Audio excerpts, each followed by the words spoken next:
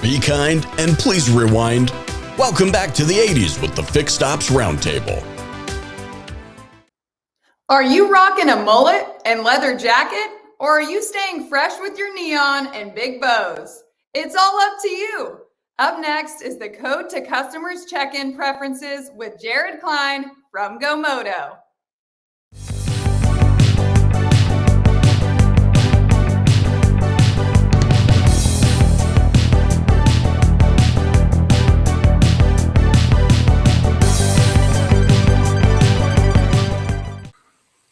Welcome back to the 80s at the Fixed Ops Roundtable. It is a great honor to present the conference with Jared Klein, Regional Vice President at GoMoto. First time here at the Roundtable.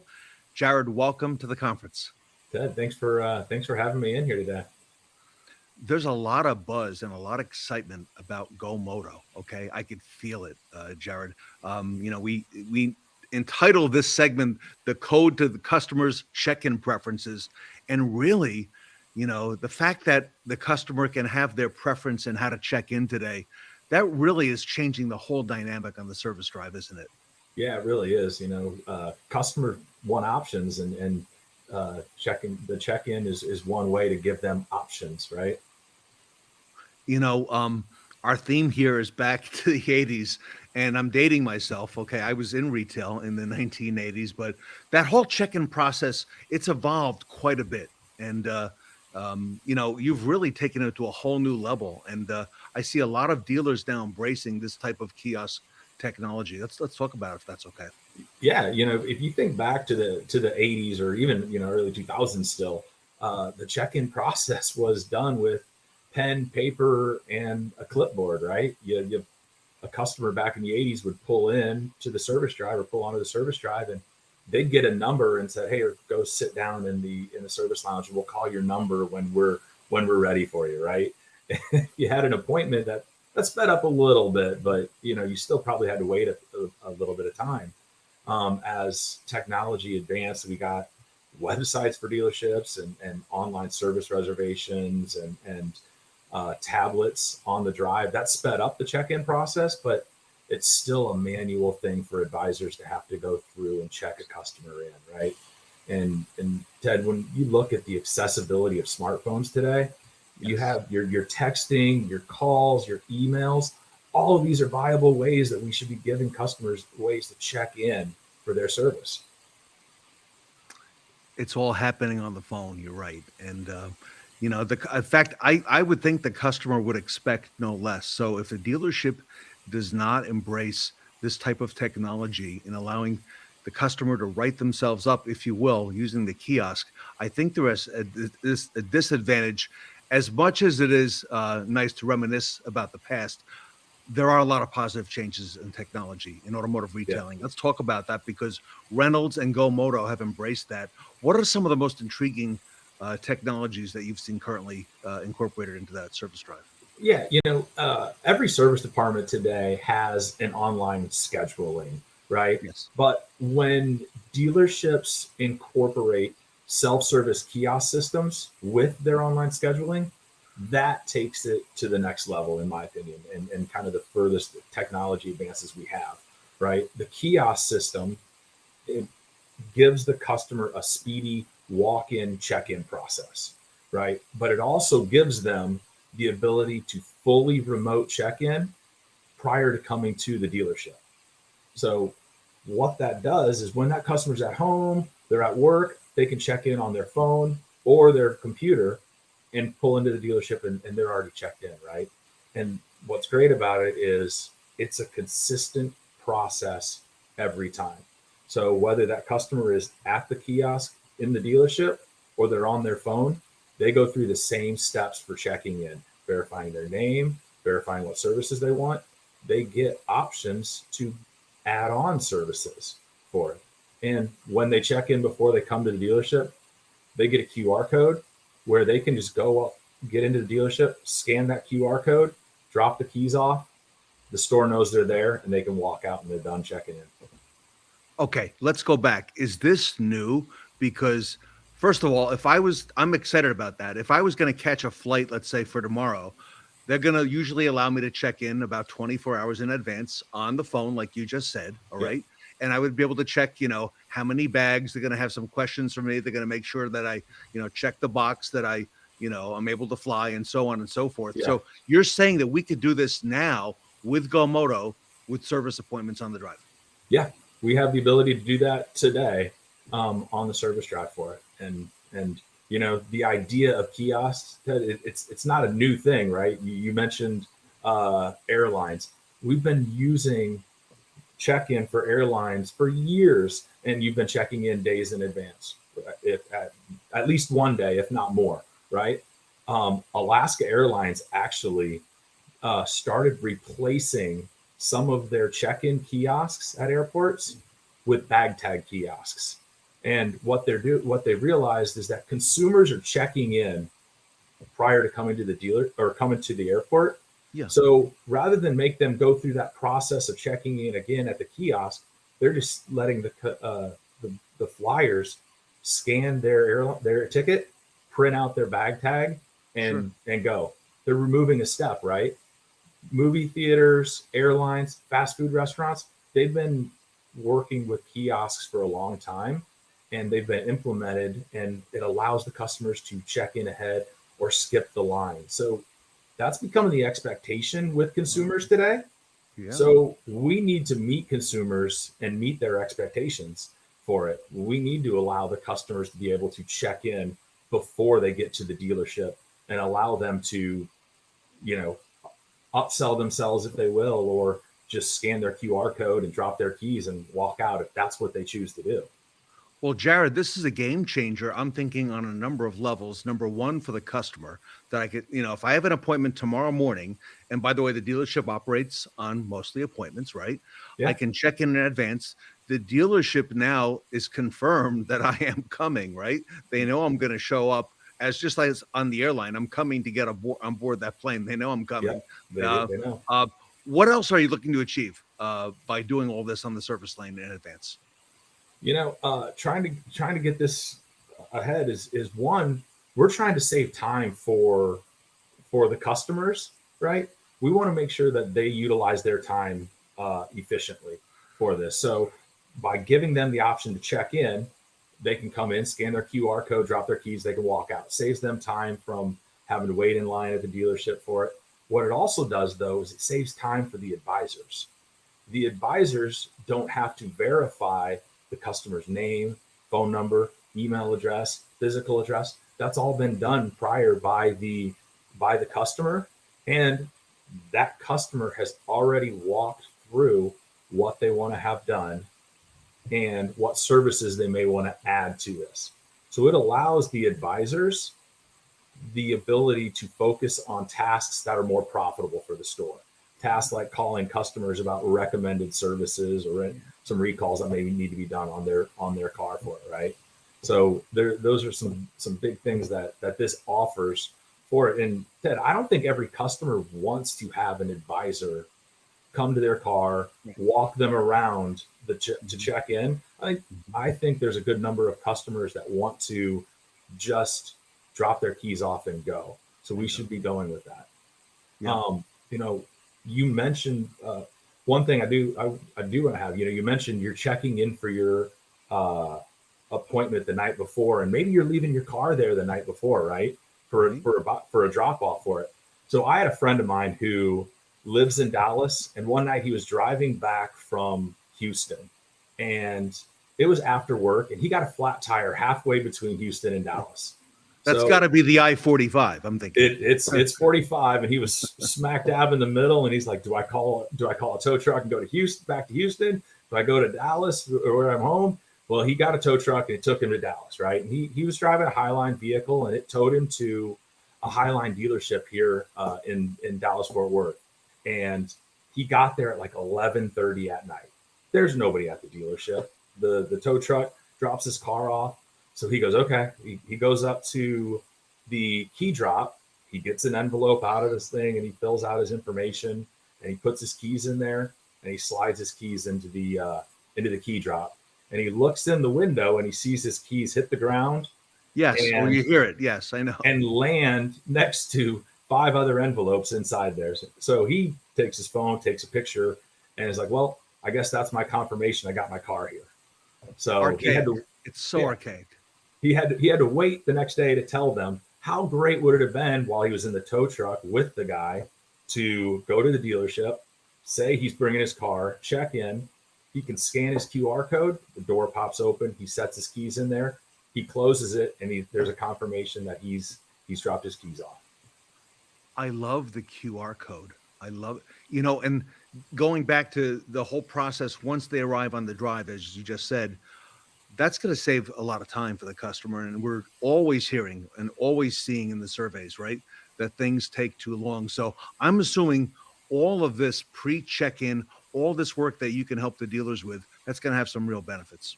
Yeah, it absolutely does. You mentioned that check-in time with the customers.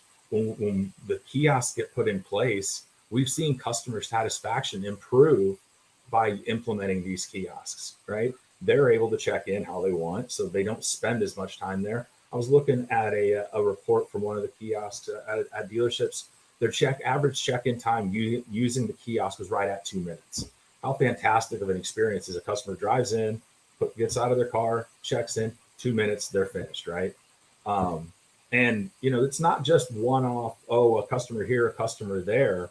We have some stores where 80 to 85% of their customers going through their service drive is using the kiosk today for it. And these aren't small stores. These are stores that are doing 100 to 120 plus ROs a day. So they're definitely embracing the kiosk and the process for it. I think I met one of those dealers on the last Fixed Ops Roundtable on a panel. I think they were on there. Those guys do a fantastic job utilizing the kiosk. But one thing that he also says about this is he knows the kiosk is working for upsells. They can feel the upsells of it, and they use it so much because the kiosk doesn't ever forget to ask for an upsell. It is always in there for an upsell, right? And one of the other benefits to the kiosk and to this process is it's for the sales side. So let's not necessarily check in, but during this check-in process, we can ask the customer if they want to have a trade-in quote. And when they say yes, we have stores that are seeing 10 to 15 cars a month being sold just from those customers that are saying, yes, I'd like to have a trade-in evaluation from this. We're speaking today, everybody, to Jared Klein. Jared Klein is with a company called GoMoto. And if you haven't seen GoMoto, you will. Jared is the regional vice president. There's a lot of new technology happening on the service lane, everybody. Technology that's now being taken to an entirely new level. Jared, this is an exciting time to be in service.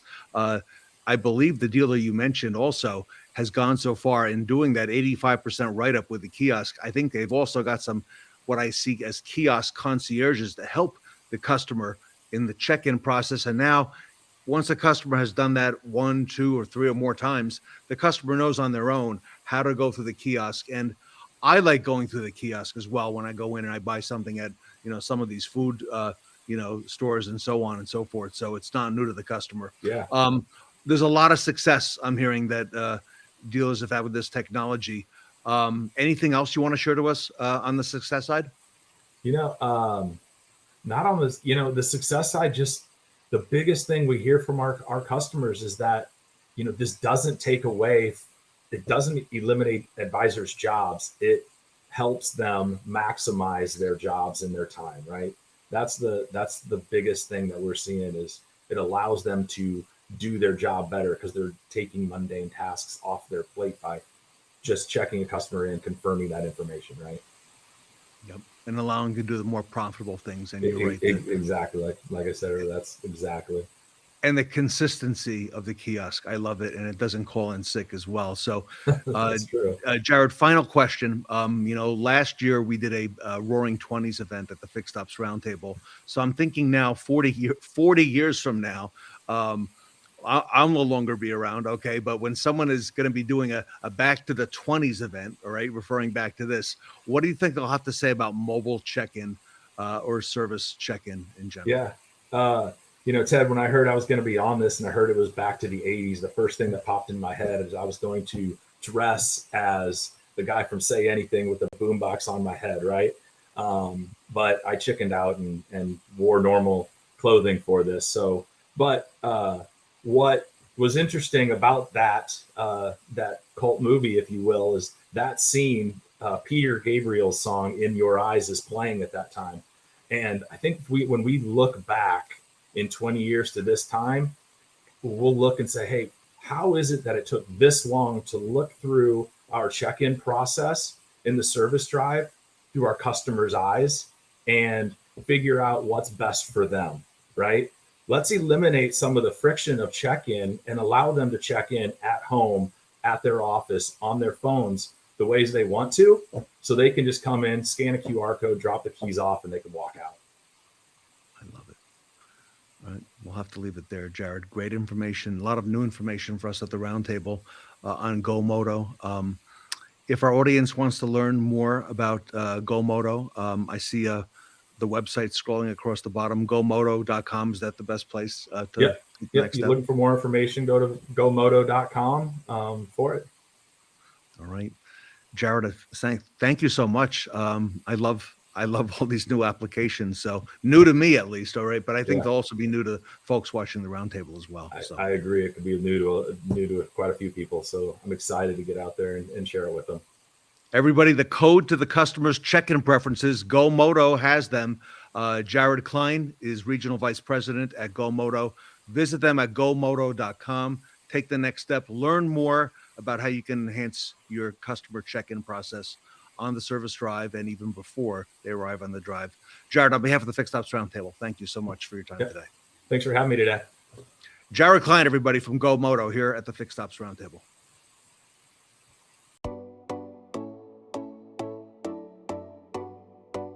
The customers today, their expectations, I think, are centered around all the technology. Everything is at your fingertips. More people are accustomed to seeing kiosks, accustomed to using those types of devices. I think customers expect that now in the service lane. With all the technology there is now, customers come in and they just want to be in and out, and they don't want to stand around in line. The GoMoto kiosk, it's definitely helped with the morning rush. It's helped us eliminate the line that we used to have. The customer now comes in and they're welcomed by one of our greeters. The greeter now goes to the kiosk with the customer, they check in, and then they're on their way. Before GoMoto, the backups in the service lane were due to not being able to get to the customer in a timely manner. There's times where menus are passed over, where the advisor forgets to tell them, hey, it needs its major service. And now with the GoMoto, customers are presented with a maintenance package every time. The time freed up from not having the customer sitting in front of them every single time they come in, it helps them be more efficient. It helps them focus more on the customer's concern and the maintenance and service of the vehicle. Before GoMoto, we would average approximately $130,000 in service gross. The kiosk in the service drive doubled the gross profit in the dealership. It's amazing, 100%. Using the GoMoto kiosk makes the dealership more profitable.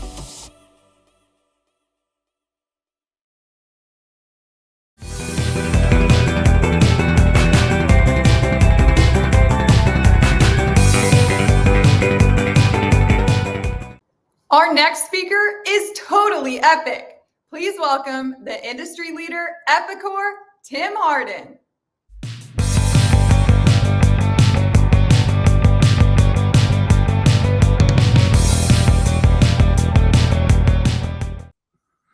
Welcome back to the 80s at the Fixed Ops Roundtable. It is a great honor to welcome Tim Hardin, the Global Senior Vice President of Epicor. First time here at the Fixed Ops Roundtable. Tim, welcome to the conference. Great to be here, Ted. I'm certainly excited about spending the time with you today. Tim, we have heard a lot of good things about you and about Epicor when we made the initial announcement a little while back. Epicor is a huge name. in our industry, has a long and rich history. So if you don't mind, for the first time, tell us a little bit about Epicor and yourself and your role within the company. Well, Epicor has been in business for close to 50 years now, and we operate in a number of different verticals. We'll talk specifically about automotive here shortly, but we've worked in partnership with businesses for, like I said, almost 50 years, providing market intelligence, manufacturing, distribution, and retail solutions, and vehicle parts, tire, service data, and information that helps keep vehicles and fleets on the road every day. And if you think about just the customers that we serve, now we'll talk again about automotive shortly, but they're household names. They're individuals and businesses that you would think of that are on your street corner, like Ace Hardware, organizations that you might think of like Napa, organizations you may think of like dealer groups.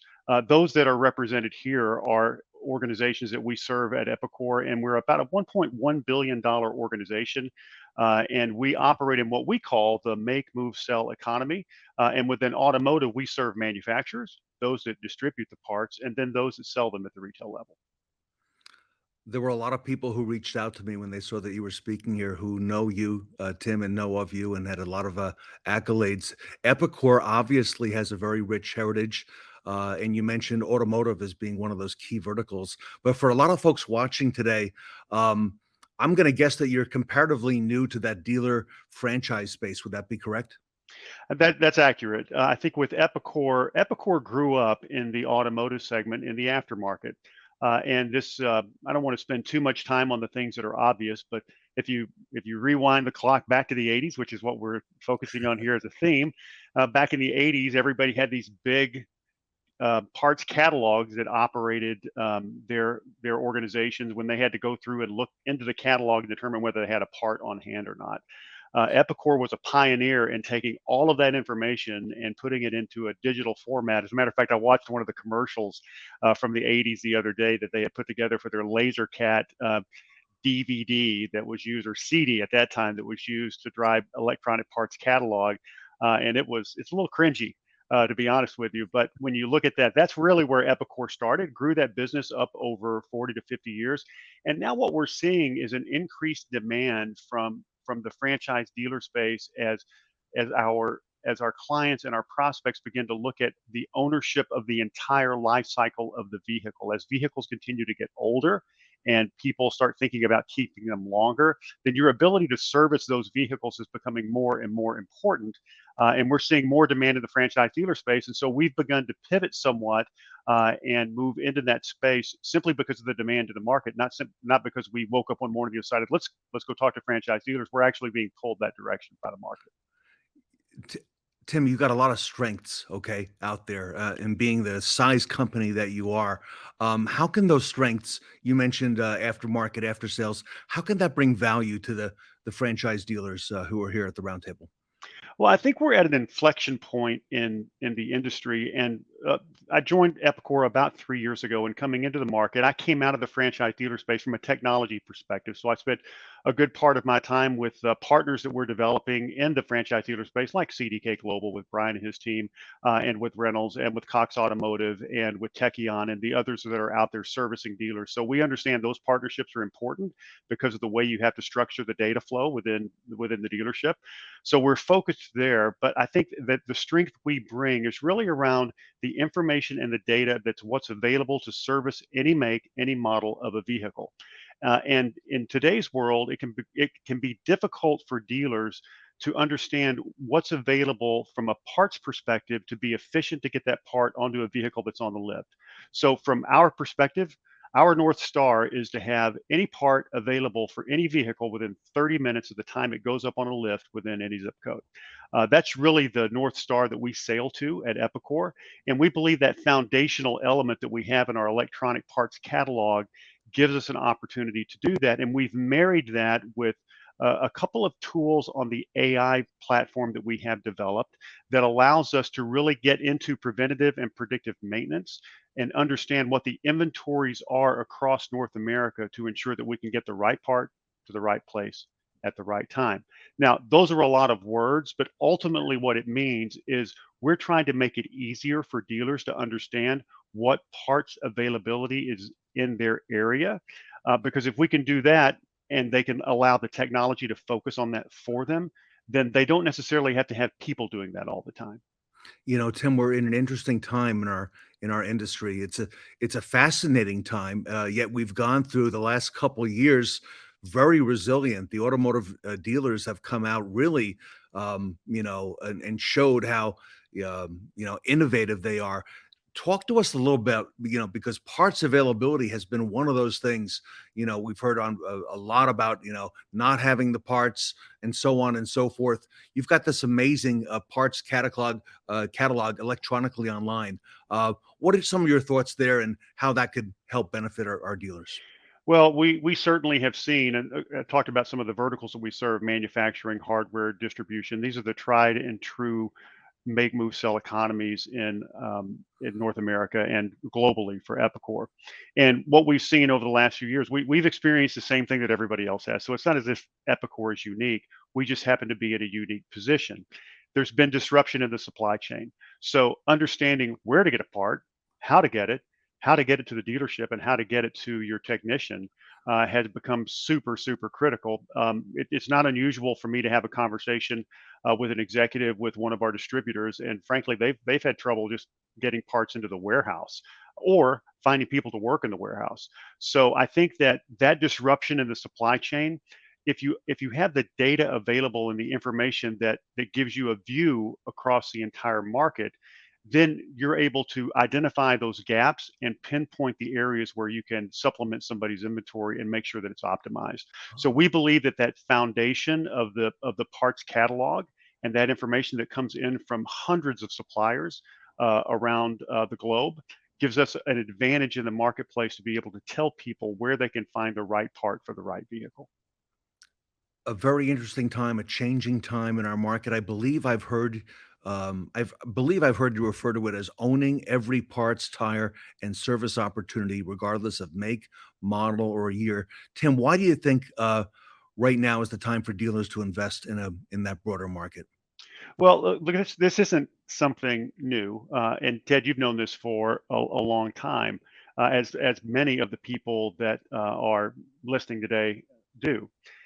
That understanding how you can service a vehicle and owning as much of that vehicle experience as you can for your customers is something that I think every dealer aspires to. It's hard to stay focused on that. Staying focused on customer pay can be exceptionally difficult, especially when there's so much change going on in this market today.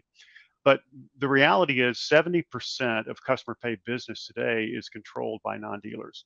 And dealers are losing up to 78% of this revenue for cars that are 3 to 6 years old. Like, that's not that old.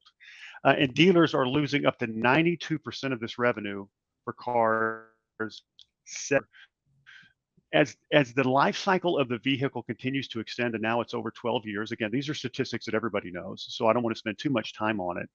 There are probably 74 million vehicles out there that haven't been in the dealership in over 10 years. So while, yes, it's something that we've thought about and known about for a long time, what I think is coming together is this convergence of having the right information and then having the technical tools to allow you to trust the technology to give you some direction on where to go to get inventory, how to communicate with the customer, and do that in a way that the technology is doing it for you, as opposed to having to retrain your people over and over again about maintaining their focus on customer pay. So I think that's really what's changed. It's not necessarily the mindset of, do we want customer pay? I think what's changing is the availability of tools to help you do that, so that you don't have to have your people doing it all the time. I love it. Everybody, we're speaking today to Tim Hardin. He is the Global Senior Vice President of a company called Epicor.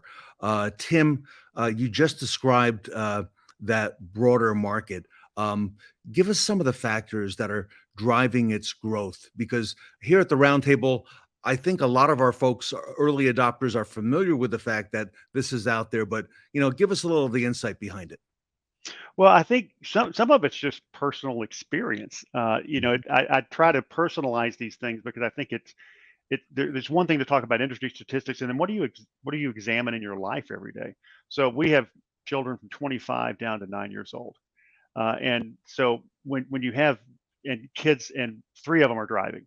So I can tell you from personal experience that the vehicles that are over 10 years old, I have personal experience with those. So I know those cars are getting older. But also, I think that just with the change in the marketplace, and I'm not necessarily talking about electronic vehicle, that will drive some of it. And certainly there's going to be pressure, whether it's regulatory or whatever the case may be, to drive additional volume there. I think people are just holding onto their cars longer. And I think that part of that is, look, there's been price pressure in the marketplace. There's been inventory shortages in the marketplace. And so I think it's caused, and oh, by the way, there's been a pandemic over the last 3 years.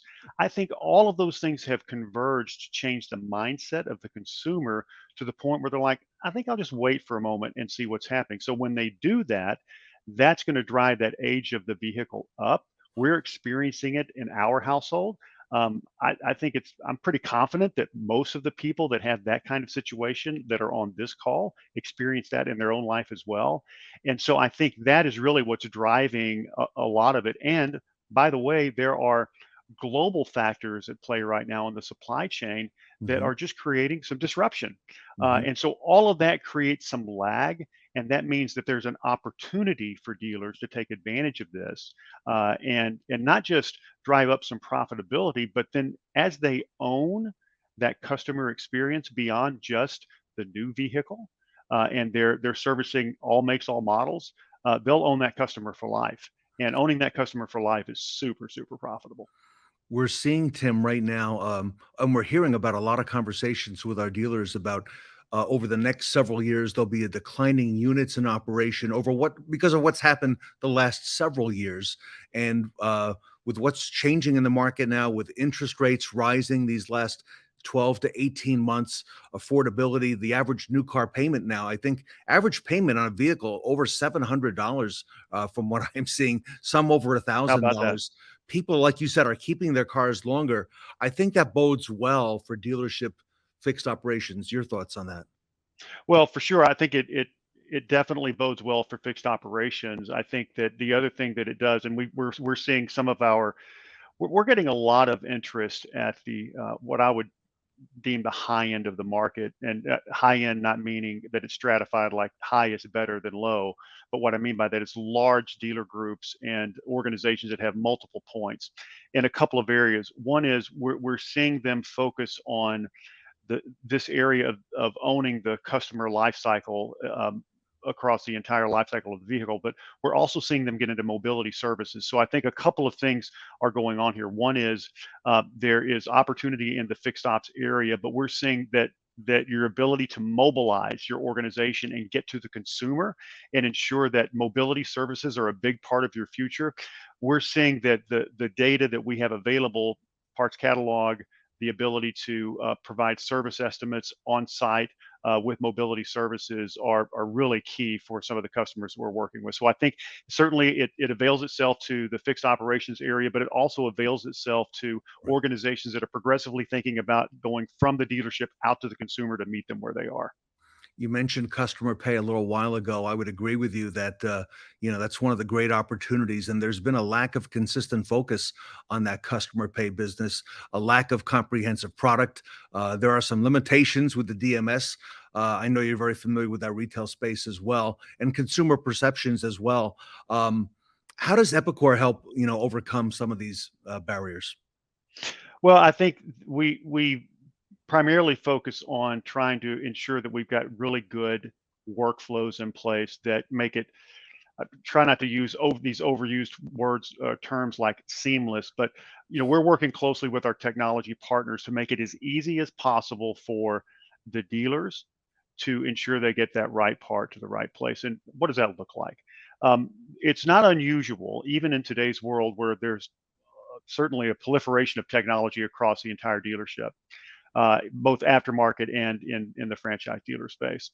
But it's not unusual for a dealer to have to pick the phone up and call a local parts store Could be in the aftermarket, could be in, pick any name you want in the aftermarket, and they have to pick up the phone and they have to make a call and see whether or not they have that particular part in inventory, or they have to get out of the application that they're currently in, go to a different application or go out online and try and order the part in a different. So it breaks the workflow of what you're doing during the day. So what we're focused on is where are those friction points that we can eliminate it so that within the same application with our partners on the DMS side or with other applications that are operating within the franchise dealer space, how can we make sure that that information is native within the tools that they're using so that they don't have to pick up the phone, they can stay within their current workflow. So we're trying to make sure that we eliminate those technical friction points so that they can get to the information as quickly as possible.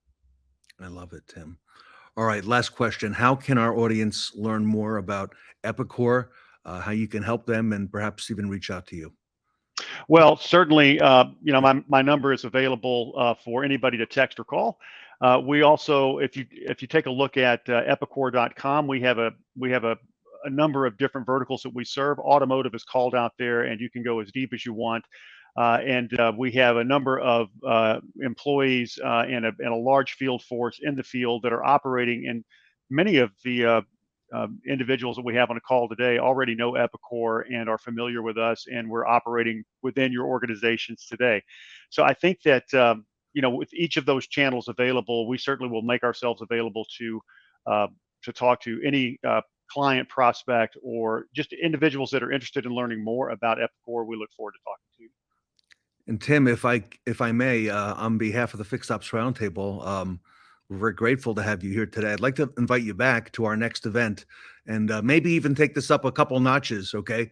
And hear a little bit more from some of our dealers and our clients, and how Epicor has been able to help them, and some best practices that we could share with the group. And we'd be honored to have you back for that. That sounds great. I appreciate the time today. And look, we know that with Epicor, while we've been in the business for 50 years, we understand that as we move into some newer areas, it's an introductory organization for many of you, and an opportunity to get to know us. And I think that as you get to know what we do at Epicor, we believe we can unlock a lot of value for our clients in the franchise dealer space, and we look forward to doing that. Tim Hardin, everybody. He's a great name in our business. You see down below epicor.com, the URL scrolling. His email is scrolling there as well. There's a phone number you can reach out as well. We invite our audience to do that, and we encourage them. And Tim, we're very honored to have both you and Epicor here at the Fixed Ops Roundtable. All right. Thank you, Ted. Everybody, Tim Hardin from Epicor here today at the Fixed Ops Roundtable back at the 80s. Whether you consider it evolutionary or revolutionary, change is reshaping the franchise dealer business, and we're not talking about electric vehicles. There's another promising opportunity that demands your attention. It's the fast-growing and increasingly lucrative customer pay parts, tire, and service market. Consider what's happening around you. Average vehicle age is at an all-time high and rising faster than ever.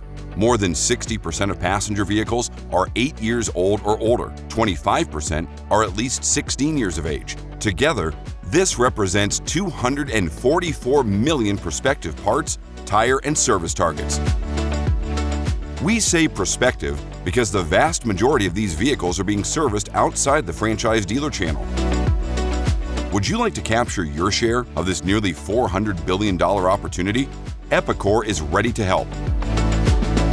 Our solutions are enabling thousands of automotive businesses to address every customer pay parts, tire, and service opportunity for virtually any vehicle, regardless of make, model, or year. We're helping service providers build customer relationships spanning the full vehicle lifecycle, from the end of the factory warranty to the day the vehicle is scrapped. We're putting the industry's most complete parts, tire, and labor data at the fingertips of thousands of service advisors every day. We've created a faster, more accurate estimating process for customer pay jobs that helps dealers increase average RO and service lane productivity. We offer real-time information on local parts and tire availability and pricing to speed every job, increase customer satisfaction, and boosts the dealer's absorption rate. And we're helping parts departments establish real-time visibility and control of their inventories to increase efficiency and reduce operating costs. Epicor is ready to help your fixed ops teams achieve the same impressive results. Own every non-warranty parts, tire, and service opportunity, all makes, all models, all customers. Now you can with Epicor. Contact us today to learn more.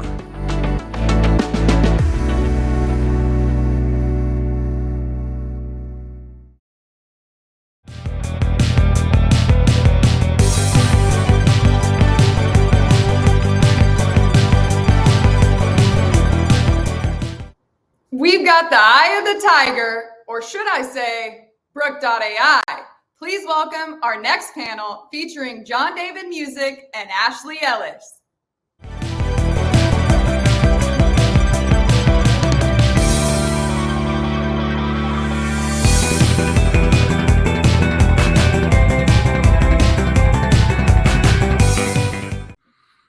Welcome back to the Fixed Ops Roundtable. It's time to hear from Brook.ai. Brook.ai rocks the roundtable. I love the name of this segment. Ashleigh Ellis from Brook is with us. She's setting the world on fire. And Ashleigh, you brought a new superstar to the Fixed Ops Roundtable, I see. I did. We brought a new friend. This is JD. Right. JD Musick from North Georgia, Toyota. JD, welcome. First time to the Fixed Ops Roundtable. It is. Thank you. Thank you for having me. You we'll get into it in just a moment, but you oversee all the calls coming in and so on and so forth for a very busy dealership, that service side. JD, what's your background? How did you get to this spot, and how did you start off maybe in retail? And just give us a little bit of background on that.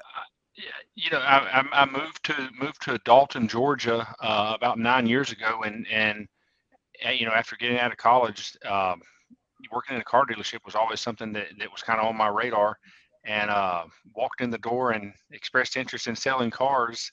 And so I come from the sales side of the dealership, and one thing led to another, wound up, selling for a little while, going into becoming a sales manager.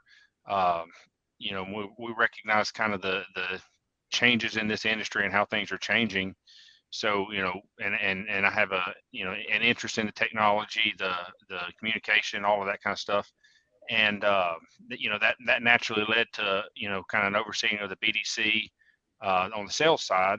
And then one thing led to another. So I'm over our BDC in sales and service. And then naturally service, the service BDC role introduced me to BDC Central, Proactive, which led to, where we are today with Brooke.ai and just the direction this is going. So, here we are. I love it. And we talked a little bit in the green room with Ashleigh before we got started. You've got a very busy shop. You've got a busy express shop as well, being a Toyota dealer. And I want to get into that as well with you a little bit. If I can, JD, what prompted you to bring on Brook.ai? How did that come about? What was the backstory on that? It was initially presented to me by the other Ashleigh there, and you get a ton of phone calls, a lot of inbound phone calls, and your reps wind up spending all day scheduling express service, so your oil changes, tire rotations, and so that that puts you in a position where you can't schedule the main shop as well, because you're constantly fielding phone calls, and Brooke gave us the opportunity to kind of take the low-hanging fruit so that our reps could be more proactive on booking the main shop and recalls, those kind of things. Ashleigh, that makes actually a whole lot of sense, for busy Toyota dealerships or, similar brands like that, that've got a lot of express service. It takes a lot of the pressure off the phones, off the people answering the phones to be able to handle these express appointments. Yeah, 100%. I mean, it helps the people that are in the BDC grow independently to be able to be more proactive, like JD said, on the phones, and be able to book the appointments that the shop really needs, while Brooke takes the easy calls and the routine maintenance. And she can handle some of the other requests. She has complex understanding to understand the different ways that people call in and ask about service. But specifically at North Georgia, they set her up to handle just the express for right now, right, JD?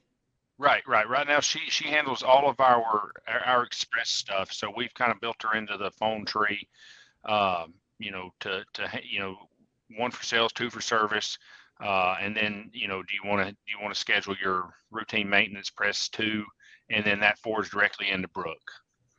I love how Brooke has become she. All right, and so I got to ask you, JD. So do people think? Do customers think that you know, Brooke is a real person sometimes? Yeah, they really do.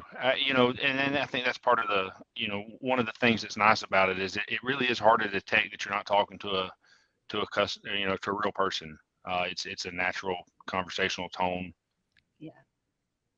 And JD, I would imagine, so for those calls, you know, 24/7, those calls get answered very quickly. And I don't know if, have you had a chance to, you know, see what the average time is to book the appointment? Because I would imagine it's a very short time compared to calling the average dealership and waiting for them to answer the phone and pick up and so on and so forth. I imagine this is a lot quicker, you know, in terms of a task. I'd say that, you know, we're averaging around 3 minutes or so in that ballpark. It's pretty straightforward, and there's no hold time. You know, that she can answer questions. You know, book appointments continue, you know, at the same time. So, you know, you're just not going to get put on hold. Now, does Brooke recognize the phone number of the caller and recognize the vehicle or the vehicles associated with that phone number with North Georgia Toyota? She does that. That comes with the integration with Reynolds DMS. So any phone number that is attached to that customer file, any VIN attached to that customer file, she's able to detect what the vehicle is and say, are you calling about the 2021 Camry that you have on file, or, you know, that kind of thing. So all that comes with the integration with our DMS. Yeah. And you know, let's talk about that integration. Has that gone fairly smoothly? I'll ask both of you, you know, of that.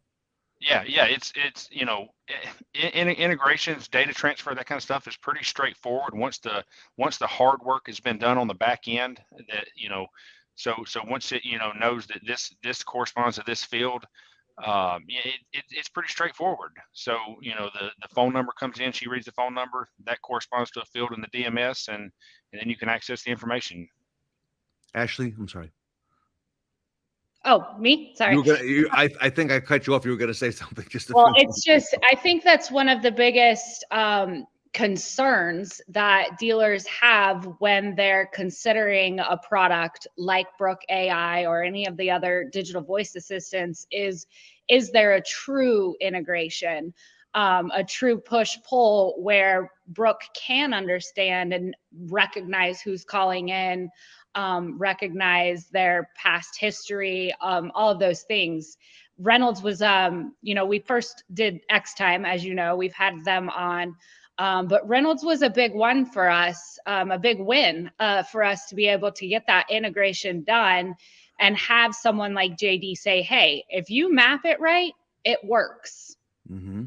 So a lot of your peers, JD, throughout the industry, I don't know whether you know this, but at the Fixed Ops Roundtable, the #1 topic for almost the past year has been the phones. And I don't mean something high tech. I mean, like, we need to answer the phones. We need to pick up that phone and make the appointment and free our people up. JD, why do you think that this topic of digital voice assistants in the industry-wide, not just at your store, but why do you think it's of such importance and people are so interested right now in this topic? Yeah, you know, it's because it's a sizable portion of the job and what the job entails. So, you know, they recognize that customers are wanting to call in. You know, they recognize that, you know, we've all faced staffing shortages, we've faced turnover, things like that. So having somebody there that answers the phone 24 hours a day, 365 days a year, you can call and schedule an appointment at, you know, lunchtime on Christmas Day, and Brooke's there. She you know, she's always answering. And I know you had some choices out there. What made you choose or select Brooke? I know you may have had some relationship with Proactive as well, but what made you ultimately, you know, a year or more ago, pick Brook.ai to be the provider? it really was the relationship that we've built with Proactive, and being able to sit down and talk with Ashleigh, talk with their developers, get a good understanding of why the program, how their program works. Prior to this, I as kind of a hobby, I'd spent time, programming and, doing some data analysis and pushing and pulling stuff, different databases. So I had an understanding of how that side of things work, but being able to go to their developer and say, hey, what are you doing here? How is this working? I really just got a good understanding of what their program was doing. If Ashleigh didn't know, she was quick to put me in contact with somebody on their development team. So I was just comfortable that this was going to work, on the data side. The question, I guess, was, how is Brooke going to respond to and how is she going to understand customers? And that was the kind of the $10,000 question, or 10 million, however, that was the question. And, because we've all had experiences with, calling the pharmacy and trying to get a prescription refilled, or heaven forbid, calling the IRS and having to go through that phone tree. So that's the hesitation. And truthfully, it's not been an issue. It really hasn't. She truly understands, what's being said, and different, she picks up different dialects. She understands me. So, she really does, do a good job of picking up on what's being said. Well, let me come back to you with that $10,000 question. So it's been over a year now. How is it going?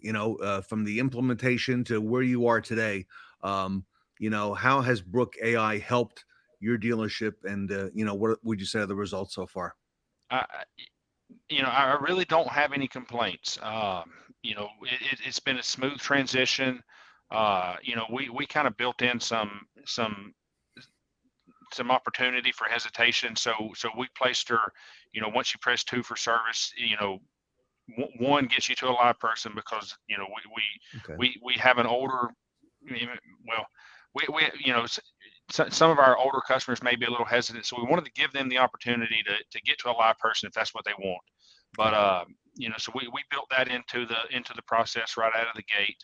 But we give them the opportunity to go to Brooke by pressing 2.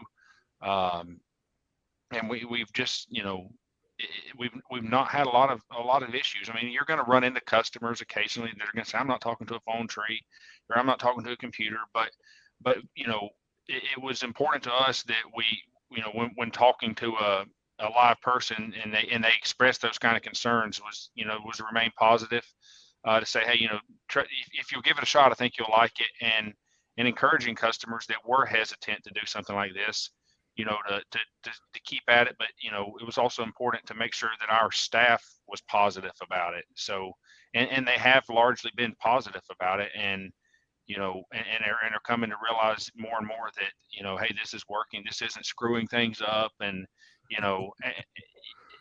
it's really worked out for us. So I got to ask you about the staff. So one of the big things that we're hearing is that there's a tremendous need in the BDC to be able to have our agents make the outbound calls, make the more proactive calls, if you will. All right. Has that, provided that ability to do that? Has it helped in any way by having Brooke to handle these routine calls for the Express? Yes. So our agents are almost predominantly, scheduling off of outbound phone calls now. They're making recall phone calls, obviously missed appointments. And when that occurs, they're doing, declined ops, things like that. So we're able to go in and make these phone calls now that before we were busy taking inbound phone calls. So kind of the higher margin stuff, we're able to be more proactive and get that business that before we were just tied up with answering inbound phone calls. I love it. Ashleigh, it sounds pretty good. Yeah. If I can go back and touch on what JD said there about the staff being positive about it.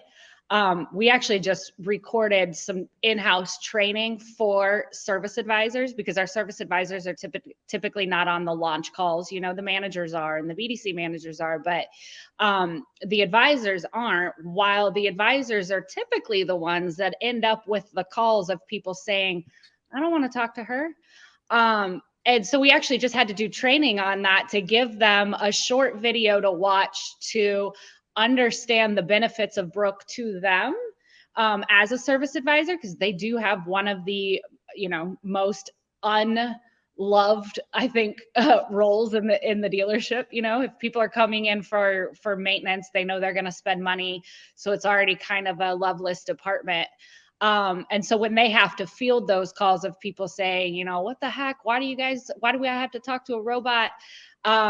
Being able to stay positive and say, I would love to talk to you every single time you call, but if you'll give her a chance, she frees me up to spend more time with you when you get here. That positivity coming from the staff is, from what I'm hearing from our account managers, is a big difference maker in Brook's success at the stores. I love it. Everybody, we are speaking today to JD Musick. He is at North Georgia Toyota, and Ashleigh Ellis from Brook.ai, talking about the dealership's experience with Brook.ai. JD, last question for today I have for you. How's the support that you're receiving in customer service at Brook.ai when, I imagine there's going to be times, no matter what, we need to reach out and you've got questions or, you need assistance. How's that gone so far? It's phenomenal. Ashleigh doesn't even call me at my desk. She texts me on my phone, calls my cell phone.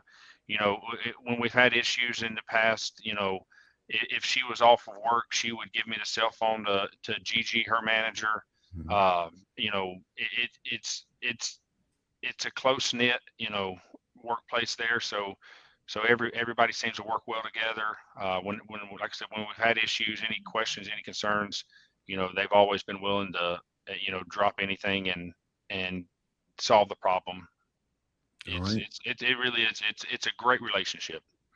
Ashleigh, I imagine if our audience wants to reach out, I know you're on social media as well. Easy to reach there, Brook.ai. I see an 866 number scrolling as well. Ashleigh, anything you want to add? Because, this is taking the business. So it's the way of the future, and it's the way of right now, actually. So. Yeah, I just want to thank people like JD so much for being one of the early adopters of Brook, and giving her the chance and being a champion for us. So thank you, JD. It's my pleasure. On behalf of the Fixed Ops Roundtable, I want to thank both of you, Ashleigh Ellis and JD Musick from North Georgia Toyota. Brook.ai rocks the roundtable. You can reach Brook online. You see their website, Brook.ai. And of course, phone number at the bottom of the screen. And Ashleigh Ellis, of course, easy to reach on social media. So JD and Ashleigh, on behalf of the roundtable, thanks so much for your time today. Thank you for having me. Brook.ai and North Georgia Toyota rock the roundtable here today, back at the 80s at the Fixed Ops Roundtable.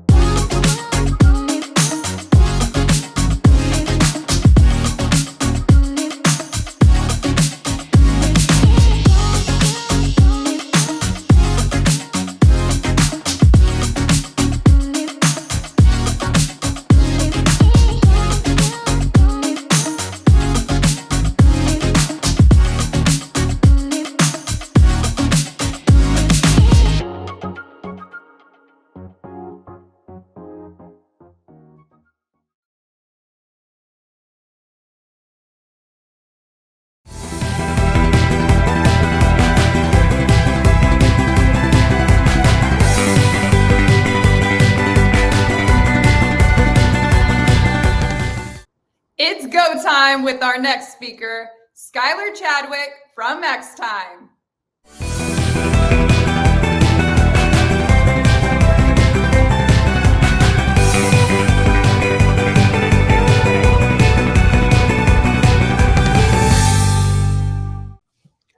Welcome back to the 80s at the Fixed Ops Roundtable. Skyler Chadwick is with us. He's the Director of Product Consulting at Cox Automotive. Xtime is a big name here at the Roundtable.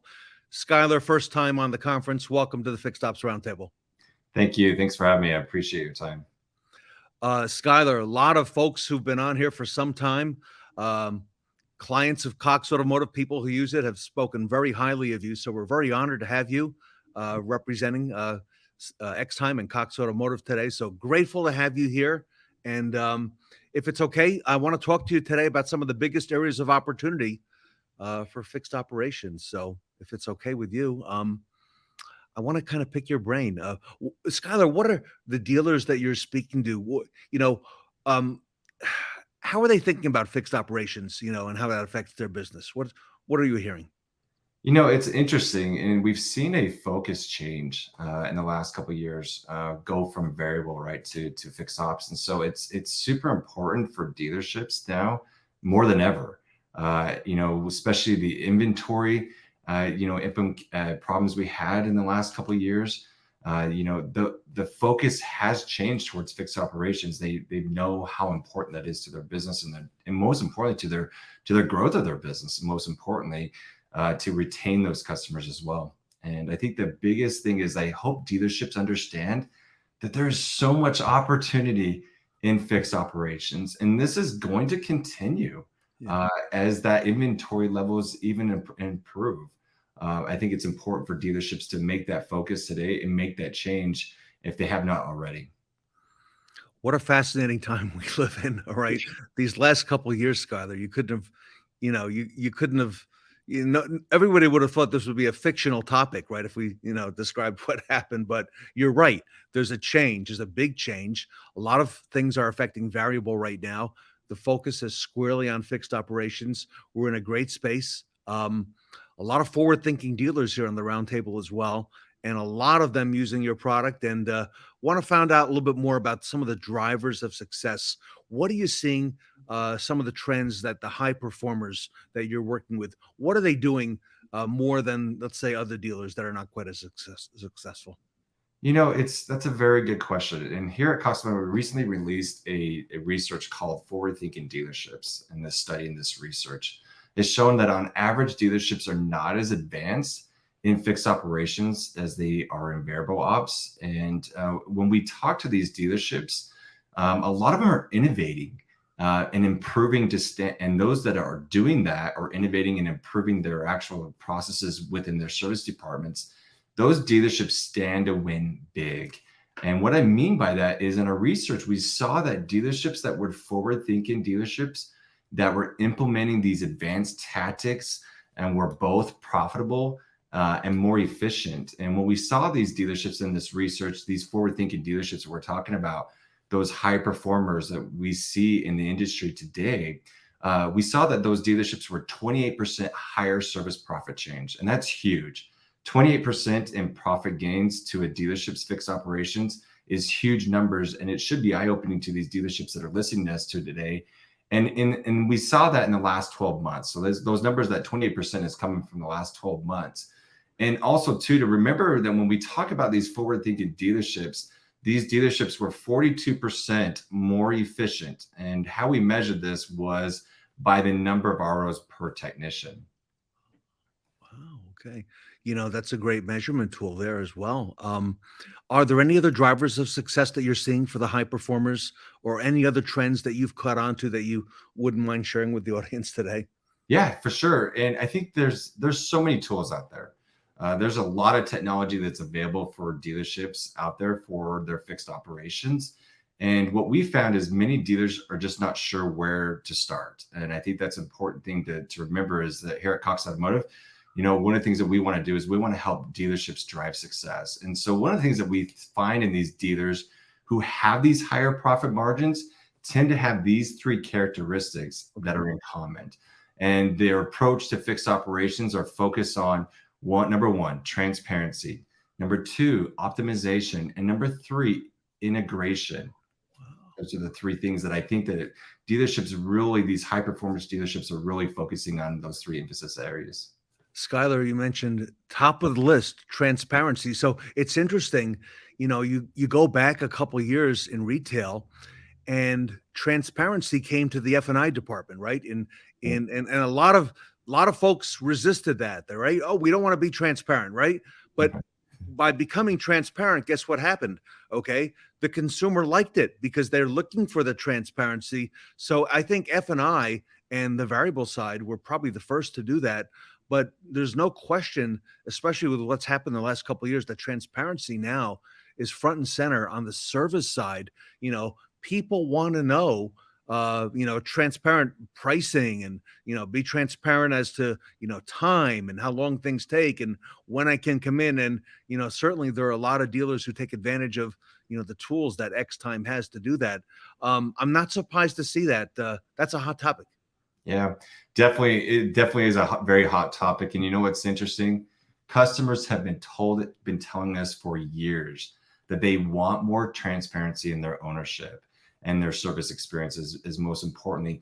And these dealerships that are willing to meet that demand by these consumers are seeing a lot of success in the dealerships. And these dealerships that are focused on transparency and display things like services and pricing and setting those expectations with their customers are forward-thinking dealers are taking that one step further by integrating pricing estimates into their online service scheduling experience. Another thing I would say is that we're also seeing a lot of interest from both customers and service departments that are incorporating things like FaceTime, video chat into their service experience, which this remote video options add a total different level of trust and transparency. And most importantly, it's convenience for the consumer.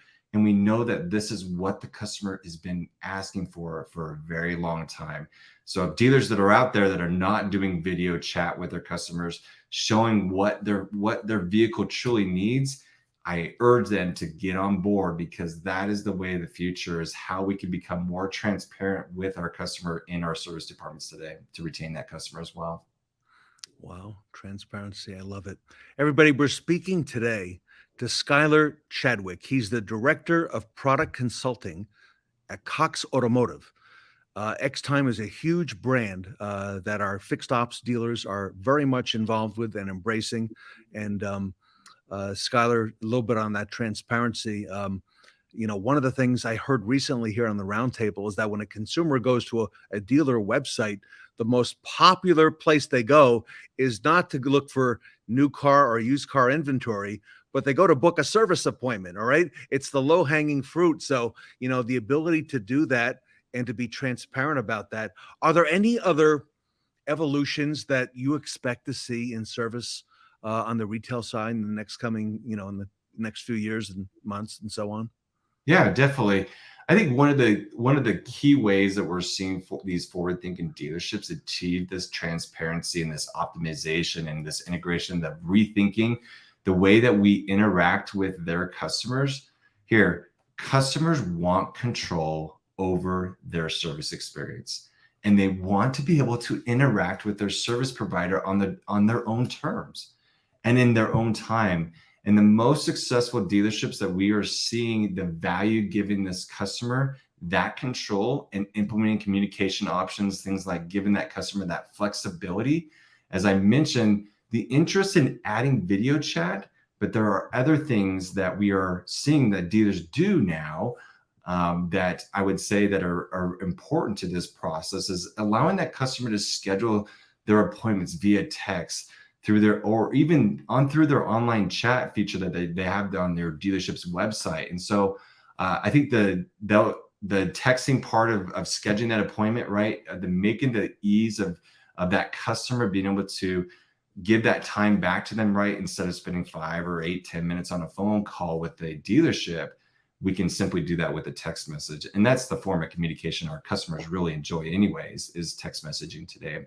And I think one of the biggest things that I've seen over the last couple of years that dealerships have really caught on to this transparency and optimization and integration is providing your customers the ability to do online payment options. And giving that time back to the customer, right? We don't want customers who have been working all day long. They don't have a lot of time, right? They got to get their kids, they got family, right? They got family times and things like that. They got to get done after work. And one of the things that online payment does is it actually truly gives that time back to that customer. And it provides that transparency with that customer, what to expect, right? When I show up, I can pick up my keys and I'm off on my way. So these things like that, like payment and also video chat. And I think the third way I would say is being able to communicate with our customers in other ways of marketing too as well. And what I mean by that is like interactive recall notifications, right? Giving the customer the opportunity to schedule their appointments directly from email or text message. So our research shows that a lot of these successful shops that are thinking about how they can continue to make those appointment process even more flexible in the future with options like mobile check-in and also integrated rideshare bookings. But it isn't just the customer's experience that's going to continue to evolve, right? I think that's the important thing to think about is that our technicians, our parts department, our advisors' experience is also going to have to continue to evolve with it, with automation, right? And integrations are important to keeping the service department running more smoothly.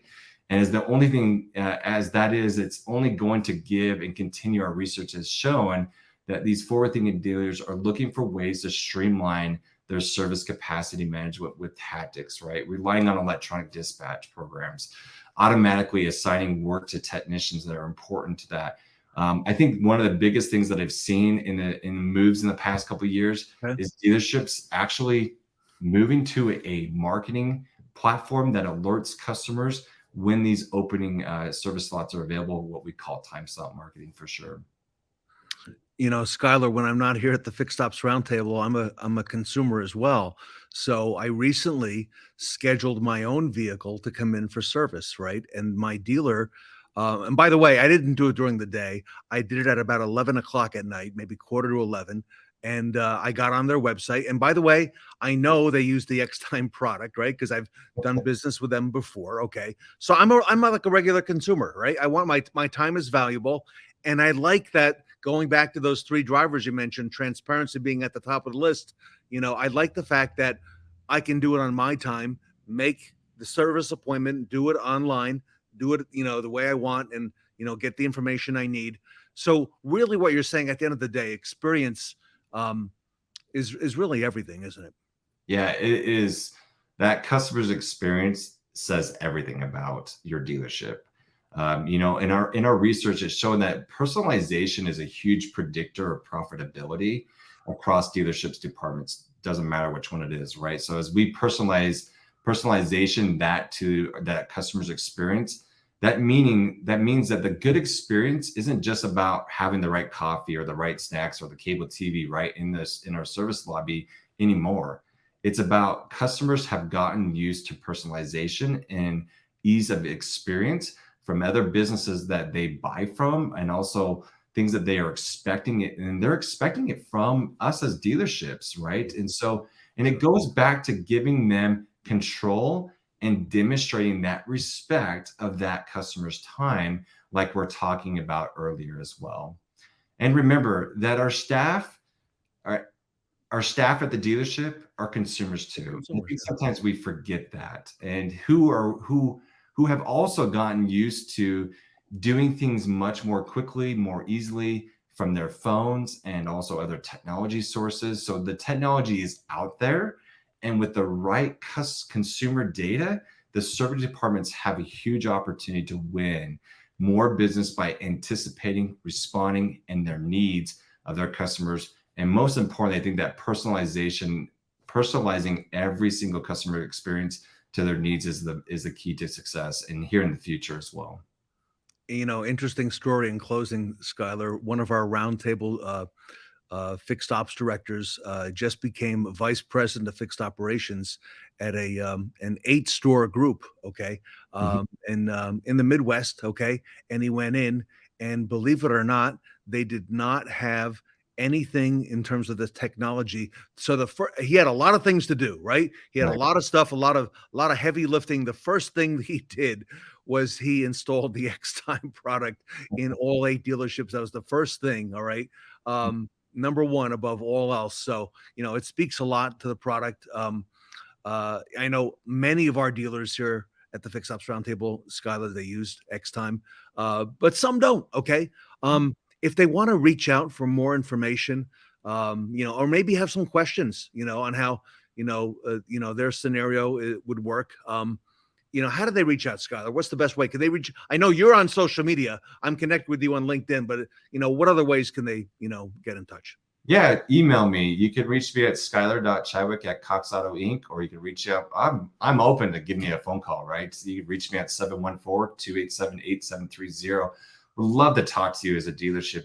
Things that you're struggling with, how we can help you here at Cox Automotive and also at Xtime to develop a strong customer process. But most importantly, showing you how to really create a well-rounded customer experience and help you guys really retain those customers so that customer wants to buy their next car from you from that next service experience. So yeah, give me a call. I'd love to talk to you, things that you're struggling with and how we can truly help you become more successful over this next year.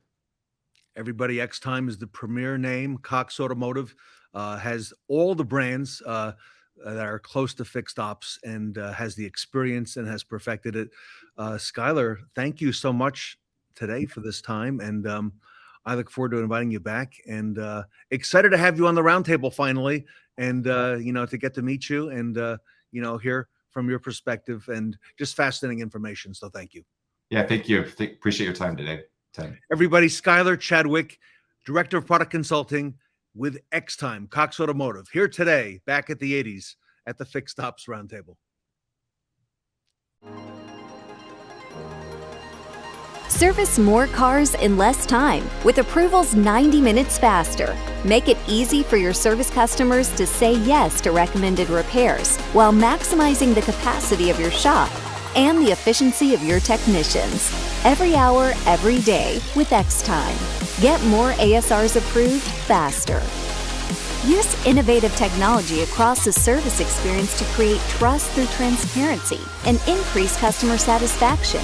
From appointment booking and self-check-in to online approvals and payment, satisfy consumers' demand for easy, convenient service appointments with Schedule, Engage, Inspect, and Invite, the 4 products that make up Xtime Spectrum. Maximize your service department's potential with online scheduling, pickup and delivery options, and robust shop capacity management. Boost customer retention and dollars per RO with seamless check-in, instant access to declined services, and text communication. Inspire trust while boosting revenue and shop efficiency with consistent digital multi-point inspection processes and proactive communications featuring photos and video. Fuel service demand with powerful marketing capabilities to fill unsold shop capacity and recapture declined services through channels like email and text. Boost your team's productivity while creating transparent service experiences that help your customers approve recommended repairs faster with Xtime, part of a connected ecosystem of solutions from the power of Cox Automotive. Welcome to the power of one. Welcome to Cox Automotive. Service more cars in less time with approvals 90 minutes faster. Xtime. Secure your demo today. Like, don't have a cow, dude. We're back in the 80s with the Fixed Ops Roundtable. What was your favorite magazine from the 80s? We'll tell you ours. Join us on the Fixed Ops Magazine panel.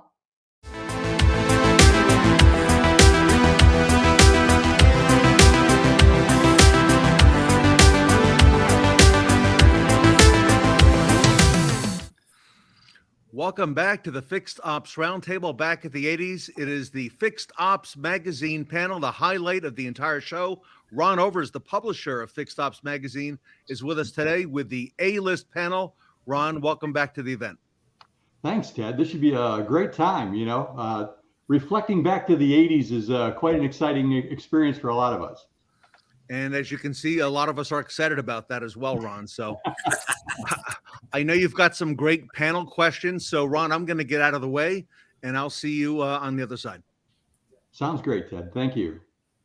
Well, guys and lady, this is a fun time, to look back for a moment. Just get your minds back on the 1980s. Fuel had jumped up to $1.19 a gallon. Everybody wanted to drive an Oldsmobile Cutlass. A gallon of milk was $1. A gallon of gas was $1. A loaf of bread was 50 cents. It was a pretty simple time to do math back then. And, everything worked really, really well. But tell me something that happened to you during the 80s that really was formative, that actually changed, maybe the way you moved forward from there, that actually changed your outlook on life and on your business. Ed, how about yourself? We'll go right around the room here. So you said that we're reflecting back on the 80s. Is this not the 80s? Well, as it is, absolutely. So I learned early on in my career, and we'll talk about it in a few minutes on an element of it, but I learned early on in my career that hard work allows you to prevail, and it doesn't matter what you're doing. So what I learned back then that carries on today is be the hardest worker in the room. And when you do that, when you instill that in others, it gets harder to do that because they try to outrun you, and then everybody's winning at that point. That's so true, isn't it? Right? You learn that in competition of any sort, right? You just do your best. You work as hard as you can. If you check my LinkedIn profile, it says, we're not in the trying business. Was a phrase that I always used with my son. This is not a dress rehearsal. This is the real deal. So get up, get moving, and we'll check in at 9 o'clock tonight and see how you did. Exactly. That's how this is going to work. So, and Ed, obviously you've worked hard. To grow hair like that and to grow your business and your career. This isn't easy, and to keep up with this, the perms I have to go through. This is hard work. Absolutely. And to keep prepared every day is tough, but somebody's got to do it. So keep doing it. You're looking good. Tully, tell me about over on the left coast there. What's going on? Well, you tell you, the 80s is when I started in the automotive, graduated from high school into college, and started my job in the 80s at a Pontiac GMC DeLorean. Oh my God, that's an old store right there. And I tell you, that was a great spot where I started in the automotive, and then at the end of the 80s, 87, 88, I opened my own business up. And I tell you, Ed's spot on. Hard work gets you want to go. The goal is trace your dreams, work hard, and then you achieve them. And here you are today, all right? Great job, man. You really have. You've done incredible. Scott, how you doing? Tell me about your stories from the 80s. So the 80s, I was actually working as a technician then at the Oldsmobile dealership, working on the Oldsmobile Cutlasses that everybody wanted. And that's when the computer-controlled cars first came out mid 80s. And I learned really quickly then that you're going to have to learn to adapt and change and grow, or you would never be successful, because it was at that point in time that a lot of people got left behind really with the changes in technology and everything else. So that's the biggest thing that I did learn, that you got to just be ready and be open to change and growing and learning all the time. What a lesson for today, right? Right. So here we are. Where do you put the spark plug in the Mach-E? Yeah, right. Yeah. Or just carburetor. There's a problem there today. So yeah, if you're not keeping up with it, boy, oh boy, how fast the world will just scream by you, and you just forget. Yeah. And just learning how to learn, right? The lessons we learned in the 80s of how to learn, how to know that I don't know everything, but I know how to learn, and I can better myself every day. Yeah, so, absolutely. Never stop learning. Yeah. Now, Mr. Fairchild, do you know anything about learning and teaching? Tell us what happened in the 80s with you. That's a great question. And yes, I am actually on site at a dealer group today. And, I started in the automotive business in 1980. and I was 15 years old. Yeah. And so the 80s took me from age 15 to age 25. And I was a younger manager, and I felt like I really had to show up and be perfectly candid. I felt like that I could be replaced if I didn't show up. Okay. Right. So I learned to show up. And in fact, in the 80s and beyond, I went 27 years without a sick day in retail. And what I learned is no matter how you feel, show up and get your work done, put in your best effort, even though you don't feel like it. There's a couple other things I learned in the 80s or that really come forward to everything I do now also. And the other one is remaining calm is a superpower. Wow, and so, good point. The other thing I learned in the 80s is about remaining calm is, people get up in your face, and oftentimes a client that has a disgruntled client that is in your face, chewing you out, end up being the best clients you ever had. They end up actually being raving fan advocates who shout it from a mountaintop that they love you. So I learned to remain calm, even in the face of turmoil, somebody shouting in your face. Everybody's had that happen. And there's a couple other things I learned. I'll go real quick is that number one, and people who know me know that I say a different form of how I say this, but you can't train actually caring, right? You actually have to care about what you do. If you have an employee, have a team member, and you can tell if they care about what they're doing or not. And you can't train somebody who doesn't care. Those three things primarily, Ron, but the other thing I learned is that hair is overrated. And that, I was just so happy. It was past the 80s, but I was just so happy when my hair started falling out. So I didn't have to maintain all these locks that I see around. What do you think? I think you're right. I think it's a lot of work, I mean, it's a lot of work to look that good. Look at you. Mine just stays like this. I mean, I don't even think I cut it anymore. I went and got a haircut, a few months back. I went out to my tennis buddies and I said, don't do that. It may not grow back. Just leave it. It's good enough, Ron. You're fooling with nature here. Just let it be. You're going to be looking like that the rest of your life. So I was just so grateful when mine did start falling out. So you're looking good, man. You're very good. Speaking of someone who's got a pile of hair next to you, Shon, tell me about your 80s experience and where you. So mine's a little bit different considering I'm a 1990 graduate from high school.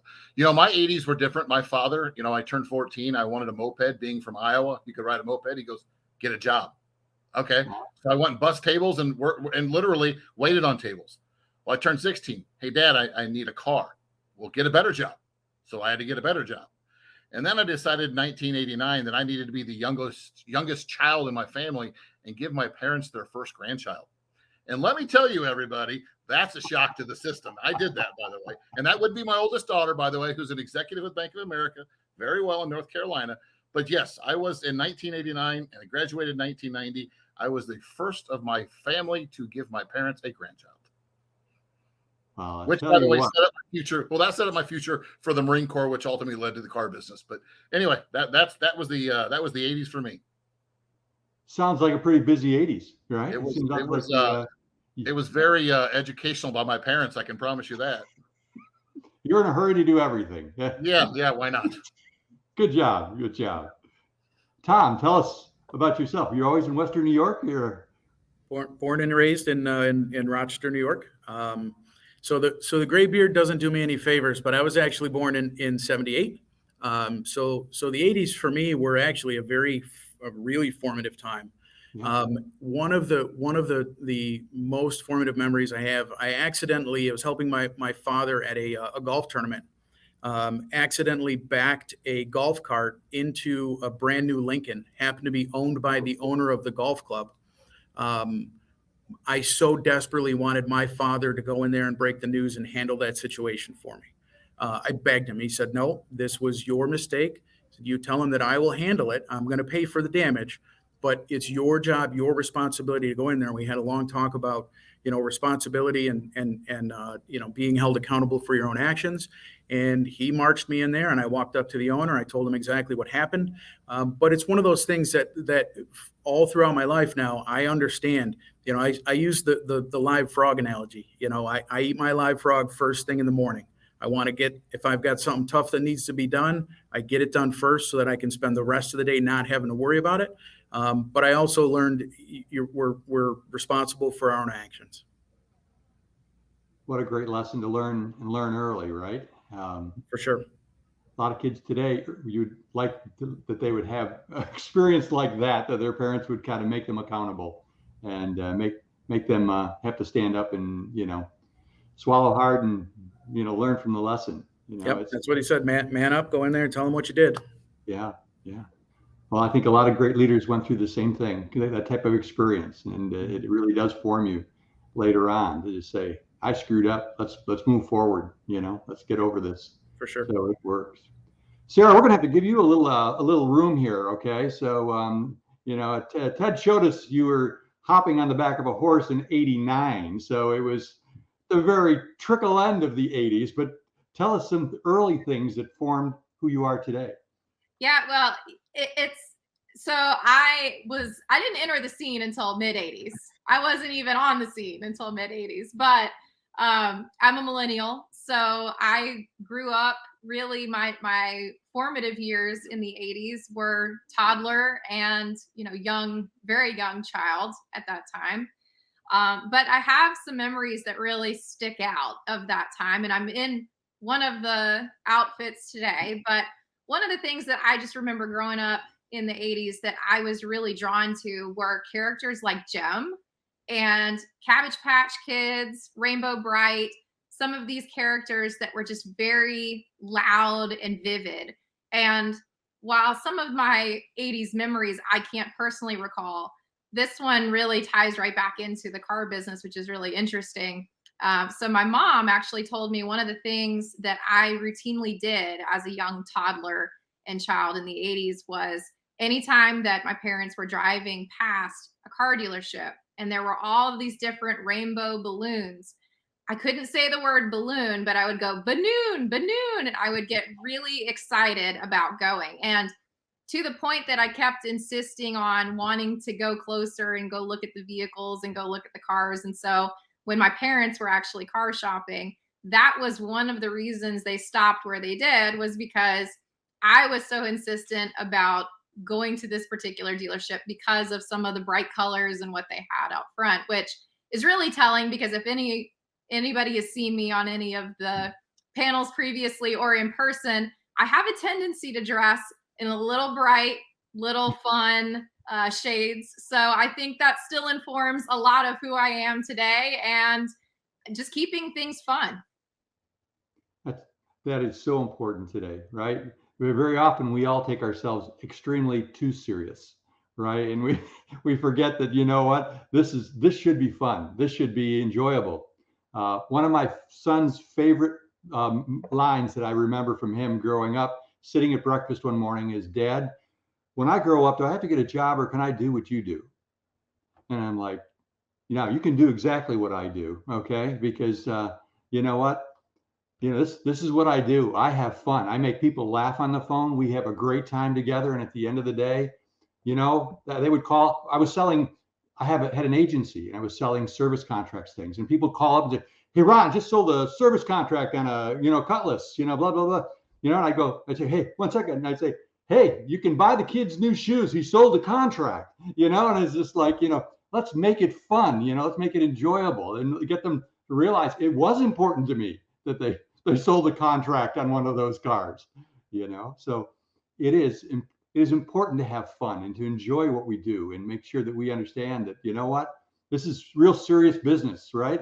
On the other hand, it's better be seriously fun or else you're going to just burn out and just be done with this and be looking for something else in your life so quickly.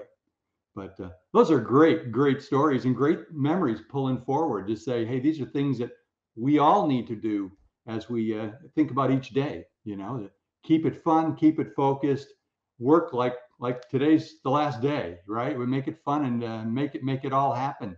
And check in with yourself at 10 o'clock tonight and say, how'd I do? That was pretty good. And thank you for the blessings of this life. It's pretty amazing.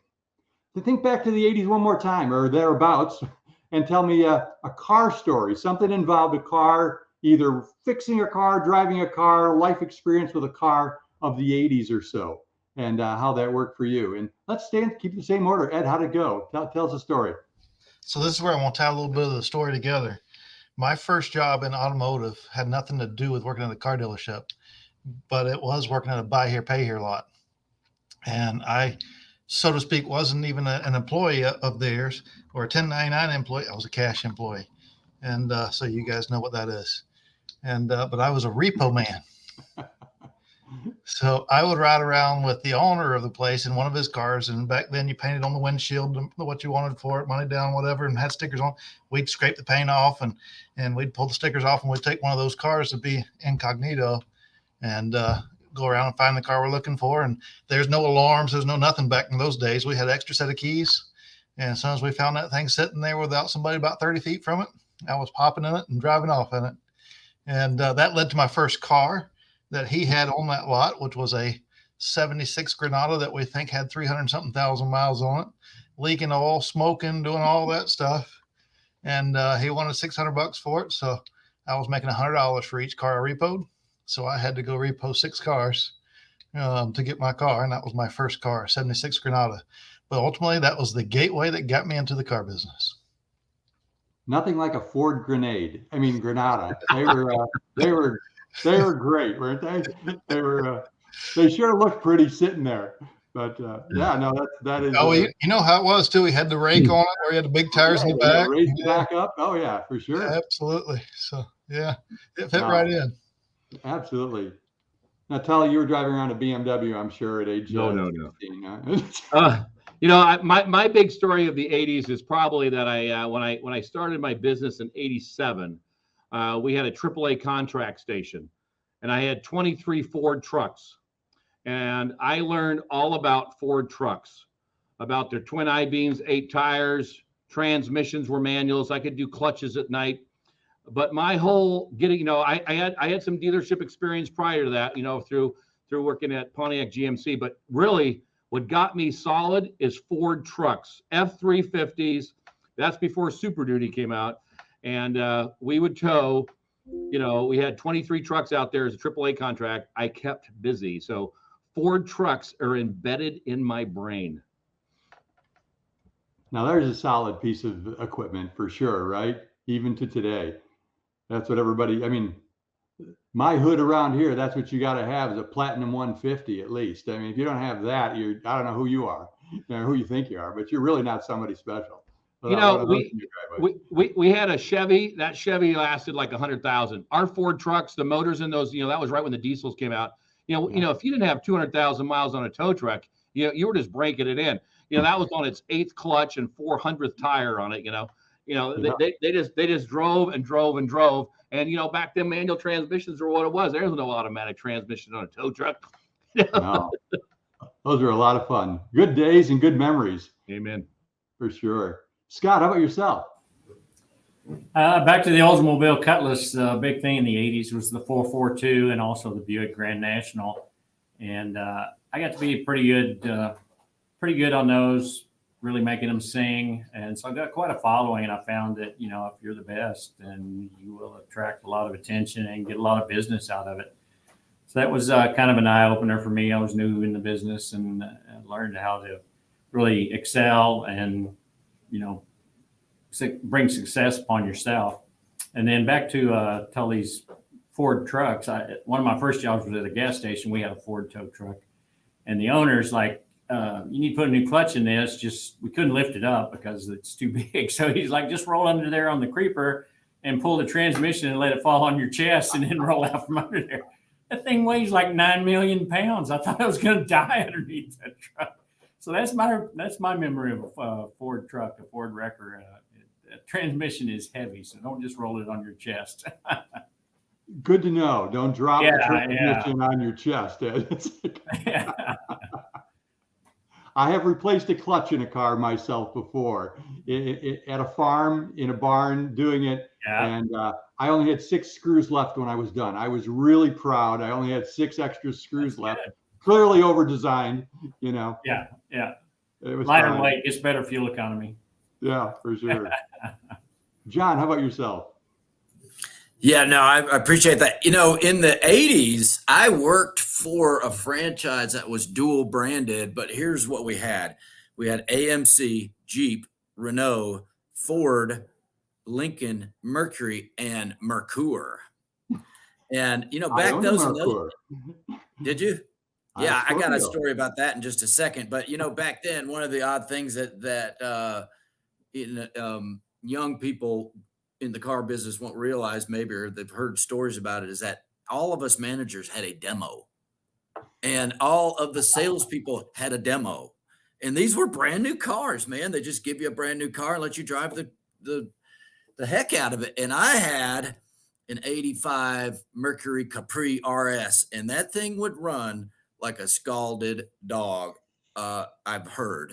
Somebody told me that would run that fast, but so demos was a big thing about the 80s. But then we had a Christmas party about the mid 80s, and my general manager had one too many and wrecked his demo. And all of a sudden, about 1989, all of our demos were pulled. Demos went away. Nobody got a demo no more.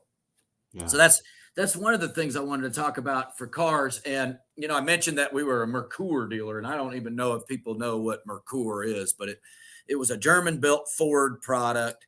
And, you know, you get these recalls today, but back in the 80s, and and I should have done the math on what the money would equate to, but they had this model called the Mercure Scorpio.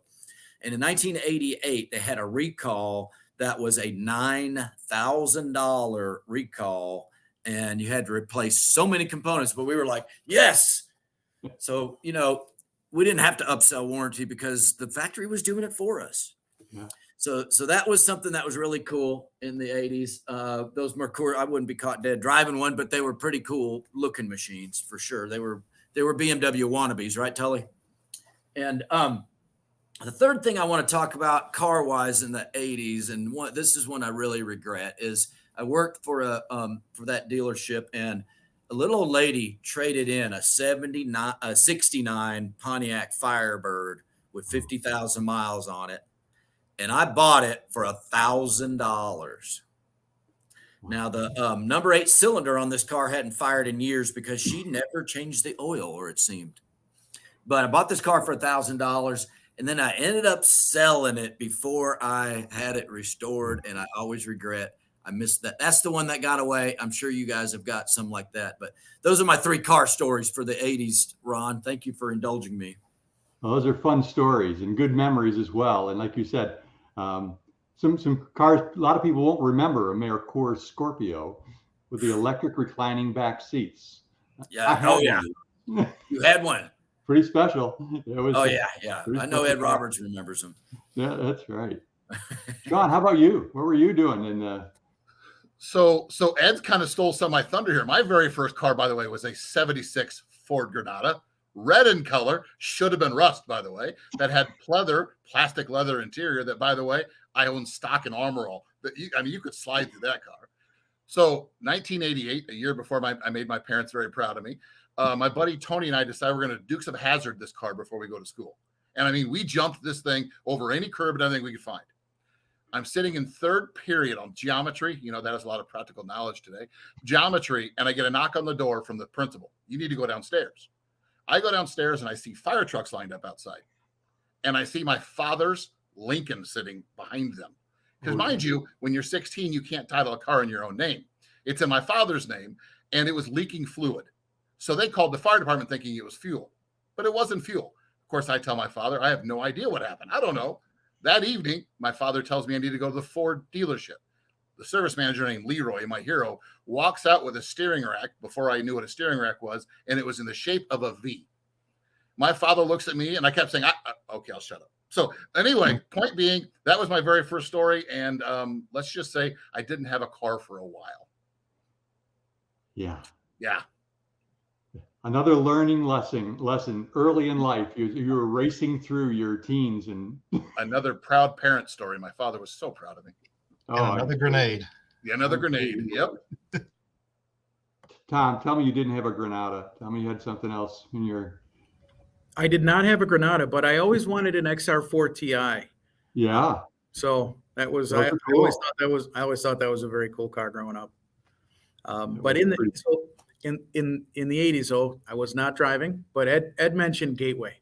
So for me, I did have a gateway experience into car culture and into automotive and kind of building my love of vehicles. Local theme park, amusement park. They used to have those games where you pay $1, you throw a dart, and you hit a poster. And whatever poster you hit, that's the poster you get to keep. Well, they had two cars. They had these two posters of two cars, the likes of which I had never seen in my life.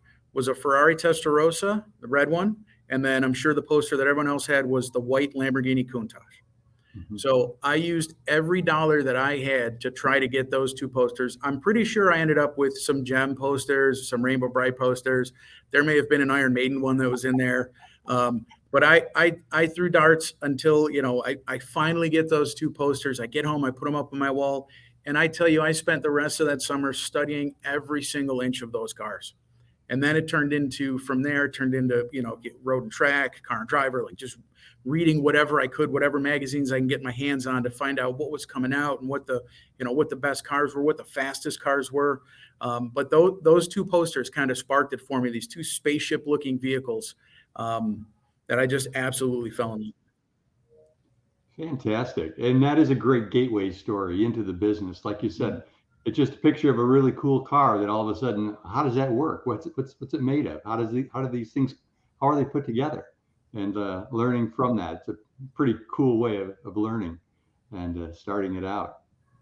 All right, Sarah, what did you start off with in the car world? Well, so this is again a memory that was had for me, but it's really telling because I think it sets the stage of where I picked up a lot of my negotiating skills. So just to give you the context, I was riding around in the back of my mom's Oldsmobile, and I had my little car seat that had a nice steering wheel on it. And she had just picked me up from the Cathedral preschool. And again, I grew up in Atlanta, so speed limits are more of an advisory than a law. And my mom was a suggestion. Yes. Yeah, just a suggestion is all. And so my mom was speeding when an Atlanta police officer pulled her over. And of course, the officer asked my mom for her license and registration, and she is scrambling in the glove box to try to find the registration for the car and could not find it. And so she's going through about every single document she could possibly find in the front seat of the car. And I'm just little toddler Sarah in the back seat. And I see this police officer next to the vehicle that is, requesting papers from my mom. So I start going through my little backpack and I pull out a picture that I'd colored and I try to hand it to him. And he's like, go away. And I insistently rolled down the window again and kept trying to hand him different pictures. And so I probably got through about 10 of them where he kept being like, stop, no. And I'm like, you want paper? I don't know what you want, but obviously whatever my mom has in the front seat isn't cutting it. So let me help you out and continue. The officer just told my mom, just go, just get out of here. So my persistence as a small child and continuing that trend, that's probably something that I've also maintained in adulthood as well, has been, sometimes when people have said no, or there's something that isn't necessarily progressing, just keeping after it. And so that was something my mom was, she tells that story that I happened to get her out of a ticket because I was persistent in that moment as a kid. And it's stuck, hasn't it? You've done really well by all of that. So I have a hard time with the word no sometimes, but again, that there's a tactful way to do it. Absolutely. No, that is awesome. A great story and great lesson, right? To learn, right? Just be persistent. Just keep on going. One thing in the 80s that maybe you would change, maybe, John, maybe it was like your shampoo. Maybe if you used a different one in the 80s, it would have changed things. I don't know. I'm just trying to think of something that would, but think of one thing that maybe in the 80s you go, you know what I know today, if I knew then, other than I want to buy Apple stock or whatever the heck it was right then, what would it be in the 80s that you would like to, knowing what you know today, you would have done differently back then? Ed, how about you? Well, first, let me thank you for putting this together, because this has been a cool little flashback of thinking about going back and reminiscing about all those things back in the day and hearing all the stories and whatever else. But the one thing that I would change from the 80s is, and this might be a little shock or a little bit subpar for some, is absolutely nothing. Nothing. It is what developed me to who I am today, and it's been a fun ride, and I wouldn't change a thing. The story goes, right? The struggles make us great, right? The mountaintops just are times to rejoice, but the struggles are what really made you who you were. And, yeah, absolutely. Clearly, you've struggled a lot, because look how far you've gotten. I mean, you've done great. So, I've been blessed for sure. Well done on the struggling, bud. Good job. Tully, how about you? I'm going to agree with Ed. Here's the deal. I think the 80s is what made us today, especially if you started the business in the 80s. The 80s is when I realized that a free inspection on a car is the best thing you can advertise. What I believed in the 80s, and it took me a year, is technology should be the best thing you did. I tried to find a 286, 386 computer to run this very small program to help write repair orders. I should have done that early. And last but certainly not least, I'm truly am in the repeat referral business. As you're in an independent world, every customer means something. This is what is the solidness I believe 80s gave me to what I still use today, every day. Repeat referral, employees are your best asset. Technology helps you get there. Absolutely. Great story. Boom. Absolutely. Scott, anything to add? No, I'd really have to agree with Ed and Tully. I don't think I would really change much of anything about the 80s. I think it was a big part of my development and growth. Maybe a reminder to my younger self is don't be afraid to take chances. Yeah. Sometimes you get opportunities, you're hesitant to do it. Just give it a try. Don't be afraid of change, and don't be afraid to take a chance. Yeah. Look at Shon. I mean, look how he turned out. All those crazy chances he took, wow.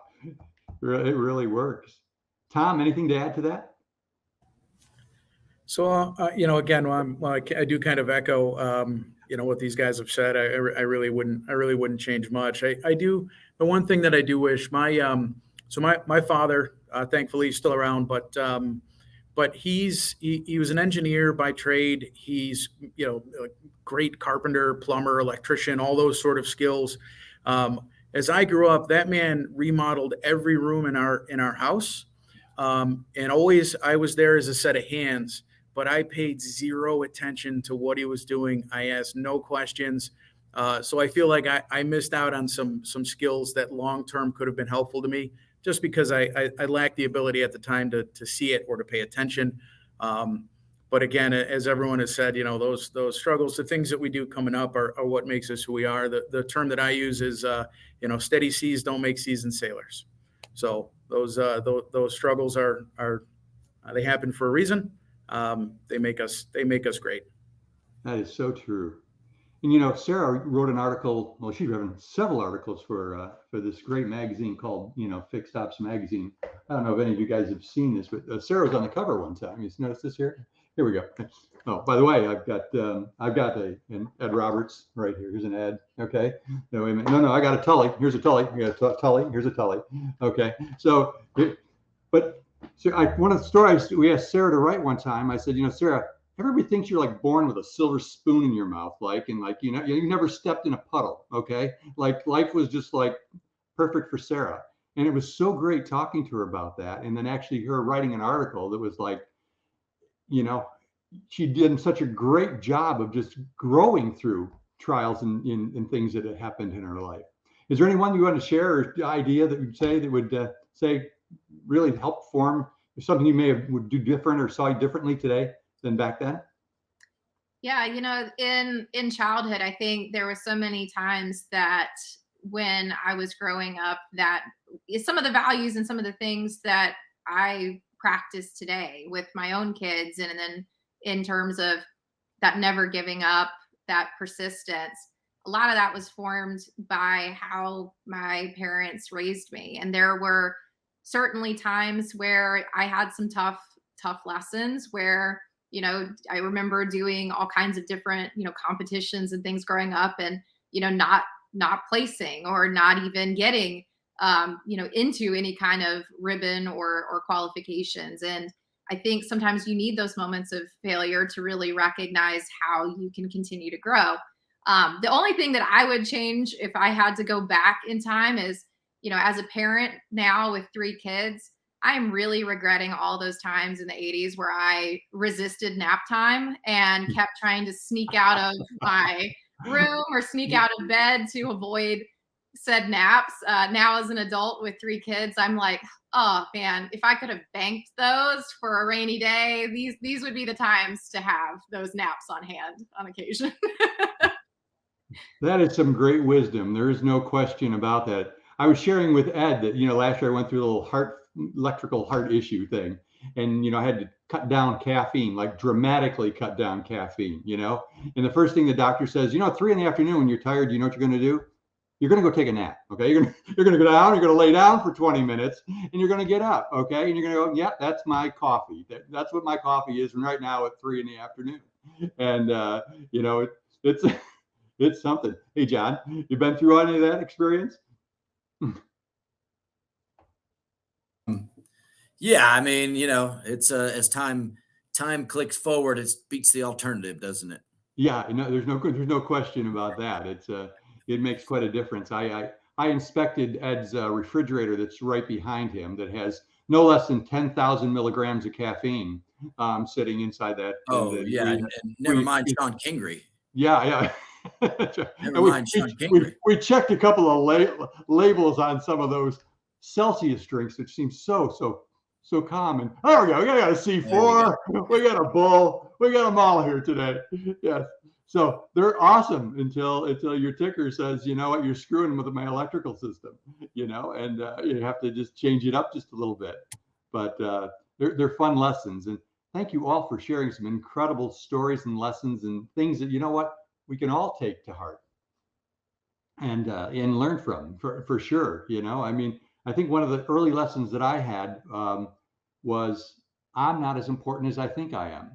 It was a really hard lesson to swallow because I think we all think we're all good at what we did, right? I don't think there's anybody on this panel that wasn't like Superman at something. But the reality was when you start your own business, when I started my own agency in the 80s, being great yourself doesn't grow your business beyond yourself. And when you want to have 8 or 10 guys out there selling, you have to learn how to make other people great and motivate others. And that was probably one of my biggest lessons and challenges was to say, how can I get the spotlight on somebody else and help them become better? Which crazy enough, led me to this crazy role of, putting guys like, Shon on the cover, and learning from Shon, I mean, this is how you do it. You learn every day on how to make things like this happen by focusing on other people. Ted, anybody better than you've done that, right? I'm thinking of Shon Kingrey, the most recent cover of Fixed Ops magazine. Shon Kingrey, anything you'd want to add to what you've heard here today? No, I'm going to second what Tom said. Despite the HE double toothpicks that I put my parents through, if I would have learned, if I'd have slowed down and learned more, because I've lost both of my parents, I could have learned a lot more from my father than I should have. Even though we all could have. We all know that now. Yeah, for sure. No, great panel, Ron. Great questions. Thank you for thank you, Ron. Thank you for this Fixed Ops magazine flashback. So, hey, it was fun. It was fun to think back that many years. Even just getting ready for this, you stop and you think about it for a minute. And you go, oh, the 80s, and then you go, 43 years ago was the start of the 80s, right? And then you reflect back, you're like, wow, that's a lot of things have gone by in that period of time. So, Ron, I know that Fixed Ops magazine finds its way into every dealership in the United States, North America. If anybody does not receive Fixed Ops Magazine or wants to get a subscription, Ron, what's the best way that they can acquire that? Yeah, just go right to fixedopsmag.com, and you'll find it there. It's on the bottom scrolling. Just go there, and there's a subscribe button. Pop in your information, and Ted, it's hard to believe, but it's still free. It's one of the things in life that actually is still free. And by the way, it's free too, because you know what? We have the best people writing articles, and that's people that you see right here who've taken their worldly experience and said, I'm going to put it down on paper and I'm going to make it great. And Ed, thank you. Sarah, thank you. Tully, everybody, Shon, all of you, thank you for your great articles. John, you got one coming up. It's just absolutely amazing to see what really is going on out there in the fixed ops world and how to make it better. And Ron, if somebody has an article that they feel is a really great one they want to submit, are you open to contributions? And absolutely. And you know what? You're going to bug me on that one, right? You're going to just go ron@fixedopsmag.com. Right there it is. And you know what? I will get back to you in less than a minute. Okay. Because I really want to talk to you. I want to learn from you, and I want to see what you know that can help the 38,000 subscribers, the 16,652 dealers to know what's going on out there in the world. So, Ron Overs, everybody, the Fixed Ops Magazine authority, the source.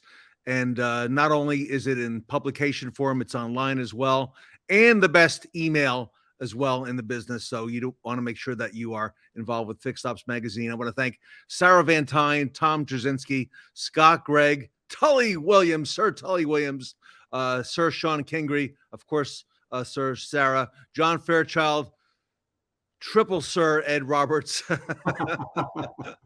and Ron Overs. Ron, thank you for putting this together. Thank you, Ted. Really appreciate the opportunity. The A-list panel, Fixed Ops Magazine, here today, back at the 80s, truly at the Fixed Ops Roundtable. Do you have a great product you want to get in front of auto dealers across the country, and specifically their fixed ops departments? You know, their service, parts, and body shop. For over 15 years, Fixed Ops Magazine has been putting service-related products like yours in front of franchise auto dealers across the country. There simply is no better way to reach every dealer in the USA all at once. Hi, I'm Ron, the publisher of Fixed Ops Magazine, which is both a digital at fixedopsmag.com and print magazine that reaches out to over 38,000 subscribers who influence what products are purchased in the over 16,000 dealers across the country. Fixed Ops Magazine may even publish your article about a topic you are an expert and have a real passion for in this industry. Every article has the author's contact info so they can reach you. Write an article, run an ad, and an e-blast. We call that our bundle for success. You won't believe how great a deal it is. So to get started, call, text, or email me and I'll tell you more. We are 100% devoted to the franchise stores so we don't waste your time or money. We are laser focused on your prospects. Fixed Ops Magazine, the #1 way to get your product in front of auto dealers today. www.fixedopsmag.com. Ron at fixedopsmag.com, 714-803-5476. Fixed Ops Magazine, the #1 way to get your product in front of auto dealers today.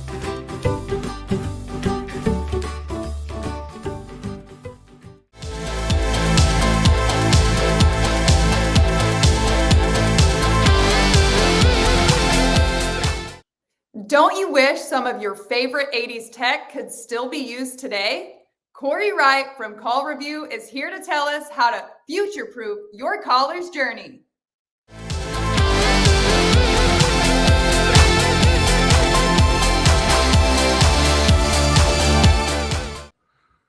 Welcome back to the Fixed Ops Roundtable. The #1 topic at the roundtable has been the phones and continues to be. We have with us today Cory Wright, who's the Director of Operations OEM at CallRevu, the biggest name in the business. Cory, welcome to the Fixed Ops Roundtable. Hey, Ted. Thanks for having me. It's good to be here.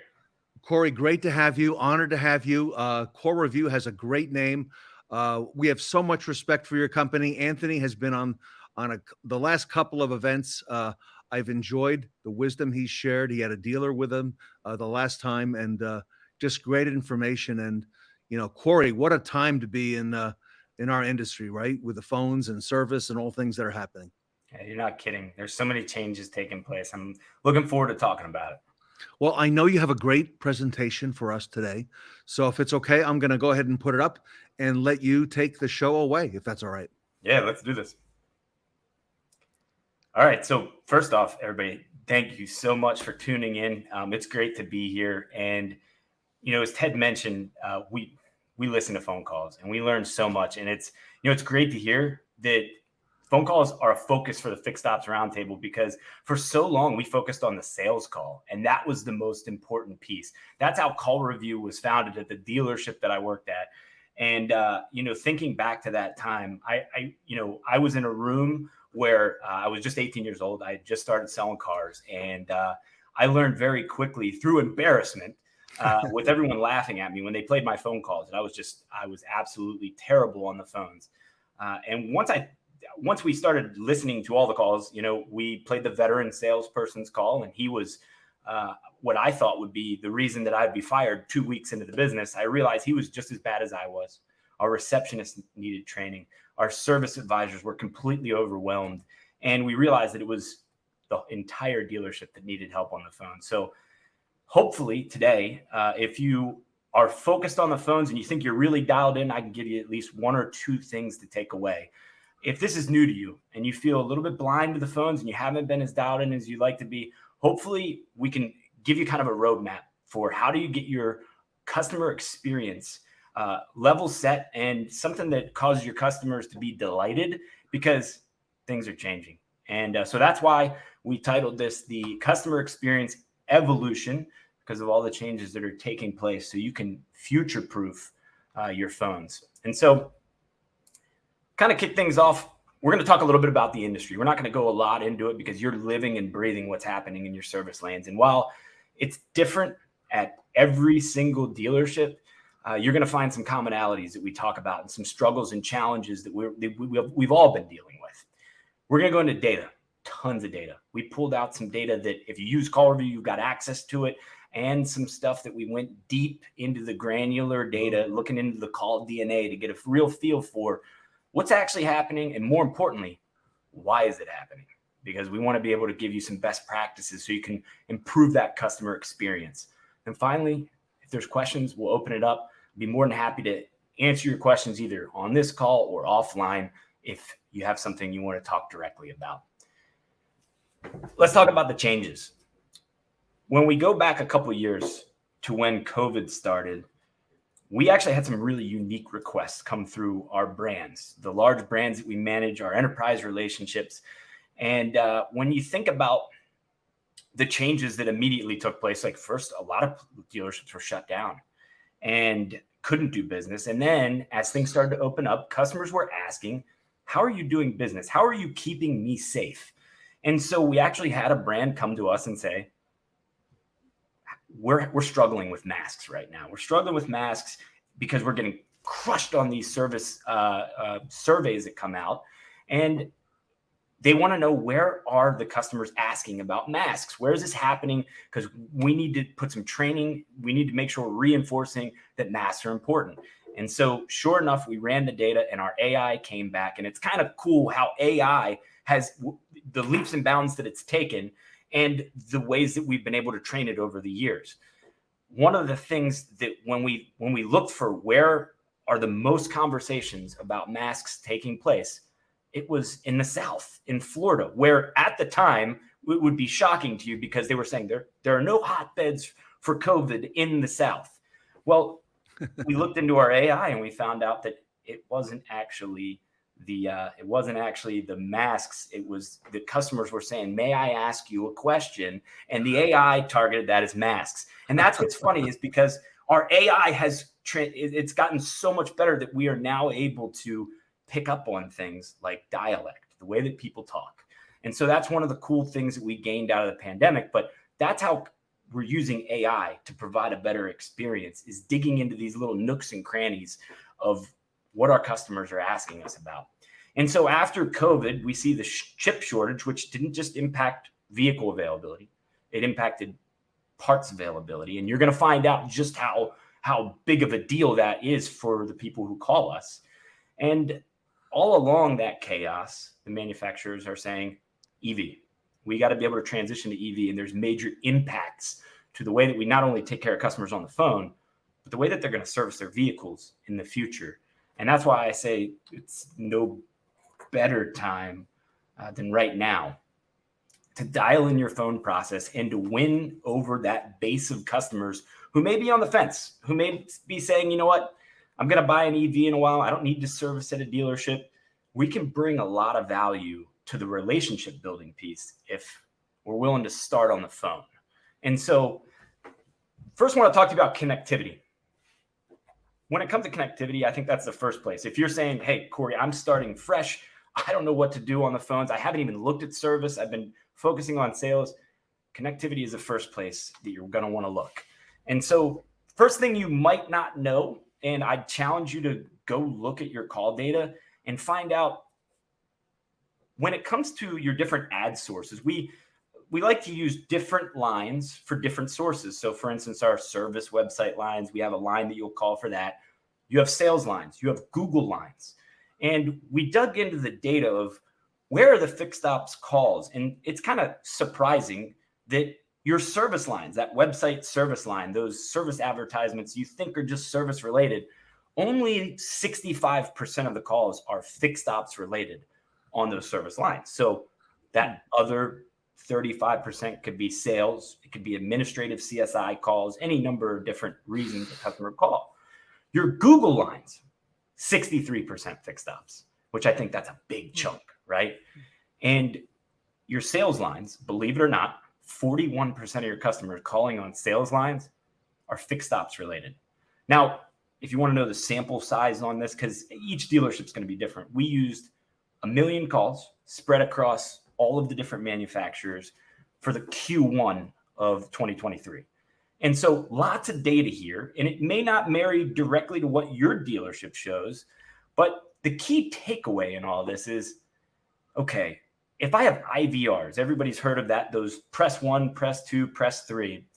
First thing I'd challenge you to look at is making a IVR setup to handle the volume that you're receiving. So for instance, if you know you're receiving the majority of service calls on your Google line, you should lead with that press 1 option being service because you're getting the highest volume. You don't want a customer to have to hit 2, 3, 4, and 5 to get to your service department if you know the majority of your customers are calling for service. Then look at your second volume. If it's sales, make 2 sales. So first piece, use IVRs, but make sure they're set up the right way. Another thing that you're going to want to take away is if they press 1, if they call a service line and then they go ahead and press 1 for service, that should be getting them to service. It should not get them to a receptionist who says, where may I direct your call? So just food for thought on that front. Good. Yep. Now, the next piece that we look at is once they've reached a live human, what happened? And so this is just all service calls. Before, and this is an important metric to look at called abandoned calls. If you're taking notes, you may want to write this down. The national average for abandoned calls across the nation is 20%. Wow. Now, we don't assign them to service, parts, so on and so forth, because there's no audio in the call. So we don't know, even though it came in on a service line, as you saw in the previous slide, they may still be calling for sales. It could be something different. So with that 20% of abandoned calls, what that means is there's no two-way audio. You may think that's high, but we're really strict when it comes to connectivity. We only count that call as connected if it made it through to an actual live person. Some of the others in our space, what they do is they count it if it made it to an IVR, and they're in the right to do that. It doesn't mean their data point's wrong. It's just we all look at it differently. Once you get past the abandoned calls, and that's a conversation in its own, then you want to know how well is my reception team, my BDC, my service advisors, how well are they actually routing the traffic? And so in this study, we saw that about 3 out of 4 customers make it through to help. So that's good. But if you're looking to get that extra couple ROs in your service lanes, you want to try and get a few more calls connected. We see the biggest area, and this is that green section in this pie that you see here. The green section's showing almost 20% of calls are making it to a human. That human takes a message and they either, write it on the sticky note, old school, and wait 3 hours before they get it to the person who needs it, or they text it, a better option, text or email that message to the advisors. And a best practice would be to, if you're going to email that, like let's say it's a receptionist or a BDC agent taking a message, we challenge you to copy the desk partner or manager on that, because that's going to give you an accountability factor, but also somebody to back them up, right? If let's say Ted's working at my dealership and he gets a message and we copy me on that, I'm going to back Ted up and I'm going to make that call if I know it's his day off. So that's that section. That's the safest category. Then we have on-hold hangups at 5%. An on-hold hang-up means they got to the receptionist, they said, I'm looking for service, and maybe they got a question about price, whatever it may be, want to schedule an appointment, and they just hang up. So I've got some data around that. In just a second, I'll share it with you. But the other two categories are voicemail, and our industry has gotten better at this, but voicemail is still a problem. We see that 1% of calls for service hit voicemail and leave a message, and another 1% hit voicemail and don't leave a message. Now, 1% doesn't sound like a big number, but if we parse that out across 1 million calls, it's a lot of calls. And the craziest piece of this is that they're both 1%. So 50% of your calls that go to voicemail, they don't leave a message.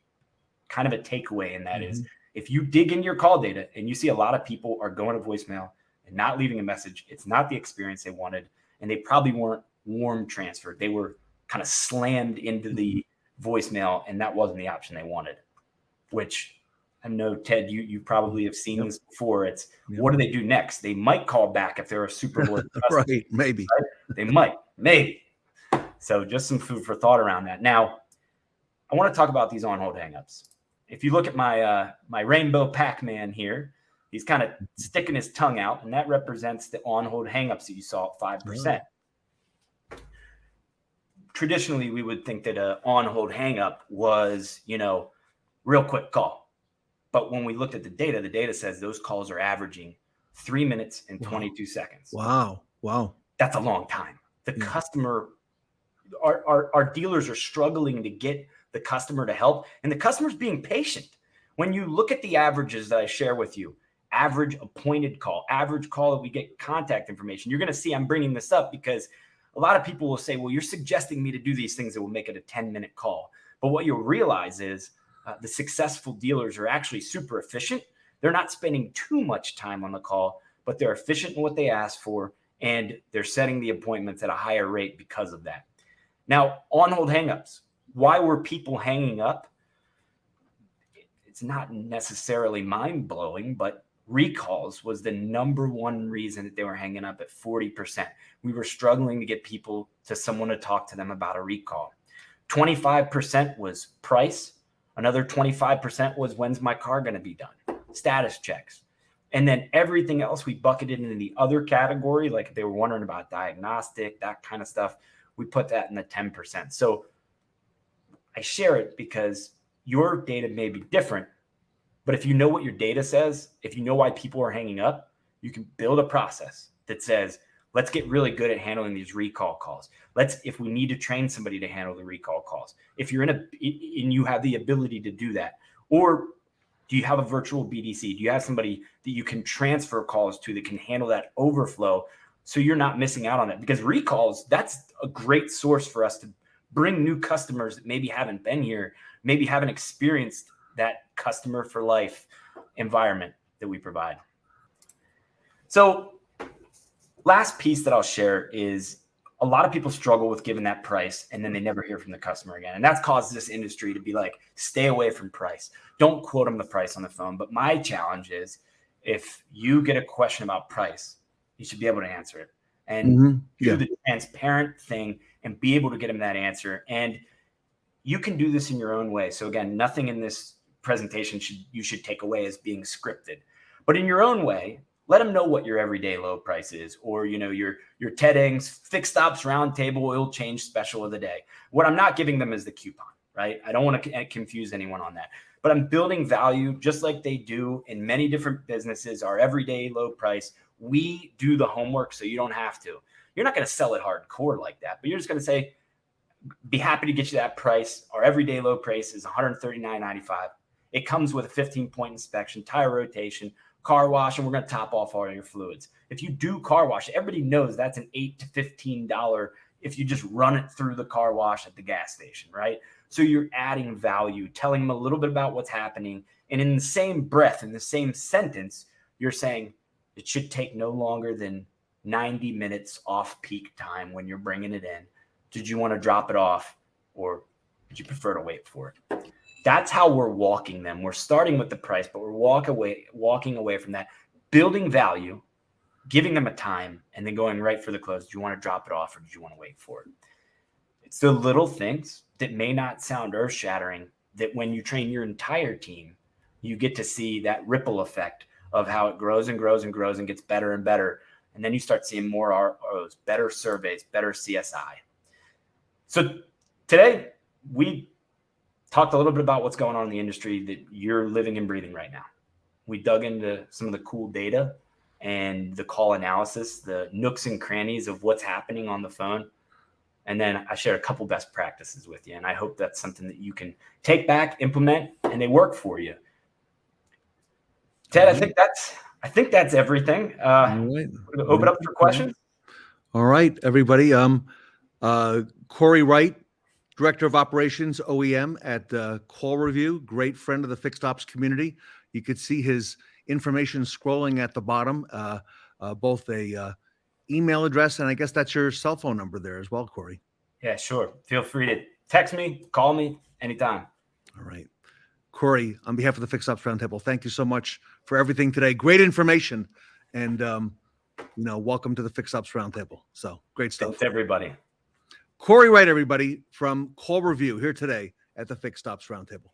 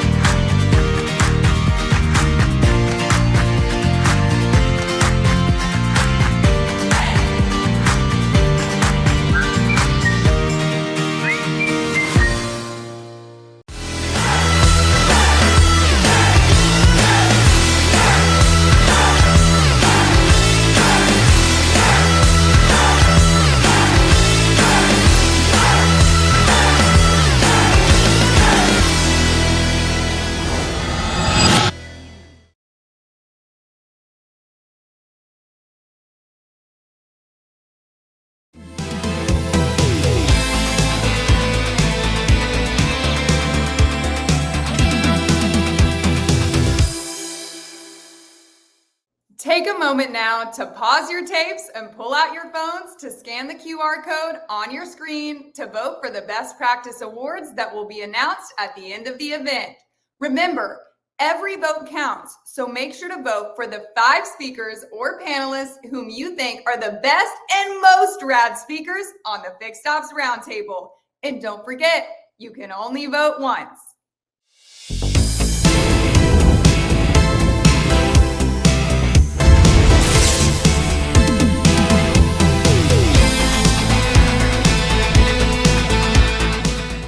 Rapid Recon's got private eyes on fixed ops with their Recon Detectives Arrest Recon Crimes panel.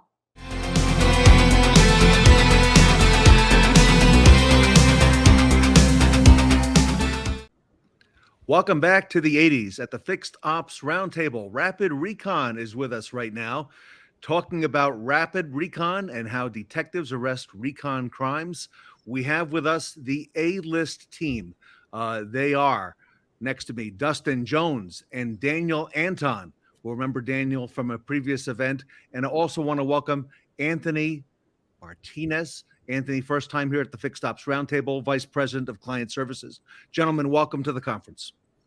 Thank you for having me. Thank you, Ted. Thank you.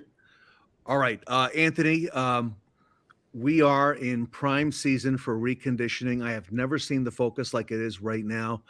I never thought we'd have so many used car reconditioning managers watching a Fixed Ops Roundtable, but used car values have been fluctuating all over, up, down, back up, and it's never been more timely than today. What you're doing, the good work at Rapid Recon. Thank you.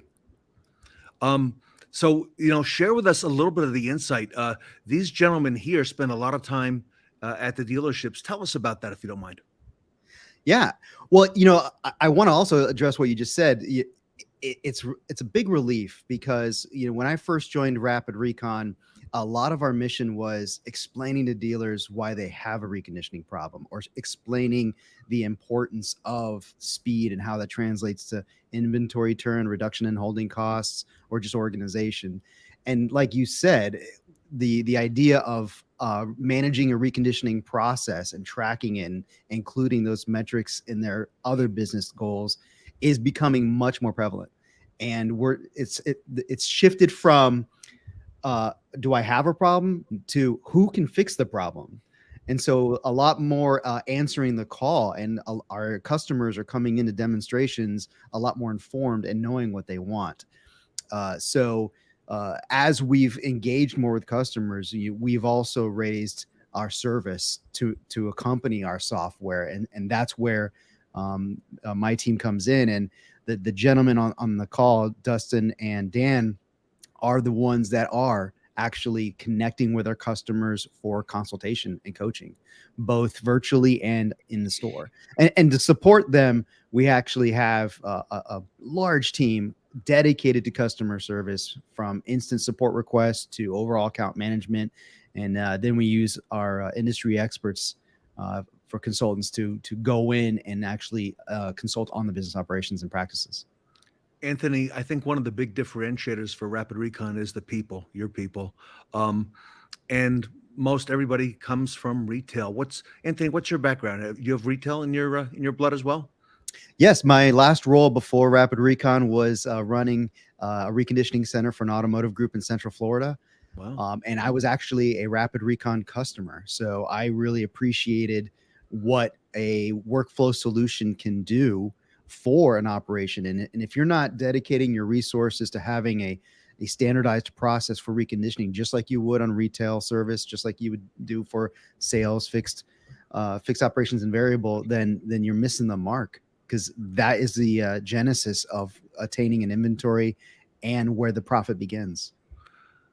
Workflow process. Okay, I got a new term from you just now. So Daniel, Anton, last time that we met, you were on location, which you understand you are most of the time at dealerships implementing and making this stuff happen. Talk to us a little bit about that.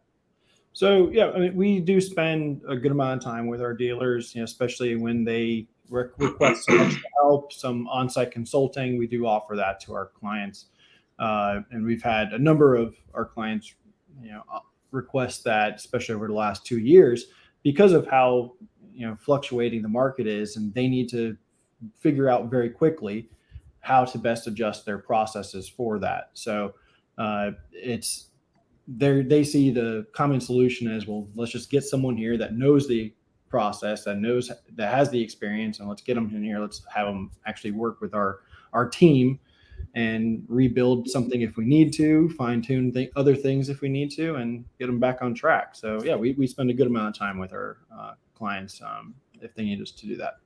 And Daniel, I know you come from retail as well, as does Dustin.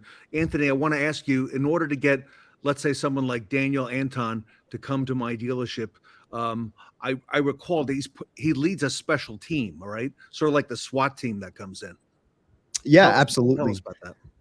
It's so we offer a virtual consultation as part of our customers' subscription. Now, we believe that just like our software is state of the art, you could have a membership to a state of the art gym, but without a personal trainer, you're not going to see the gains or results that you want. So we try to keep the same philosophy that to accompany the software, we want to give you the opportunity for coaching and consulting, not just on our own experience, which the consultant team has over 100 years of automotive experience. But what have we learned from our customers? You know, we have over 2,100 active accounts, and what have we learned from them? And how have they become successful? So if the situation permits, we'll knock it out virtually. But sometimes it requires an immersion, a visit, boots on the ground, following and shadowing the different departments, observing, and then providing insight on where do we see waste elimination? Where do we see non-value added time? How could you apply the fundamentals of our software and some other best practices, more physical world, and how can you merge those together to become more profitable? Dustin, I know you're in stores as well. What about on the financial side?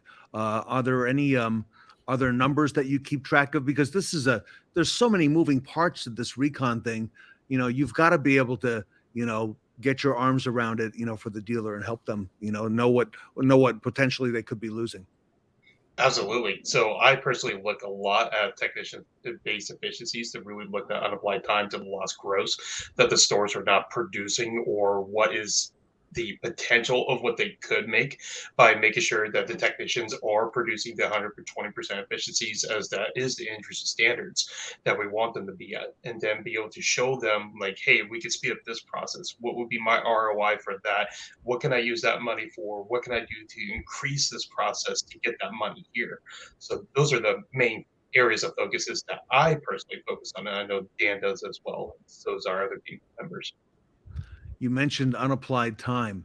That's such a very important part. It's been for many years on the, you know, it was on the financial statement, but a lot of dealers are not good at it, or managers are not good at accounting for unapplied time. So I imagine you could find a lot of opportunities there. Would that be correct in what you do in dealership? Oh yeah, absolutely. You know, what the team does is, you know, nothing that Rapid Recon, the software or the services provide is going to make a wrench turn faster, or, you know, a rag buff a car faster. It's all about identifying unapplied time, non-value added time, and waste. If you can cut out that dead time in between the tasks, well, then that's where the momentum keeps going. We have a saying that, you know, we want that car to stay on the rack. That technician should have that car on the rack and get answers that they need right away, rather than park it somewhere and wait 2 to 3 days for someone to make a decision. And that's what we give everyone. We give everyone an even flow assembly line, from acquisition to hitting that sales lot. And we're doing it based off their expertise. And one of the reasons why we're complimented on our people is because our people are car people. From even our director of product and many of our developers and engineers from the car business. Everyone on this panel right now from the car business. So we're not software people trying to tell automotive experts what to do based on our research. We're talking about real life experience because we've seen it, we've done it, and you know, our marketing VP will always say, "We know your business because we lived it." And that gives us a lot of street cred and gravitas for our customers to trust us. So tongue in cheek, we kind of named this segment Recon Crimes, identifying them. But before I ask Daniel and Dustin for some specific ones that they've come across, Anthony, what do we mean by Recon Crimes? Big picture, you know, looking at that. I would there are a lot of habits, or I should say lack of standards. Okay, that's better. Okay. That can contribute to a lot of waste. And I'll start off with one of the biggest crimes that I can see, and that's not having a dedicated reconditioning process. Unfortunately, there are a lot of dealers that will still consider reconditioning as an ancillary process or an afterthought or something to as an additional duty. We take on customers that don't have dedicated used car technicians, don't have service writers or management involved. And sometimes you don't have the luxury of those resources, but at a minimum, have a dedicated process. Your reconditioning operation is a profit generator. believe it or not. And it needs to be treated as its own entity with its own processes and training and staffing and management, as you would a service drive, a sales floor, a BDC department.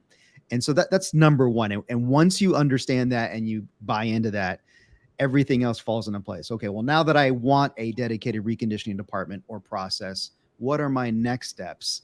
What type of old habits are we getting away from? And what type of new best practices should we move to?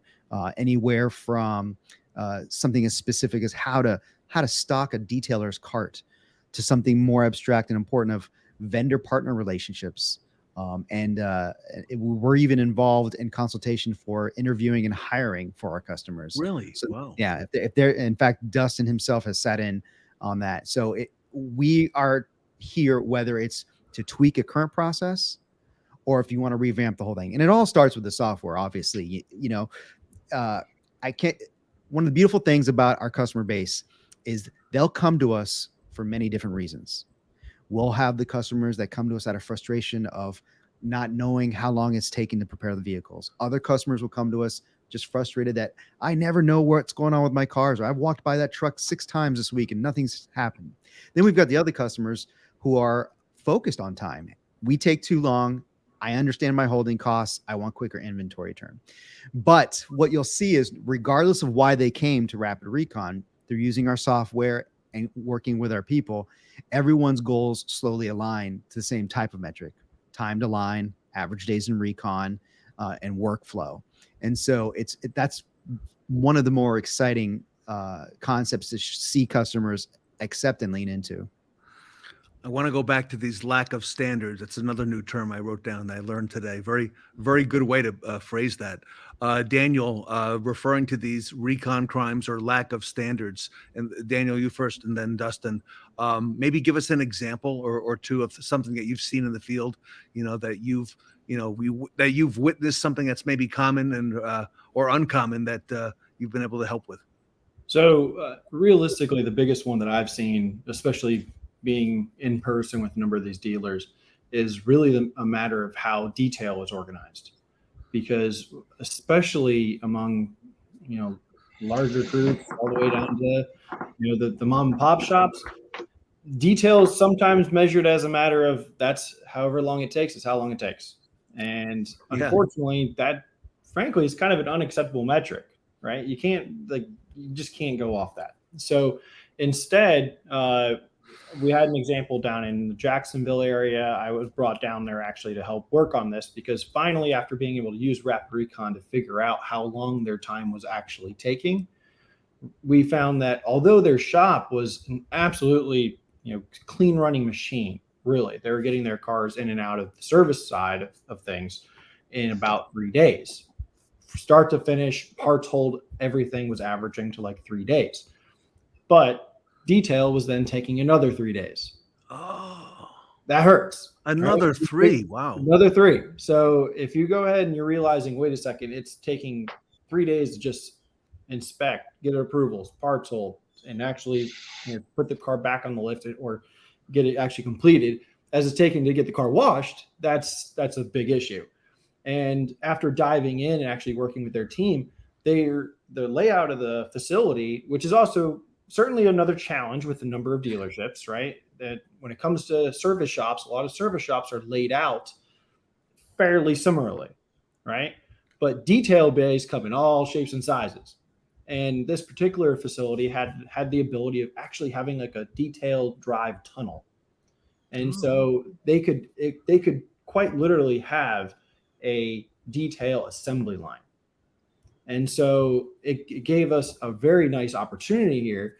And after realizing that, their detail technicians also had to go from, like one side of their facility to the other just to get materials or reload their, washers and, just the little squirt bottles of the various chemicals. Well, that's obviously a pretty inefficient way of doing things, right? And so I sat down with the owner. We found out that realistically, if they just bought 2 or 3 $80 carts from, Harbor Freight that would, Sure. some simple detail carts. And I think they ended up buying 3, had each one sitting between the stations. And they're on average, I think, taking about 0.6 of a day now to detail these vehicles. Wow. And we're also talking about a volume of about 400 to 500 cars a month. So wow, Dustin's a financial guy, so he can do the holding cost math on that one. But it's a mega amount saved if you're able to just identify some of these things. And that sticks out like a sore thumb. Wow. Mm-hmm. Hey, Dan, you kind of alluded to it a little bit, but that's another major crime is thinking you know how long it's taking in your reconditioning and not. That's a big surprise that a lot of our customers have, Ted, is they're told 4 to 5 days or given a metric. But like Dan said, that could just be the life of a repair order, open or close, or one portion of it. Our customers are always shocked and thankful that we are able to establish a proper baseline. And I can't tell you how many times, and you two chime in too, that our customers think that they're 5 or 6 days, and it turns out they're 18 days, 16 days, 17 days, because they weren't tracking it properly with any type of workflow solution. So Anthony, your team, and part about this is your team really gives them the best practices because you've seen it all. You've seen the good, the bad, the ugly. You know what's right and what's not. Correct. To the best of our ability. The software gives us what the problem is. The software is very robust and has so many amazing features, and it will tell you where your bottlenecks are. And then what the people do is tell you how to fix it. So the software is the what, and these guys are the how. Daniel? No, that was covered by Anthony there. That's couldn't have said it too much better. Now I know where I've seen Anthony. He's in the video talking about the bottlenecks. Now I remember that. Okay. Yes. By the way, and I love that Rapid Recon video. That is so powerful. It gets everybody's attention. And we've actually had people watch the roundtable say, "Can you play that again tomorrow?" Okay, we want to see that. Dustin, I've heard so much about the financial side. Share with us some thoughts. We're talking about these recon crimes, but tell us how all of this can potentially add up. Things that you've seen. Things that I've seen that can potentially all add up. Well, I definitely want to piggyback off of Dan of what he was talking about with the detail side. But also what I personally see as one of the biggest crimes is the dispatch tactics for your inspections, because that really paves the way of how you're going to have every single car laid out. Everybody talks about their whip at all points of time of what they have out there, but they don't talk about what is the pending whip of what needs to be inspected to know truly what you have out there at all points of times. Parts are a big issue right now to get your hands on things. We want to be able to inspect the cars as quick as humanly possible so we can get the parts ordered. So while cars are waiting, something that can be done for it to be happen during that time, of knowing your whip, knowing what vendors you can use during that time, knowing the car that you can pre-send the detail while you're waiting for a particular part to come in, say a skull cap on the side of a mirror or so forth.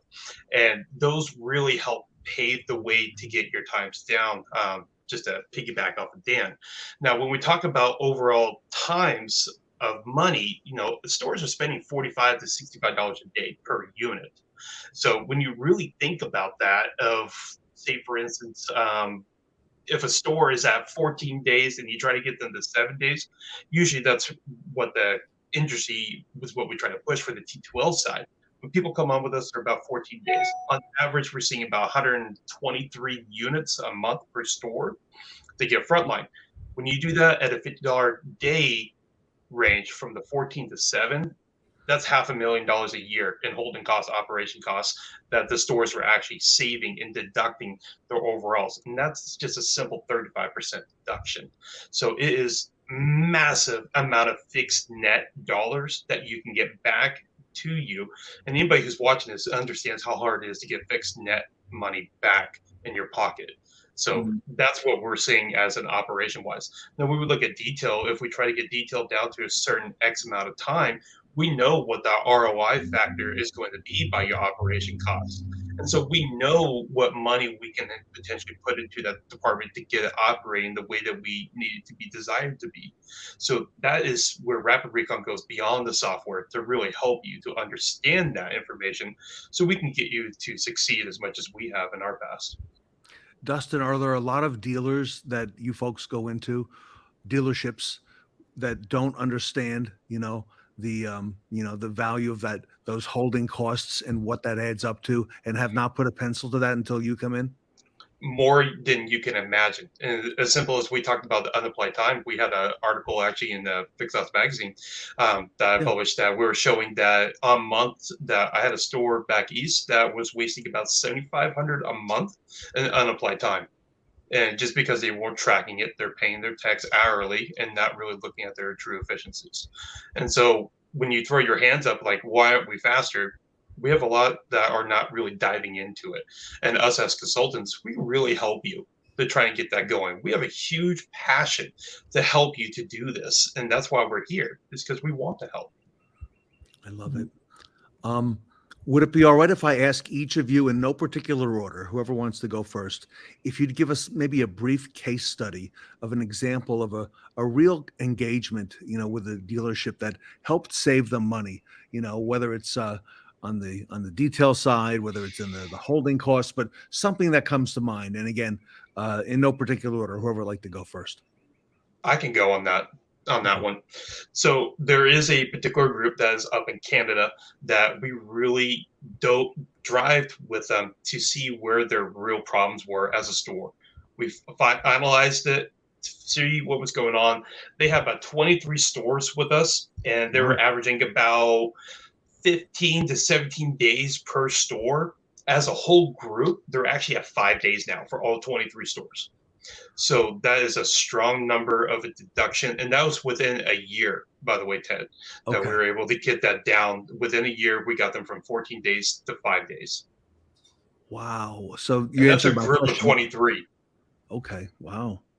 And so we had a lot of buy-in from the VPs, from the fix op directors, to all the GMs are having monthly meetings with us. Sometimes we're having weekly meetings. It just depends on how engaged they really want to be with us, because no matter how many times a meeting you set, we will be there. And we will talk to you about whatever you want to talk about. And what we see as a red flag in our eyes is because sometimes having a third-party set of eyes on your process can save you thousands. And there's nothing wrong with that. And Dustin, I would imagine that at some point in the relationship with Rapid Recon, there's an epiphany the dealer has. Okay, when the light bulb goes on, Dustin, and they see the potential or the loss that they've been suffering, and now what it could be, and how much better, Dustin, that your processes could help make it. Absolutely. And I saw my own by using Rapid Recon in my stores that I was in charge of, and loved it so much. Here I am today. So, Dustin, do the clients appreciate the fact that you came from retail and that you've got that retail experience? Absolutely. They definitely do not want to listen to just a .comer of someone who's just operating in the background that was like, yeah, I can click here, I can see this. Why is it high? I don't know. It's just a number. But I can tell you what that number really is, how to fix that number, because I came from that. I have 17 years of automotive experience. It's only thing I know how to do in my life. And that's what I'm extremely passionate about. And I want to teach people how to do it. Anthony, his passion does show through. Oh yeah. It's infectious too.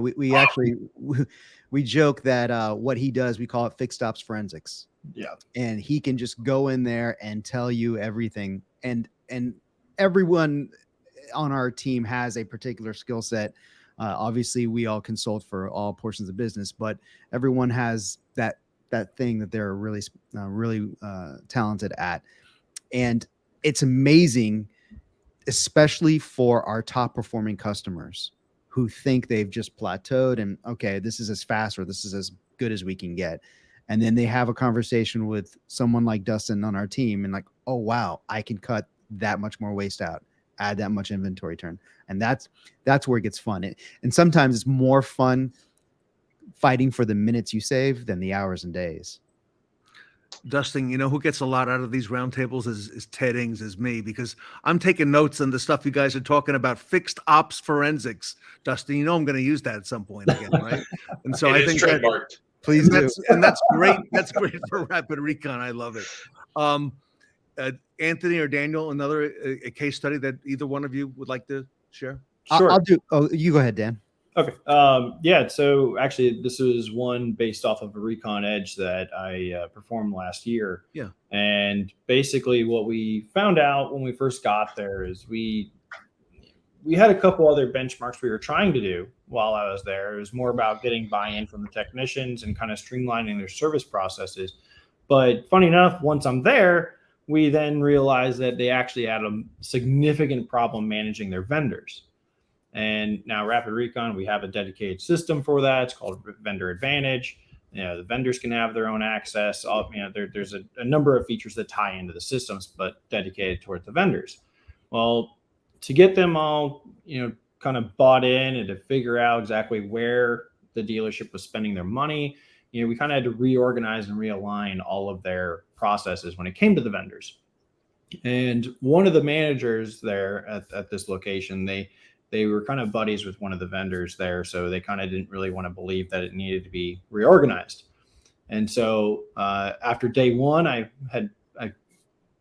got all their invoices from the last month from their vendors. And just to kind of, be able to prove a point, be able to show that, this is why we do this. I spent about, 2 hours at my hotel that night looking at and analyzing all the invoices.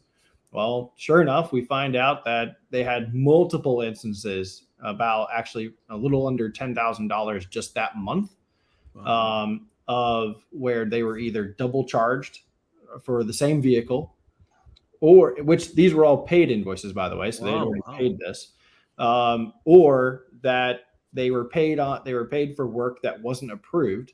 It was actually specifically declined. Because the car was then sent to wholesale, but we still went ahead and repainted the bumper. And my personal favorite, where they were paid twice to do the same job once. So there were just a number of instances where there's massive inefficiencies and just frankly monetary waste. And so that kind of drilled the point home pretty clearly, showing that figure. And now this location has every single vendor is using Rapid Recon. And frankly, even some of the vendors have actually reached out to me because I helped train them. And even these guys are actually liking to use Rapid, even though one of them described as a leash, which I don't think I'd go that far. But what it does allow them to do is think about it this way. If I'm a PDR vendor that it only goes to, ABC Motors Mondays and Wednesdays. Well, if it's a Friday and I've already finished up at XYZ Motors by noon, well, instead of having to just kind of peruse somewhere else, or maybe I'll just go somewhere else here. Yeah. I have the ability to check my app and easily just see, oh, wait, you know what? ABC Motors has 3 bumpers I can go ahead and, knock out and knock them out by the end of the day. So what does that mean? That means the vendor gets to go ahead and get paid, which last time I checked, they like that. They like that. And then at the same time, more importantly, frankly, the dealer gets their cars done in a more expedient way, and those cars are ready for the weekend, not having to wait till Monday. So it ended up being a massive success there. All the vendors like it. They've pretty much buy-in from everyone. And it just makes the whole system much more streamlined. And they're not actually this particular dealer. They're not even actually signing invoices off unless the item is actually marked as being completed in Rapid. Like that, they're using Rapid as the official. Was it done? Was it not done? Love it. So, Thank you, Daniel. Anthony, bring it home. We had some issues with customer, and this actually turned out to be a few customers. Had problems with detailing taking too long, and we were looking into, well, what were some of the root causes? We're really big into problem analysis. What problem are we trying to solve? Establishing the standard. Deviation from the standard is the problem. And so we looked into how they were dispatching the work, and there was a big disconnect between getting from the mechanical portion to the cosmetic. So one solution was we added to the inspection process for the technician to do a cosmetic inspection as well. Threw some extra money to the technician to accomplish that, but the car is already there. It's on the lift. You have a trained expert walking around the vehicle anyway. Why not go ahead and annotate what's needed and include that in the main estimate? And then on the other side, we found that they were paying their detailers by the hour, not really tracking or dispatching the work, just, hey, grab keys, go clean. And so what we did was we introduced a process called variable detailing.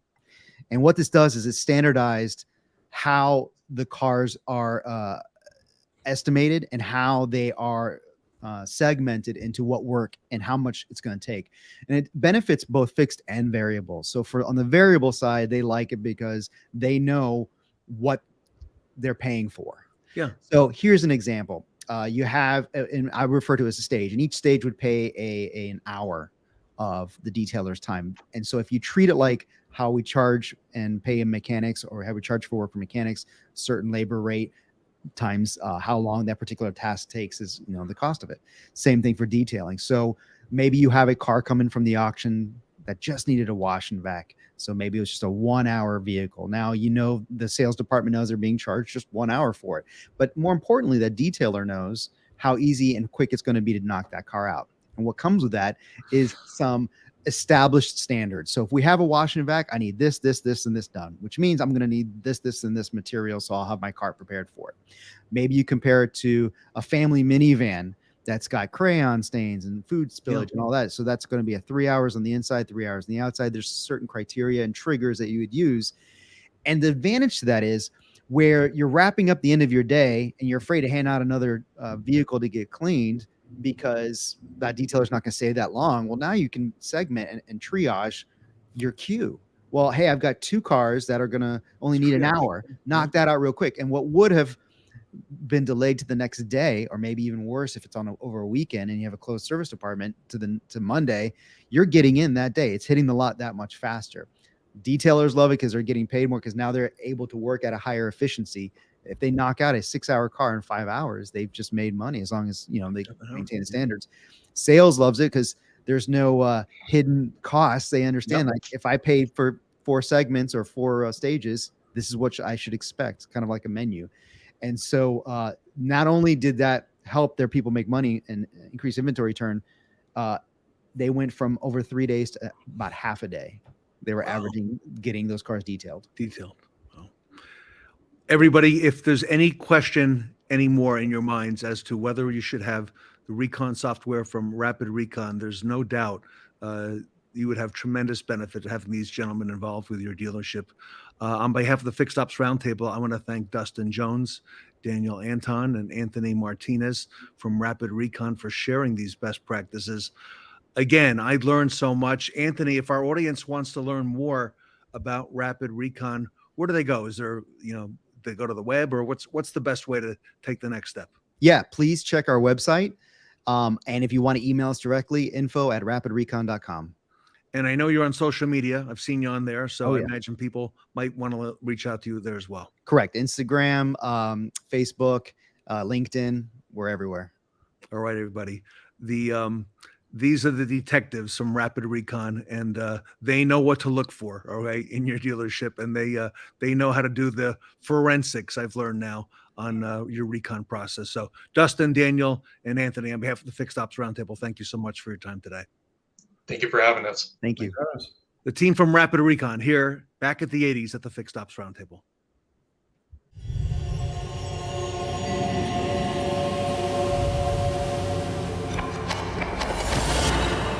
Everybody wants to be part of a bigger story. And to see something like this in such a big industry is a big accomplishment.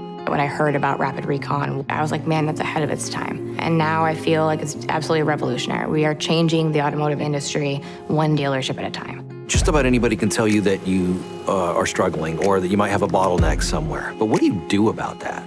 Rapid Recon is the one software that unifies all the departments. You're going to go from chaos to organization. Reconditioning is all about making a vehicle ready for sale. The whole idea of Rapid Recon is to take 15 days average to get these cars ready to sell and take it down to 3 to 5. You can see the bottlenecks that we can eliminate. As a dealer, to be able to log into a website or your app on the phone and know precisely where each car is from all your dealerships, that's invaluable. We can give the decision makers information that they need to make the decision immediately. It's live. You can log into Rapid Recon and see exactly where you are. What it means is making decisions based on true information. It makes all the difference in the world. What gets measured gets better over time, and Rapid Recon does that for us. There's nothing like that in the market. I oversee 19 of our stores. We're processing 2,500 cars a month. You need technology to make it more effective and overall more profitable. Rapid Recon is more than software. What's unique about Rapid Recon is the people that come with it. One of the reasons why we're so good at this is because a lot of us did come out of the car industry. The software is amazing and it's a tool, but we're not software people. We're car people. And we know the pains that dealers are going through, not because we've been taught it, but because we've lived it. We get so much praise for our customer service and how well we take care of our customers, and it's because we genuinely care. They're not going through an automated system. When they call, it's a live person right there. Rapid Recon is just not the name of the company. Rapid means we got to be fast and accurate.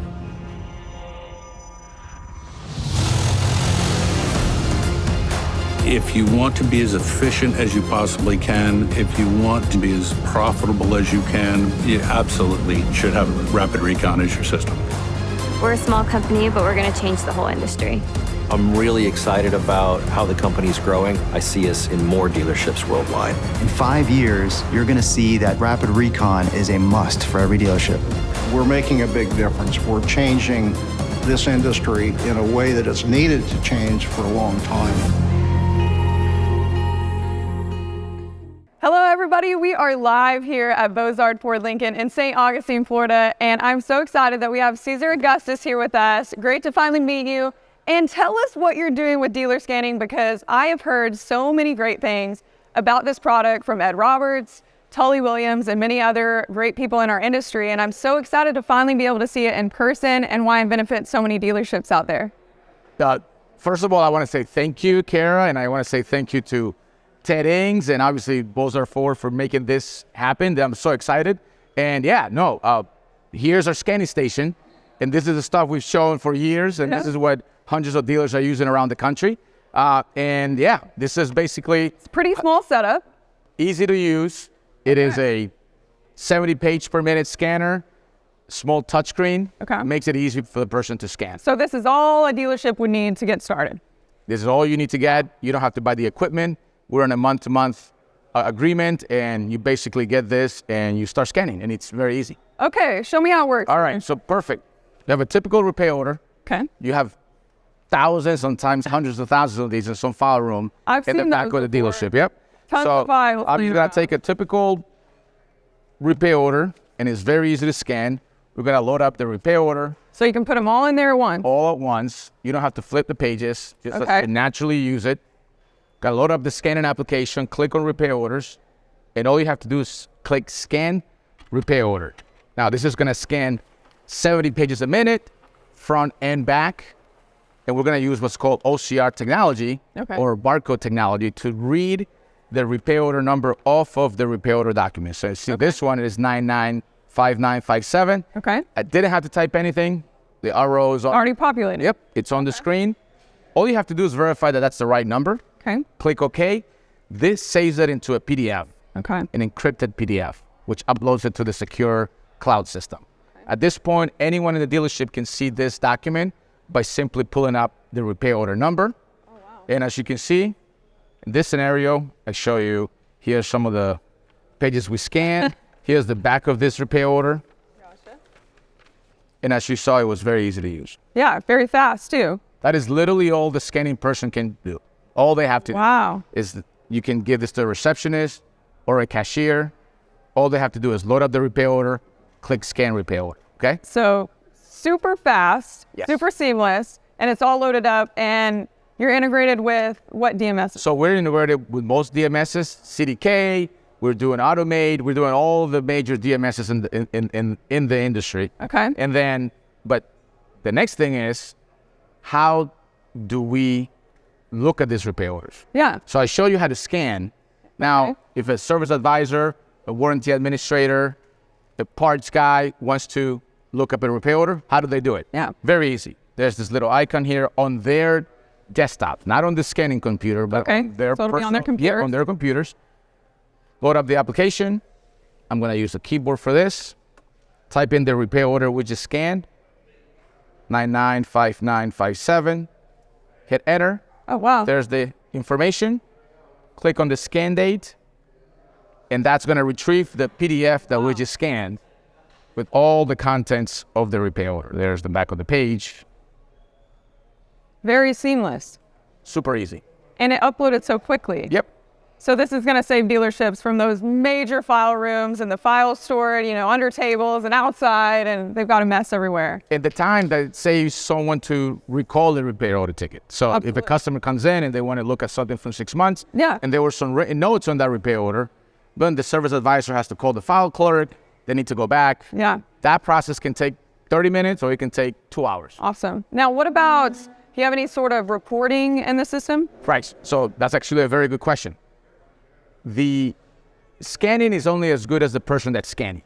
So Makes sense. if you cannot track what people are doing, you might get into trouble. So right? we do offer. What if they're not scanning it? If they're not scanning, then you don't know, right? So we have industry-only reporting system that allows you to see, because of our integration with the DMSs, it allows you to see how many ROs were open in a given month and how many ROs were scanned for that month. Okay. So I'm going to show you. It's pretty easy. You log into our system. There's a reporting application. And in this scenario, you look at this dealership, for example, for March, they opened 2,124 repair orders. They scanned 2,117 out of that, which is a 99% scan percentage, which is pretty good. And they're missing 7 ROs. So if you want to know what those 7 are, click on the 7, scroll down. Wow. Now at this point, and it tells you the repair order number, open, close date. More importantly, it tells you the advisor's name. So you can print this out and go to the scanning person and say, hey, can you help me find out where these 7 ROs are? That way it's foolproof. It's foolproof. Then most importantly and better, it tells you how many warranty repair orders are missing. Scan. Oh, wow. So it makes it easy. It gives you a snapshot of the scanning process. It keeps people from micromanaging. Absolutely. Your service advisor is busy with so many things. He has no time to go micromanage the scanning person. It makes it all easy. It's a simple process. This is so impressive, Cesar. So thank you so much for showing us today here at our live pop-up event at Beaux-Arts. I know so many dealerships that could utilize this tool in their stores. So how can they get a hold of you if they're interested in this program? Yeah, give us a call. Go to our website, dealerscanning.com. For the Beaux-Arts crowd or for the people that attend this event, we have a 3-month free trial. So this is our best offer yet. We literally give you this for 3 months so you can kick the tires, test it out, make sure it works, and we're here to help you, support, and add value to the dealership. Wow. Well, thank you so much, Cesar, for being here today at the Fixed Ops Roundtable live pop-up event at Beaux-Arts Ford Lincoln.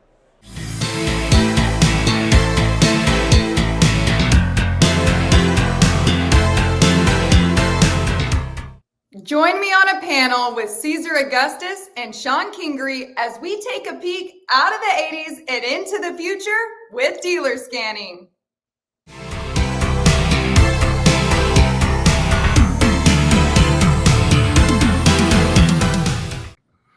Welcome back to the Fixed Ops Roundtable. It is a great honor to welcome back our friend and founding member of the Roundtable, Cesar Augustus. He's the CEO of Dealer Scanning. They provide document scanning for dealerships all across the country.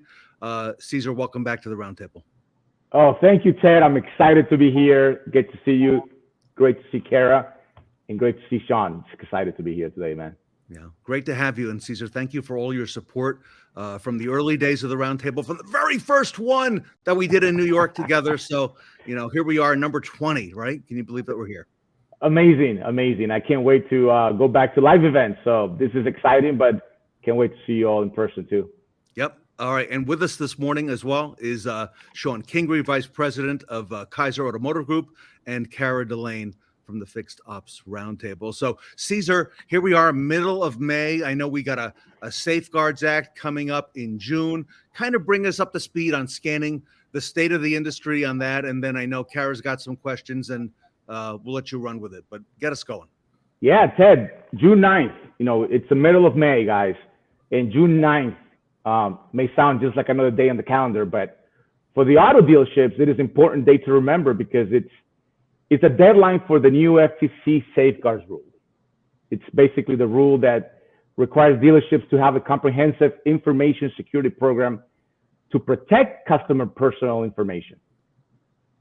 So a lot of dealerships have this in place, but what I see and by being out in the field, there's a big percentage of dealerships that either don't understand what's going on with this safeguard rule or simply don't think it's that important. Now, back in the NADA, we were part of, we met with the NADA lawyers, the people that are out there in protecting dealers, and I was with a meeting with them, and I asked them, what does this safeguard rule look like, and what does the penalty look like? And the NADA lawyer told us that it's $50,000 per incident. Now I said, wow, $50,000. So what does that look like? He said is, for example, if you go into a dealership and you find a box of ROs or deal jackets just hanging around that it's not securely in a room secured or not visible to customers, that is a violation. But it's not just $50,000 per incident, it's $50,000 per customer, which I thought it was insane. You can have a box of ROs of 50 ROs. Sure. You do the math, that could ruin a dealership. Now, that was the lawyer's explanation or an example. Let's be careful. And I think if dealers are not careful, they're going to make an example out of one dealership, and we don't want any of our dealerships to go through that. And Cesar, behind you today, I see the scanning unit. I have seen you in a lot of Fixed Ops Roundtable dealers actually doing the scanning, installing it yourself. I know it's very easy to use. And, you know, Cesar, a lot of dealers use scanning, but it's amazing how many dealers still do not. Yes. Like I said, we're out on the road. We're knocking on doors. We're road warriors. It's still about 35 to 40% of car dealers that are not scanning. And we offer the best scanning system in the industry. It's easy to implement, and we give you a 2-month free trial. But Ted, you don't know this. Kara doesn't know this. Just for people that are watching this, joining this event, we're giving you a 3-month free trial. What does that mean? We're giving you this scanning system and the training so you can kick the tires for 3 months, no commitment. This is literally the best deal, but it's only reserved to you, Ted, because you're the man. 3 months, free. Doesn't get better than this. That gives you the opportunity to kick the tires and make sure we're up to par, and we provide the best service. Shon, I've been a fellow Floridian, okay, in the recent past, and there was that big hurricane that went through, I guess, in September of last year. And talk to us about scanning, because you've seen dealerships that use it and don't, and you know the difference. You know, Ted, it's funny. I'm gonna use a line that we've used a couple times here in the last couple days. To be honest with you, and it comes from Tully. It's time to get out of the wheelchair, guys. You got to get out of the past. And I know Cesar's got a great story, and hopefully he has time to share today about a hurricane down in Florida. But I don't care if it's a hurricane, if it's a tornado, if it's a fire, guys. You need ROs, and I'll wait because I know Kara's got some questions to approach about why I'm so adamant about scanning, and I love scanning. There's a reason to scan. The old days are gone. You're not pulling deal jackets anymore, guys. And that's on the fixed ops side. Forget the F&I side and the sales side. You're not going back and pulling the color-coded files anymore, guys. You don't need to. The information's in the DMS. Everything you need is in front of you. You need the file to protect you on the backside. And to Cesar's point, this $50,000 fine that we're all going to end up paying, let's hope we don't. It's kind of like OSHA. You know it's there. You know it can be there. And you don't need it until you get caught. And it takes one client or one disgruntled former employee to walk in and say, listen, this is what they're doing, and this is how they do it, okay? And I know I don't want to get edited here, Ted, so I won't say this. I have a family member, a brother-in-law, who, by the way, works for OSHA, and he's that guy, Okay, I'll be honest with you. He is that guy that would walk in and punch your clock. Okay, it takes one person, one time. And to Cesar's point, we said right before we started talking here, guys, you get hit big enough, you'll close a dealership down. Yeah. Kara, I know you've got some questions this morning for Cesar on dealer scanning. Yep. So thinking back, because I've seen this too. I've seen dealerships, I've been inside of dealerships that I've seen just rooms and rooms on files. And number one, I don't think they have any organization. I don't know how you would ever find what you were looking for.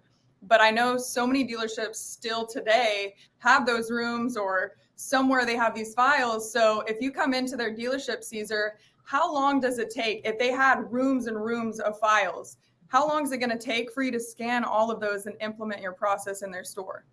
Got it. So great question, Kara. So our process is extremely simple. People don't believe us, but we come into the dealership in less than 2 hours. We can have the scanning station set up. We can have the people trained, and depending on the volume, and this is what's cool about this, the cool thing about our product is that it's so simple. All you literally do, and you've seen the demo, and we'll show the demo, Ted, is you load up the repair order and you click a button on this touchscreen and it scans the repair order 70 pages a minute. And we use our technology of OCR and barcode to read the repair order number off of the repair order. So what it does is a simple scanning process. Wow. By making it simple, you're allowing more throughput through the scanning. So I've seen dealerships basically hire college students in the afternoons.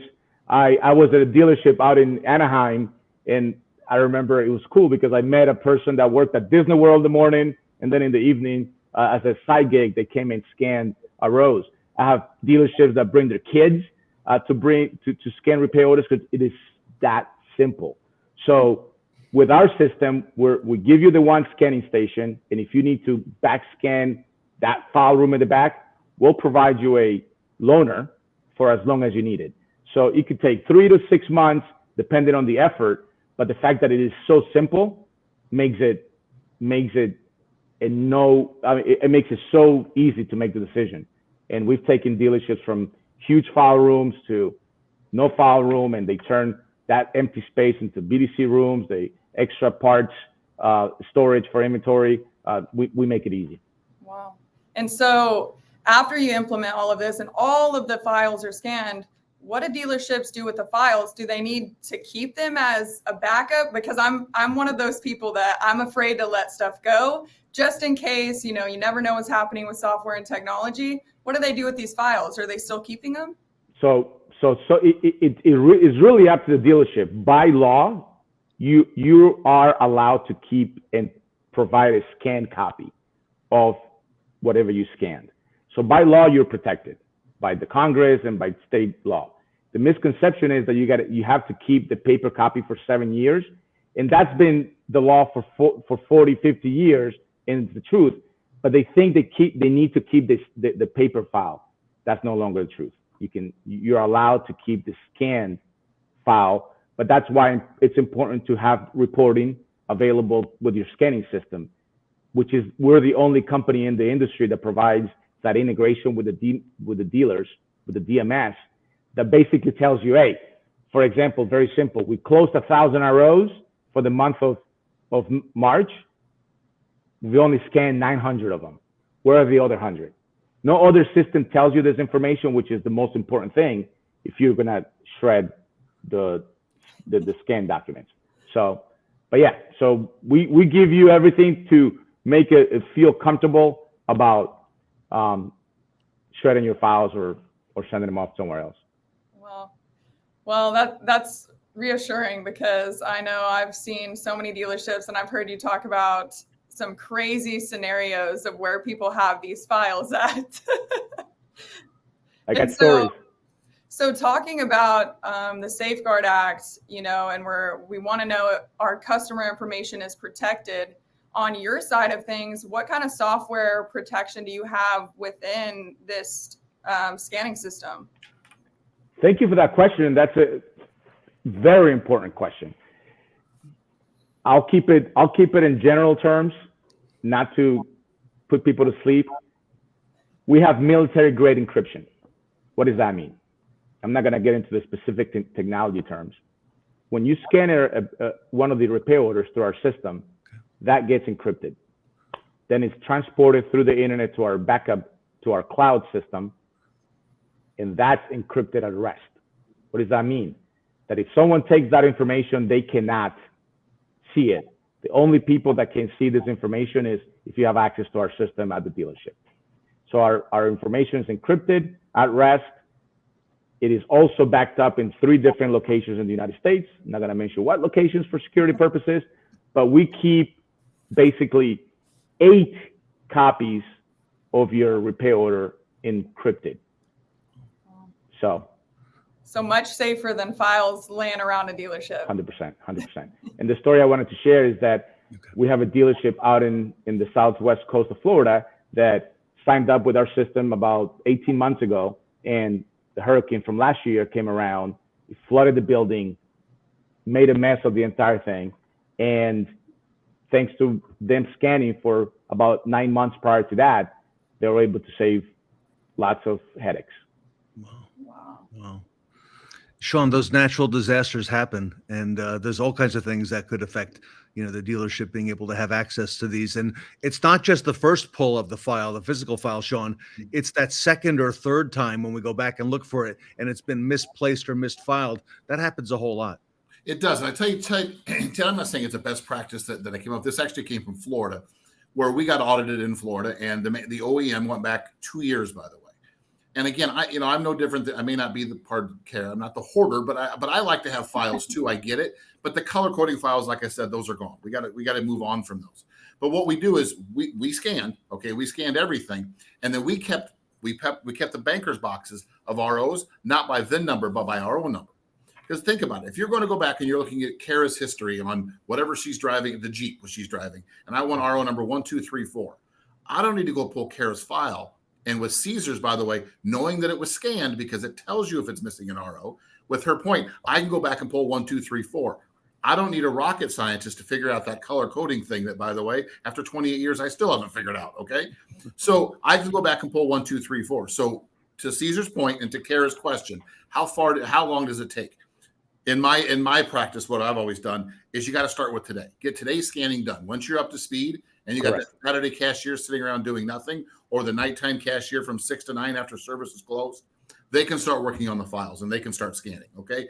And then I like to keep personally 2 years. Again, it depends on the state. Now I'm in a state that only goes back 1 year. The OEM can only go back and audit you for 1 year. But if you get the right auditor, or I should say the wrong auditor, and Cesar's right, we know what the laws are, but the last thing you want to do is off the auditor, okay? If they want the true copies, keep 2 years.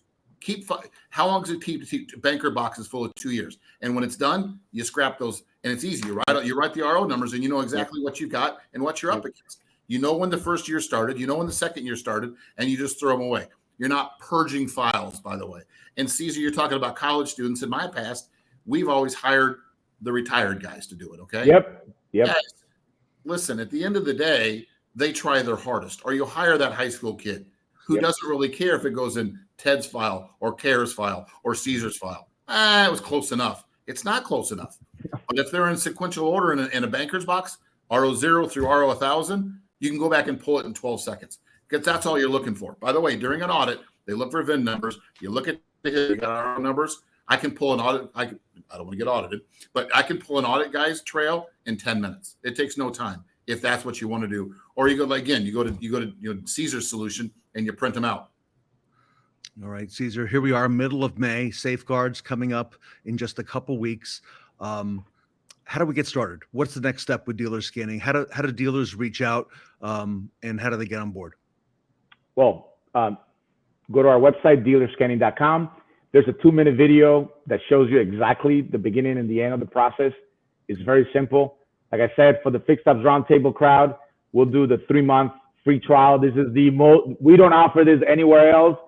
It's all on us to give you the value, and we come in and it's a simple process. We've gotten so much better at this. It takes 2 or 3 hours to get this done, and it's easy enough to train your staff, and it just works.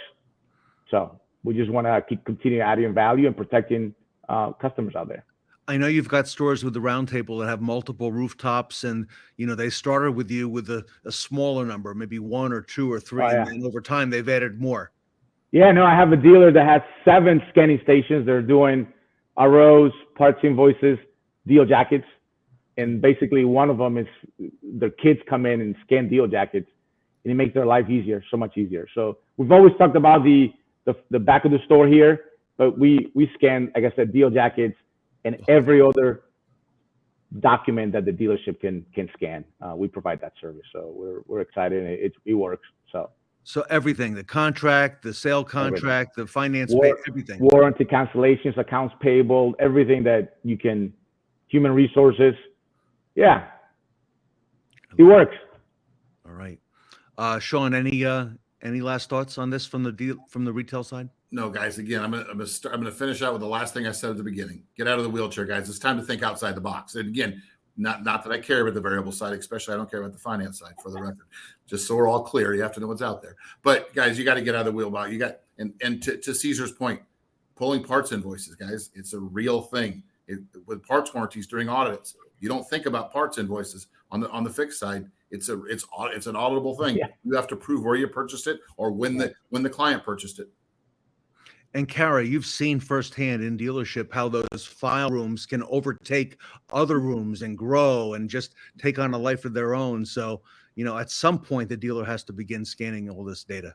I kind of think it's, eventually if they don't do something like what Cesar's offering the industry, every room inside of a dealership, including the showroom, would just be piles of files. But think about it, honestly. And how secure is that? And no organization will never find what we're looking for. So I think it's an amazing technology that you guys have at Dealer Scanning, and I see its benefit for sure. And Cesar, is it a different price for the size of the dealership, or is it one flat fee? We have a one flat fee is $500 a month, and then we have dealer group pricing. Wow, love it. Okay. Yeah, we make it easy. We keep it simple. We want this to be a long-term relationship, and I've gone into dealerships where they don't believe it because our pricing is so effective. They think it's not real, and it works. I mean, could we go up and increase the price? Of course. One note: we've been in business for over 10 years. We've never raised prices, and we don't intend to do that. I'm gonna hold it. Well, it's 2023. I hope we can do that, but we haven't raised prices in 10 years, and we don't have an intention of doing that because our mission and our vision is to add value, consistent value to our customers, and you can see it on our reviews. And I never thought I could make people happy through document scanning, but when I go into a dealership, especially the techs and the parts guys, they're like, "The scanning man is here."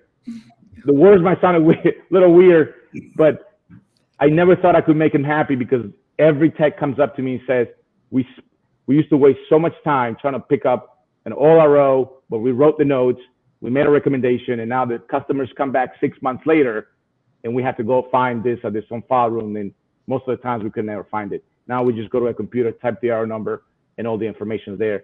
It saves them time, money, and obviously to the dealership lots of space. Everybody, if you don't know already, Cesar Augustus works with a lot of dealers here at the Fixed Ops Roundtable. And what he hasn't told you is that a lot of his efforts are charitable as well. So when you work with Dealer Scanning, you're also helping to fund a lot of charities that Cesar's behind. He helps underprivileged youth all around the world with sports programs and helping them achieve more. So Cesar is a humanitarian as well, and you'll see his posts on social media. So when you work with Dealer Scanning, everybody, you're doing a lot of good around the world, and you're spreading that message. So we encourage you to reach out. Cesar Augustus is the CEO, Dealer Scanning, dealerscanning.com. You'll see his email in the scroll, and that phone number, Cesar, is that a to you directly, or? Yeah, you call me directly, man. All right. See, I can give out my phone number because our product's so good. I don't get that many calls. So I'm okay with doing that. All right. Shon, Kingrey, Kara, Delaine, thank you so much for your time today. Cesar Augustus, great work. And as always, thank you for everything you do for the retail community. Thank you, Ted. I appreciate you, Kara, and Shon. Thank you for your time. Cesar Augustus, everybody. Dealer scanning. Reach out now. Document scanning for dealerships. Dealerscanning.com. Here today, back at the 80s at the Fixed Ops Roundtable.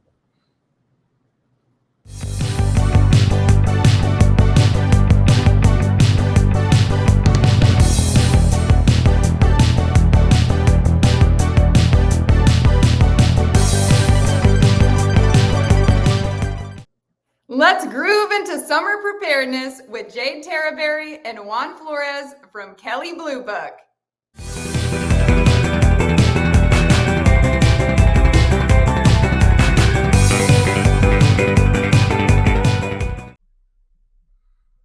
Welcome back to the Fixed Ops Roundtable, back to the 80s. Kelley Blue Book Service Advisor is with us now, and it is a great honor to welcome back our friends from KBB. They are Jade Terraberry, who's the Senior Director of Strategic Development at Cox Automotive, and with us today is Juan Flores, Senior Director of Product Management at KBB.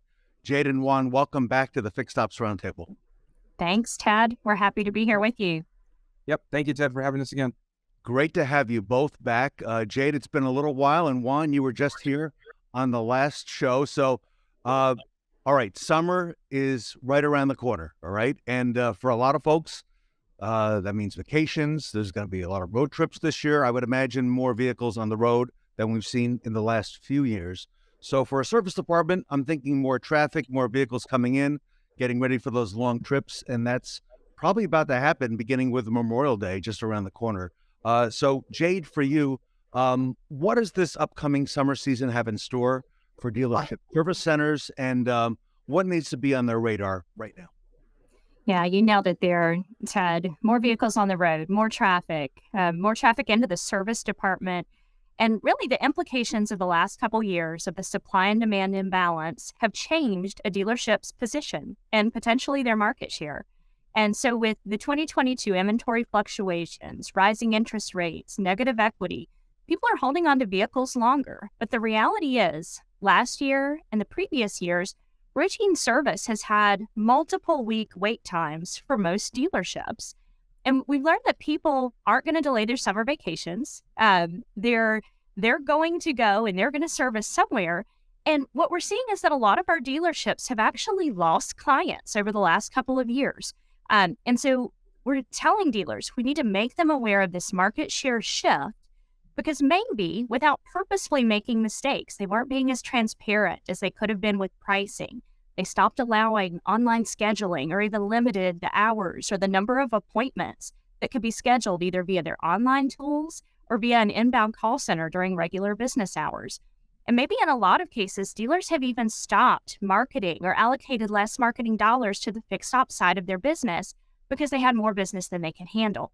And if you're in that boat, you're not alone. We've seen this across a lot of dealers, but we really want dealers to use this summer as the opportunity to increase transparency, to have competitive pricing awareness, to allow more flexible, self-guided consumer research and online scheduling. And we're seeing some really successful players in the fixed ops space that even for inbound phone calls and online scheduling, they're not taking appointments for the routine oil changes. They're trying to gain back those loyal customers and the market share that they may have lost through the last couple years. And they're not only accepting, but in some cases encouraging walk-ins for simple things like oil changes, tire rotations, and balances. And they're guaranteeing a couple-hour turnaround for anybody that shows up at their location, and they're seeing their numbers skyrocket. And what's that really is giving them is something we're going to talk about later in the session related to lifetime value of a consumer being more important now than ever before, given the timing and impending changes to online data collection coming in the next couple of years. So we want to make sure our dealers are prepared not only for today, but for tomorrow. Anything you want to add to that, Juan? Thanks, Jade.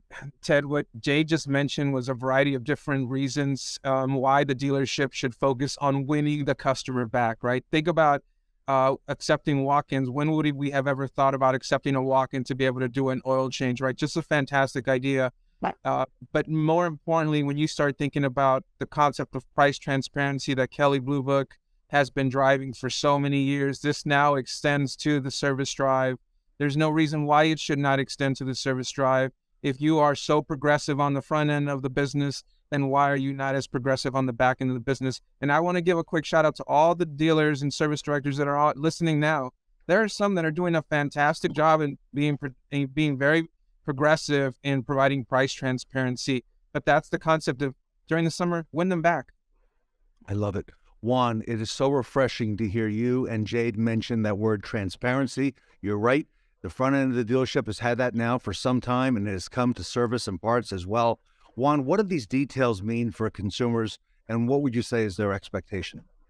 Well, their expectations is continuation of the, of what we just mentioned, a second ago, and that is the expectation is that I expect transparency through all part of my retail shopping process, including the automotive industry.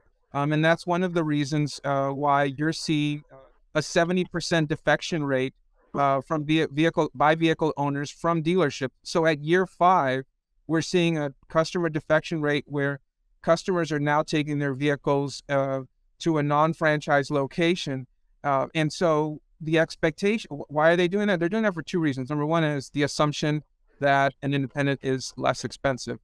The second reason is these independents are much more customer oriented from the standpoint of providing a menu with prices so that user can select. So the expectation from the user is, again, just tell me what I can expect to pay before you slide a really heavy invoice across the desk, right? Yep. Jade, anything you want to add? Yes, Juan. So, we also know that people are more willing to shop across brands and models than ever before as a result of the shifts we've seen driven by the post-pandemic conditions. So we want our dealers to use this opportunity not only to win people back, but to know that those consumers are looking for transparency and ease and flexibility. That 74% of consumers are likely to purchase their next vehicle from the same dealer that they return to for service. So as you think about preparing for that summer rush and improving the customer experience to win them back, we want you to think about things like, do you have a fair repair pricing widget on your website? We're seeing greater transparency and drastically increased consumer engagement in repair-related pricing than we've never seen before. And price transparency in car purchasing relieves shopper paid, and while service is different, it still tells us that satisfaction is higher and trust increases. When you have that price transparency and customers are online, they're doing it. And this is also an opportunity for you as a franchise store to continue to overcome some of those long accepted or long thought of fallacies of consumers that franchise operators have higher prices than independent or standalone vehicle servicing shops. And Jade and Juan, I think Cox Automotive is known for having some of the best tools that all retailers use, all right, in their service and parts departments. Jade, I got to ask you, if you look into your crystal ball, what does the future say? What do you see on the horizon for dealerships, and how's that going to translate into the consumer world? So, Ted, we know that it's more important than ever that you have special offerings and that you have scheduling flexibility and that you're giving details and consumer reviews and you're putting those in front of consumers and making it easy for them to find you online, because that's where they're starting just about every one of their fixed operations or service-related experience searches. And if you aren't willing to give them that and meet the consumer where they are, they're going to find somebody else and they're going to go somewhere. And this may also be the time for us to talk about those who have especially high service bills, whether it's time to trade. Your service bay, as you know, is one of the best opportunities for you to have a swing at bat for their trade-in, as many customers are still totally unaware of how inflated vehicle prices are right now and how much dealerships need inventory. How far a dealership's willing to stretch for a vehicle that they can pick up in their own store location through their service bay, as opposed to having to buy and pay auction fees and transportation fees and additional expenses, and to take on a vehicle that they don't know what the upgrade or reconditioning cost is going to be. And 56% of consumers are saying that they're open to purchasing an entirely different brand and model from the one they have currently at record share. And 64% of shoppers shopped both new and used in 2022 across the board. Now, that's just a huge number when you think about that. We have never seen that many consumers that are open to new and used shopping, or the ability for somebody in store to put them on a different vehicle than what they potentially had in mind. So, the ability to remarket will be challenged in the future with the retirement of third-party cookies. And so that's what I referenced earlier in this segment around lifetime value of a customer being more important than ever before. But that is really where your service department starts to play an even bigger piece of the picture of the success of your business than it ever has, with your ability to collect first-party data on consumers. And so as we get closer to a cookieless future, consumers that you can have that are interacting daily or monthly with your website, your scheduling tools, that's going to be more important than ever before to get known consumers not only driven into your CRM or your customer data platform, but to keep them engaging with you. And because of the difference in life cycle of a service opportunity versus a purchase opportunity, you can't walk away from the importance of that service department and lifetime value. And you got to take it now one step beyond just the lifetime value, because there's a lifetime value or a larger value to the data you're able to collect when they're attaching to you in that first party way. So if you drive them through your service funnel, fixed ops, there's so many virtual places now where you can connect with consumer that we really didn't have those tools 2, 3, 4 years ago. And so that brings me to the changes we're getting ready to see on new car service, retention, warranty, maintenance. And so even though it's very exciting for a lot of us to see more new cars coming into the marketplace, supply and allocation coming back, but we're starting to see some aged problems.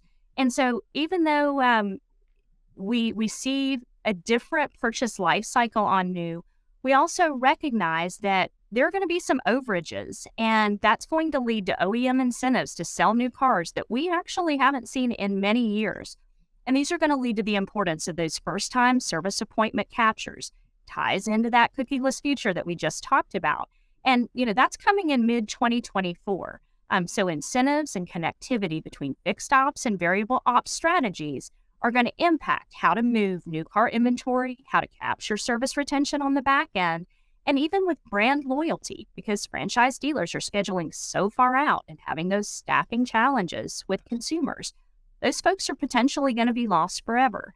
And as we said, they're not going to delay summer vacation for you. Chances are when they go somewhere else, you start losing out on the potential for that swing at bat for the sale and for those follow-up additional services, and for the potential to have that first-party data that opens up an opportunity for you to target them forevermore. Juan, anything you want to add there? Jade, you touched on a key point when you talk about customer acquisition, right, and all the importance of that. I want to mention a couple metrics here, Ted, for your audience. The Kelley Blue Book Service Advisor product achieved an all-time high of several million visitors to this particular service advisor part of the experience.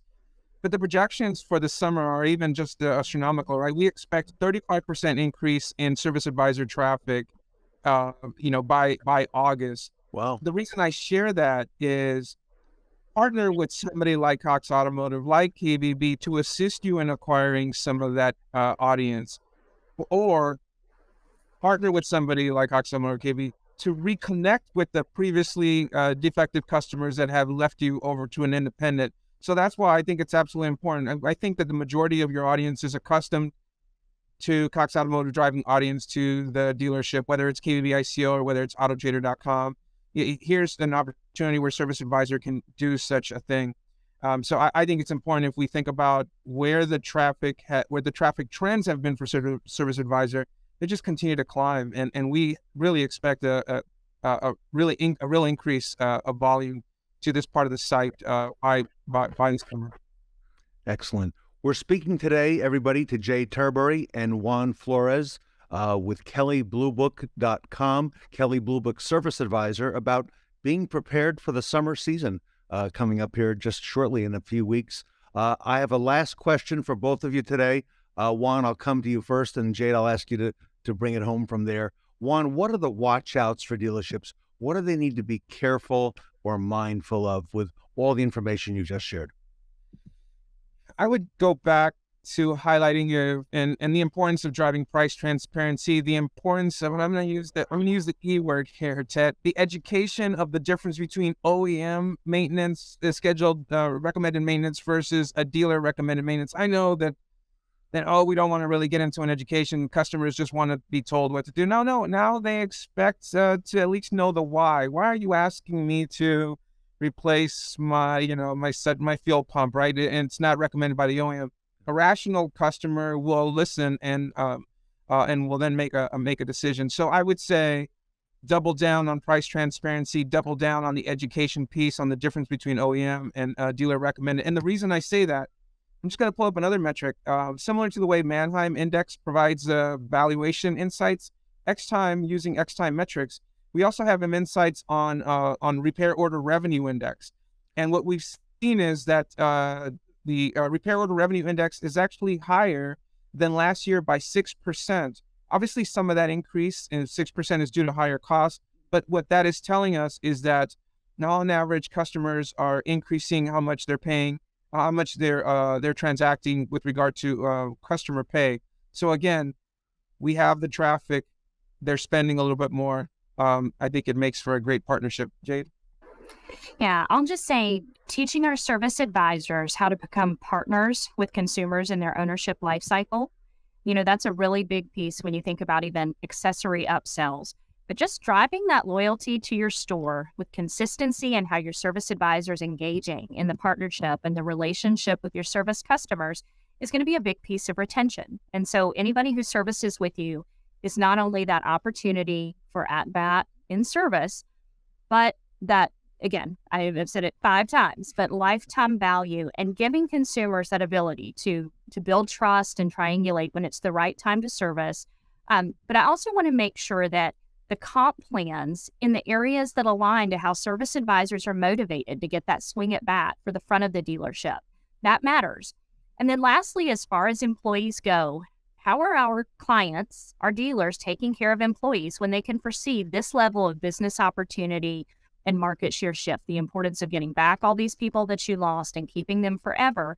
But they want to have tools at their fingertips that are needed to do their job. Don't be afraid to use technology. Be on the cutting edge of all of those marketing and digital connection points where you can reach a consumer online when they start the search.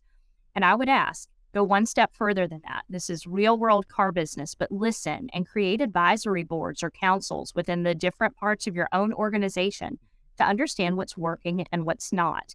If you ask and you create an environment of trust and psychological safety, your people that are doing this work all day, every day, engaging with your consumers, they're going to be able to tell you where there are opportunities for improvement. So, provide that open environment. And you're going to be amazed what your teams, from reconditioning to the service advisory staff to your technicians, will tell you about what's working and what's not. So I'd say seek out that feedback, find where the inefficiencies exist, and then don't be afraid to ask the same thing of your consumers and start to think about the consumer experience in your service drive being as important as the delivery experience when you sell a new vehicle.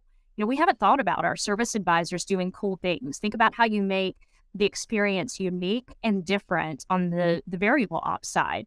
Do you take pictures in your service department when somebody has a great experience, when they have their arm around their service advisor, they're shaking hands after they get their vehicle back?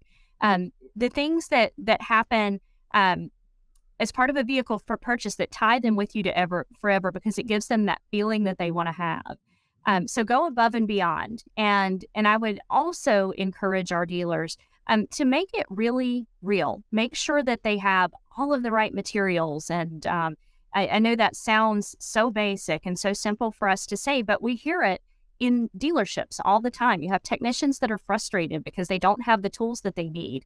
Reconditioning facilities that are short on the right materials. They don't have the right bombs to get smells out of a vehicle that they just traded for. And they're setting up your service advisors to have to go back and deliver a tough message to that customer standing in front of them. And so just like we say on the purchasing side over and over, consumer experience matters. Consumers want choice in how their experience goes.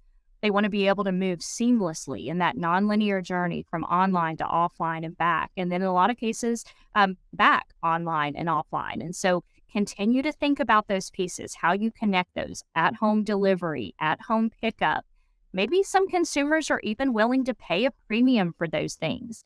So many opportunities when you start to consider your revenue stream. So as you listen to your staff and you listen to your consumers, I would start to really think about and assess the revenue streams you have related to fixed ops today and the other areas where you can start to create some of those. If you're not offering aftermarket products in your service drive every time, extended service contracts, maintenance contracts, road hazard, dent shield, fabric and stain coverage, all of the things that give consumers peace of mind that are so important as a revenue stream to the variable ops side of your business, the majority of those things can also become a part of the revenue streams in the fixed ops space.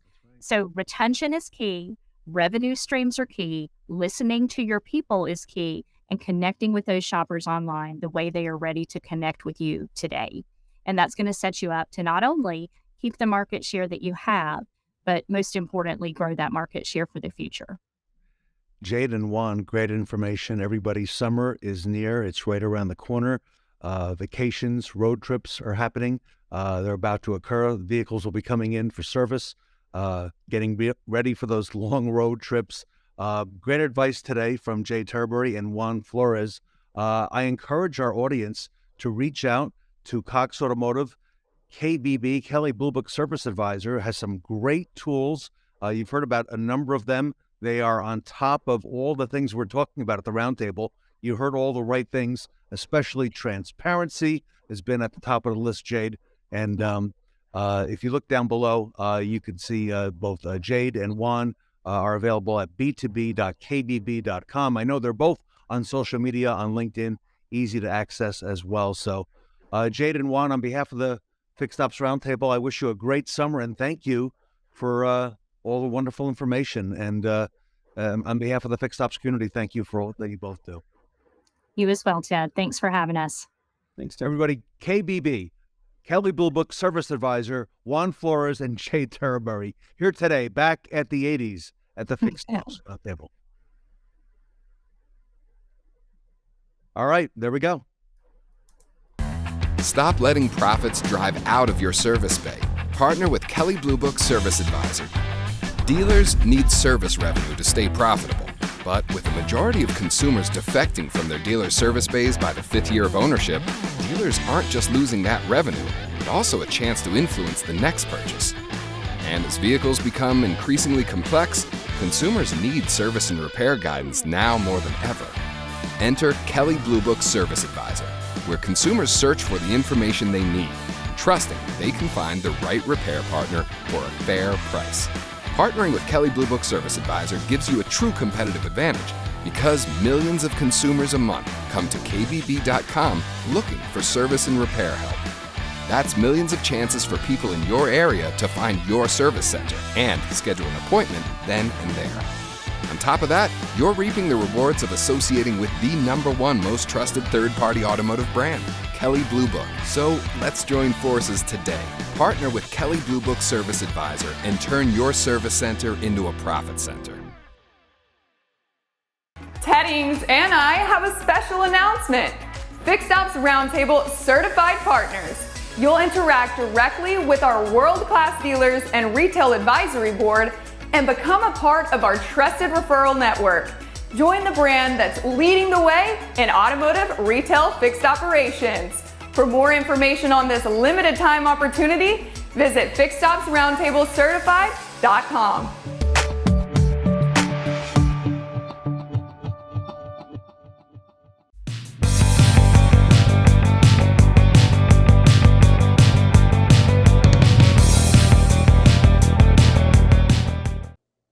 Get ready to rock with the Radiant Ride panel featuring Earl Sticks Brown, Tully Williams, and Kelly Culliver.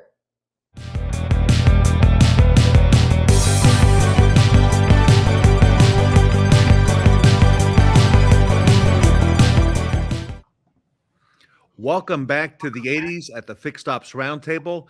It is a great honor to present the roundtable with this esteemed panel. They are Tully Williams from the Nilo Company, Earl Sticks Brown, and Kelly Culliver from Radiant Ride.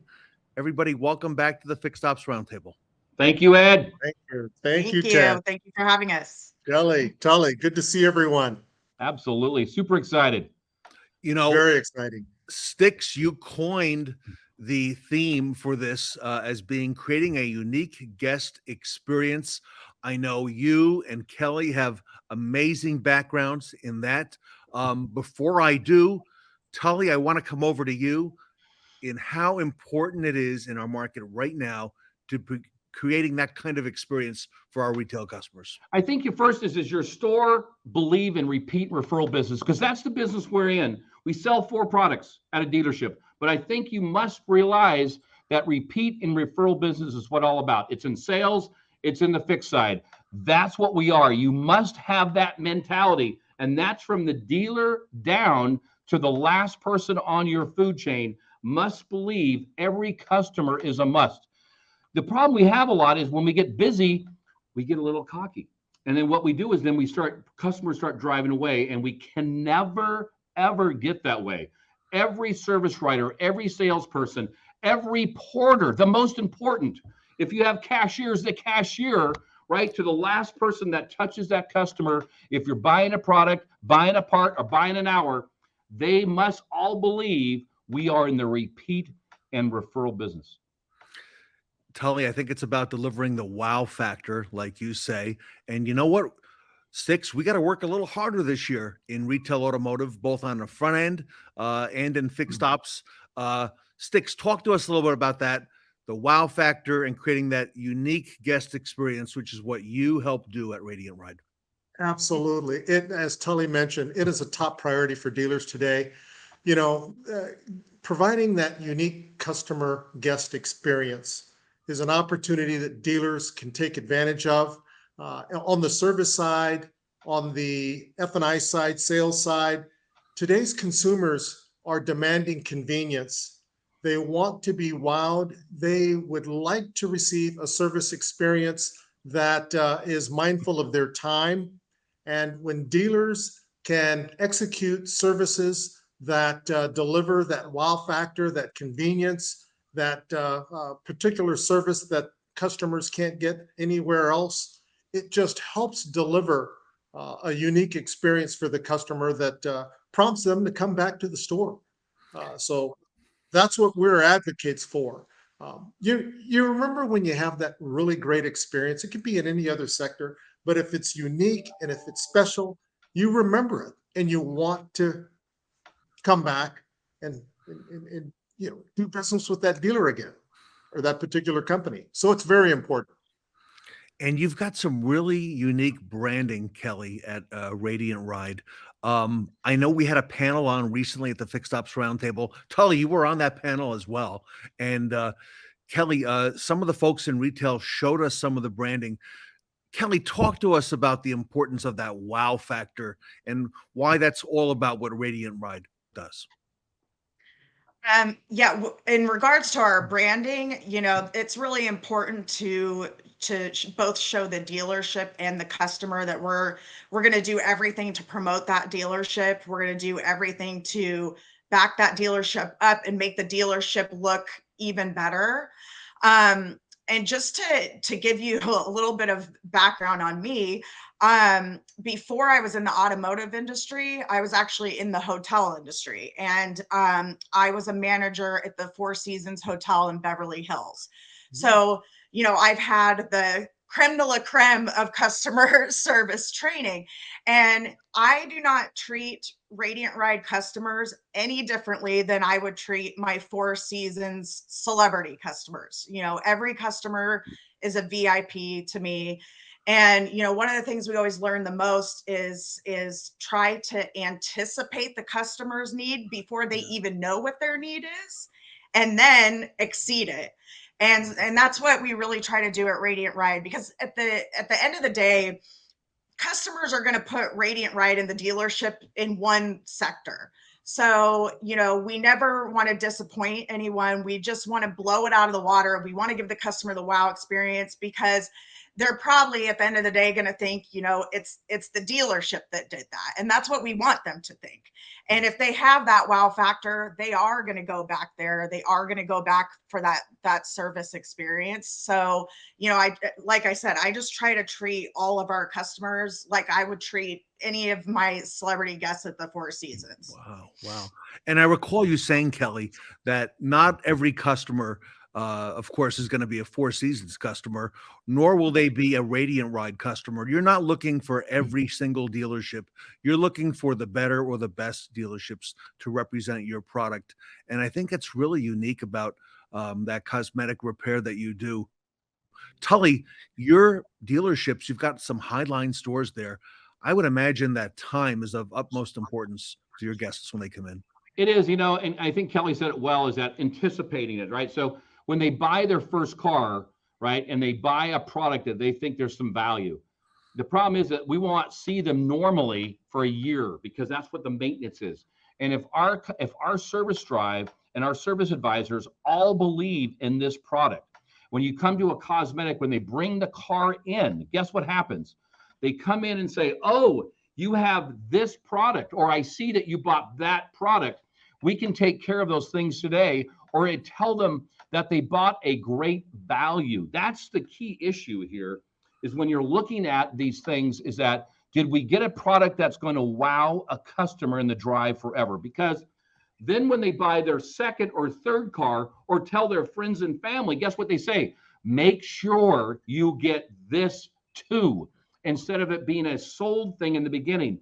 So the wow factor for products that you look at F&I products, to me, drive, repeat, and referral. Because if I'm happy with those cosmetic things for their car, because people are crazy about their automobiles, God bless every one of them, is that we want to make sure we take care of them. And when they come in and you say, we'll take care of that for you because you bought that wow product, the customer's going, really? I don't have to do what?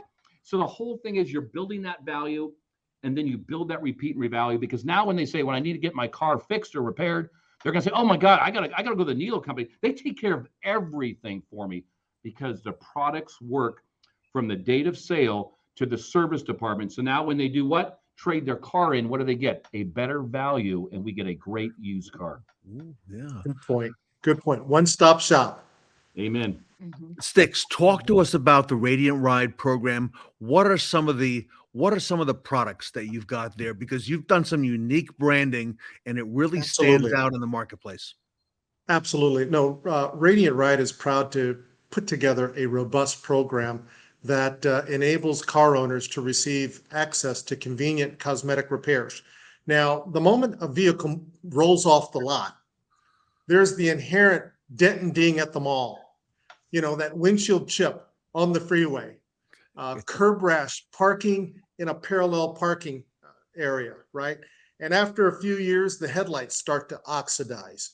And unfortunately, that Starbucks coffee that was spilled on that velour fabric seat or Peruvian leather is going to stain the carpet or seat. So we have a robust package of the common cosmetic reconditioning incidences that happen in everyday life. And Radiant Ride is delivering just optimum convenience for the customer by allowing customers to have these repairs done at a dealership during routine maintenance, or if they aren't scheduled for routine maintenance and want the repair done more sooner, we have our mobile network that can deliver these services at their home or office as well. However the customer chooses its most convenient service, all right, whether it's mobile or at the dealership during routine maintenance, that's the delivery experience that we want to execute for that customer.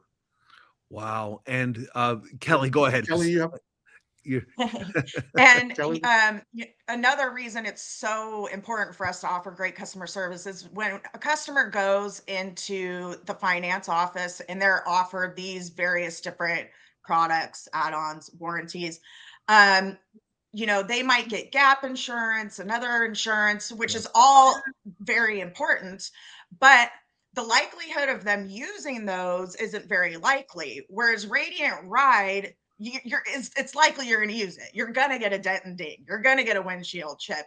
It's 95% sure you're going to use that one. And again, not to say the other ones aren't important, because they are, but you're most likely going to use the Radiant Ride one. And so that's, again, why our customer service really needs to be on top of it, because we're the ones they're going to be using, and what we do is going to reflect on the dealership. So Tully, that's that peace of mind. Go ahead, Sticks. No, it's that peace of mind that the consumer has. The customer knows that, hey, listen, these incidents are going to happen. All right. They need a resource and recourse on how to address these cosmetic incidences when they occur. And having that peace of mind, knowing that they can go to a dealership and have mobile service, it's just value proposition that they'll want to purchase the next go around on their next vehicle. That's where you think about this, is that, think about this. If we're looking at the first time customer, I'm thinking about the second, third, fourth time, or the repeat. Because a lot of times when they buy these products, they forget they have them. And it's our responsible and fix to do what? To wow them and remind them of all the free services that they get. When they come in, when we look up that car and we say, hey, you have blank on your car, we can take care of that for you today. Or when you're making that appointment, you can remind them, do you have any dent and dings that you would like to take care of? Remember, that would be complimentary because you bought that great insurance. That's what it's all about. Because people forget they even have a maintenance program, right? And sometimes they forget they even have an extended warranty program, right? So the goal is how do we drive repeat referral by wowing them on every service visit? I look at this as that when they come back in, they're going to say, I buy my car with the product, right? The product is almost secondary. It's going to be coming automatically. And that's what we want. And that's because the service drive is sponsoring, holding everybody accountable, and showing them the value of that product. And they utilize that product and they see how well it works. You don't sell it anymore. It becomes standard. Sells itself. You look at a service writer, what do they want to sell the most? Extended warranty contracts. Why? It makes their life so much easier if there's a problem. But now if we can say, we'll take care of all those cosmetic things. So now when that customer leaves, what are they doing? They are talking about how great their car looks, not just because we washed it, because we actually fit the dent and ding, and we actually did all those great services when it was in the service department. That's how you wow a customer and buy that product over and over again, which drives repeat and referral business. Absolutely. Sticks, how does it work? The dealer gets on board the Radiant Ride. They become Radiant Ride certified. I remember you told us that last time. Our dealers become Radiant Ride certified dealers, part of our Radiant Ride certified dealer network, to remind and educate the consumers that they have Radiant Ride, and to go to the dealership to purchase Radiant Ride. We have an extensive marketing campaign that consists of video content, social media content. We do print media, and our website is also highlighting the dealerships that have this unique customer service experience.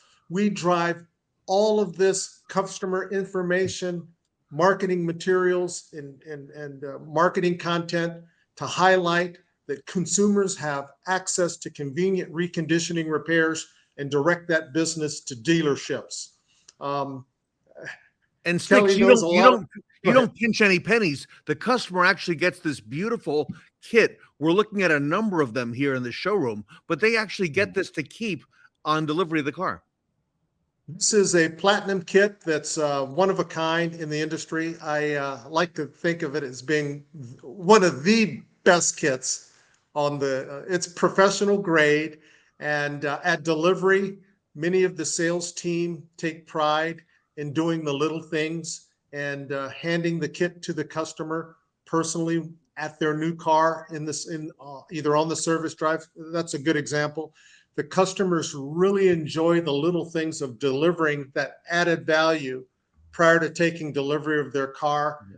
It just makes that experience, that delivery experience, a little more unique. But when you combine our showroom display, the marketing materials, and the marketing campaign that we use to drive business to the dealership, we do this strategically. And the purpose is because, attention spans are very short these days. You have to capture this customer's attention in a very short period of time. Yeah. So when they come into the showroom, they see our showroom display, they see the video content on the monitors, they see all of our dealer videos on YouTubes. By the time that they get into the finance office, they're asking for Radiant Ride. It's not a sales pitch. It sells itself. And the whole idea here is that we want to help customers render a value proposition in a short period of time, so that they get the keys faster. They get that, and they can pull out of the lot, and they have the peace of mind knowing that their cosmetic car care services are going to be maintained. It's win-win for the dealer. It gets the customer back to the store. It's win-win for the customer. They have the peace of mind knowing that the trade-in value and resale value is going to be higher. And it increases the likelihood of them buying their next car at that store, at the Nilo dealership group. Yeah. Get them back to the stores. Kelly? Customers really just like having something tangible to take home with them too.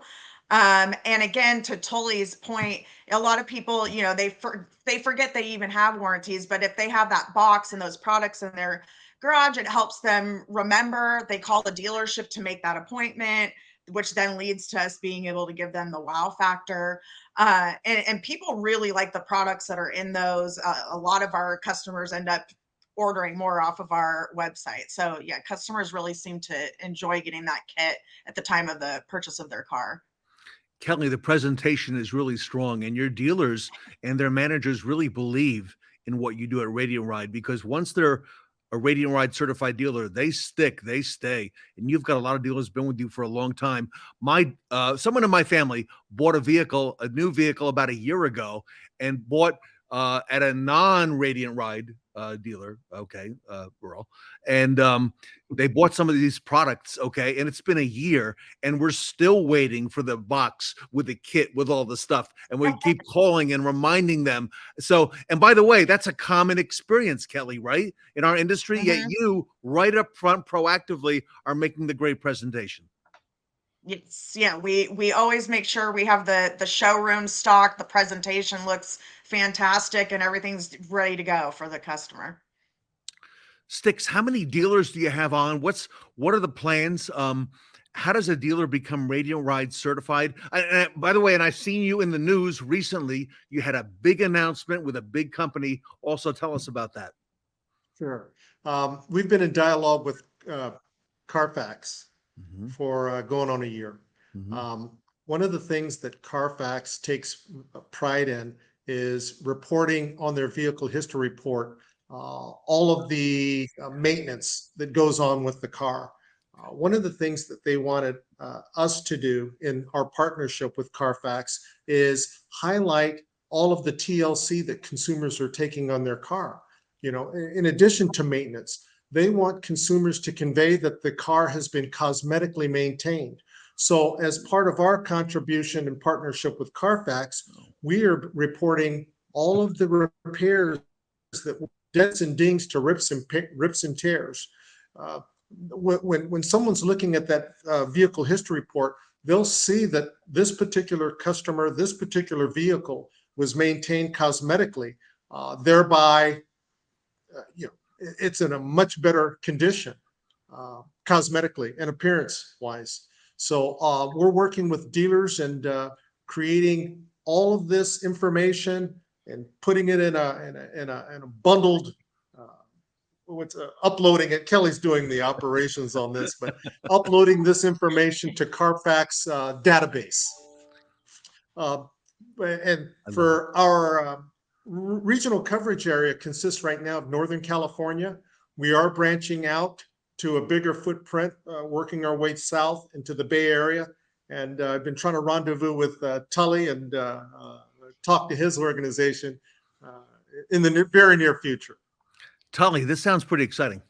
It does, but I think what we got to look at this is that it's great to sell it when you buy the car, but I'm looking at it the long term to drive the repeat referral business. I want to wow the customer every time they come in for service. So when they call in for their first appointment or second or third, we ask them, do you have any chips? Do you have any wheel dings? Do you have any dings that we can take care of for you today? We remind them that they bought this great product.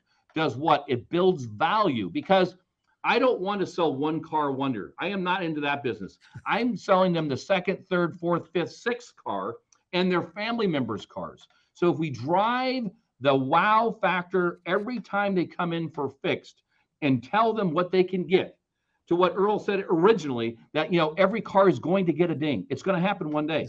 And some people go crazy. God bless every one of them.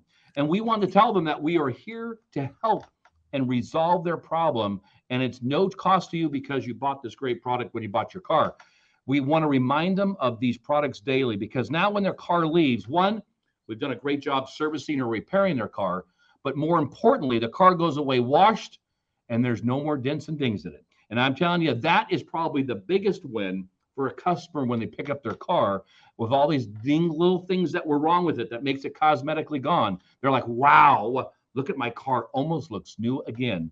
So now we ensure what? Repeat and referral business. We ensure that we have a great trade as we talk about Carfax. I don't want them to take it to Carfax. I want them to bring it back to me. I want that car back. I want that car back, and they buy another car and tell their friends to buy another car. That is the holy grail. And Tully, Earl has said it a couple times here on the broadcast, but he keeps reminding us, peace of mind. And you know what? We don't talk about that enough in our industry. And this certainly gives the customer peace of mind. It does. And if we all believe in that product, when you buy the product, of course, the person selling it to them is going to tell them that. But it really relies on your service advisors, your people that are checking the cars in. Those are the people that are going to give you the peace of mind. Oh, I see there's a ding today. Did you get Radiant Ride? Well, what's that? Let me show it to you. I'll show you here. Oh, yeah, I got it. We're going to take care of that for you today. Let me see if I can get an appointment done. That's the key issue of the success of the product. Not selling it penetration when you sell the car. It's all about using the product over and over again to drive repeat referral business. That's what it's all about. Not a one-hit wonder. It's about using the product to show the value to drive repeat and referral business back to the store. Kelly, what about training at the dealership? Because I imagine once they're on, there's a training component. Does Radiant Ride do that as well? Yes, we do everything. We train each department on how to handle the customer when they come in, the service drive, finance, sales. Yes, we come in and we do all of the training. I love it. Earl, you've put it all together, cosmetic repair at time of routine maintenance. So. And Tully hit the nail on the head. That's where the rubber meets the road, is when that customer comes in, service advisor being proactive, bringing those cosmetic incidences to the customer's attention, being proactive to schedule and make those repairs, exceeding the customer's expectation. And when Kelly was saying about our training, it's ongoing. It's not just at the rollout. Training, motivation is ongoing with all departments. And your support. And there's no barriers. No barriers. We visit our dealerships often. All the employees know us. We make sure we go in there often to introduce ourselves to new employees. They all have our personal cell phone numbers. They all can call us anytime they have a question. And also, especially, that's very important to us for the service drive, because of course there are parameters with any warranty, but a lot of times if something is outside the parameters of what we do, perhaps it's a bigger dent than just a small ding, or what's another example? Something a little bit bigger. I can't even think of one because usually we'll go outside the realm. But so we always tell the service department, before you say something isn't covered, give us a call. Let's talk it over. Most likely we're going to cover it because we want that wow factor to happen. We want the dealership to look good. Sticks. All right. How do dealers get on board? What do they do next? I see you've got the radiantride.com website. I know you're all over social media as well on LinkedIn. Yes. Reach out to us on our website, radiantride.com. We can be reached via LinkedIn, and just give us a call as well. We'd be more than happy to share our business model with all dealers. We have a white paper that's already published that we can send to dealers that summarizes all of the steps to get started. And one of the things that we also do as part of our intake process for dealers is we rely on them to call dealers that are currently on our Radiant Ride certified dealer network to get their insights on starting with Radiant Ride. It's part of our rollout guidelines. All right, everybody. Let's talk to the dealers that are currently on board so that they can give you their insights as well. You've heard some of those dealers here on Fixed Ops Roundtable before. We encourage our audience to reach out to Earl Sticks Brown and Kelly Culliver at Radiant Ride. Tully, this repeat and referral business thing is growing. God bless you, Ted Ings. You're doing a great job for us. Thank you so much. It's all about repeat and referral, my friend. All right, everybody. Absolutely. I want to thank Tully Williams, Kelly Culliver, and Earl Sticks Brown, the team from Radiant Ride, here today at the Fixed Ops Roundtable.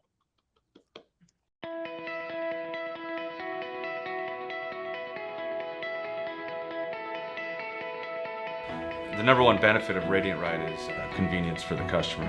Whenever they're coming in for maintenance, they're able to come in, get their basic services done, but also take care of the windshields, the wheels, the dents at the same time, allowing us to make it a seamless effort for them. It's a great benefit, and I've had several customers that I personally know that have purchased Radiant Ride and have told me how great it is. They know that they got a windshield star or other issue with the vehicle, and they don't have to panic because they know, hey, when I go in to get my car serviced next, I'll just get it all taken care of at once, and they love the convenience. Well, that's what's worked out so well. We've been able to just take care of the regularly scheduled maintenance along with any warranty work or whatever, and we can take care of what the program has to offer. And so you can encompass the whole experience under one umbrella, and that's what's worked so well for us.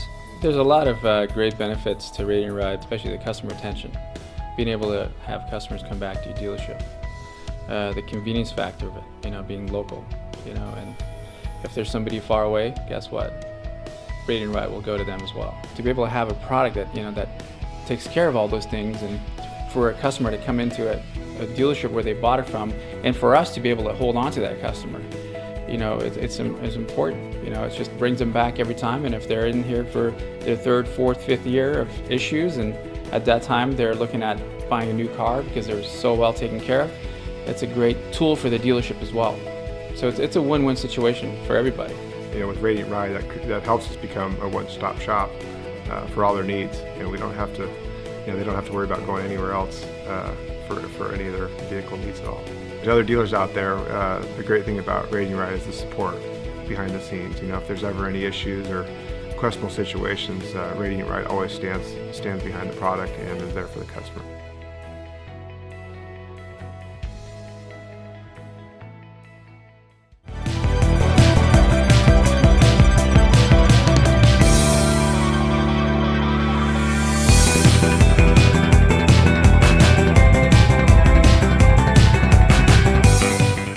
The second day of Back to the 80s was as rad as MTV. The Fixed Ops Roundtable sure knows how to make the automotive industry totally tubular. Don't forget to vote for our Best Practice Awards that will be announced at the end of the event. Thank you for joining us today, and stay tuned for day 3, where we will rock Fixed Ops.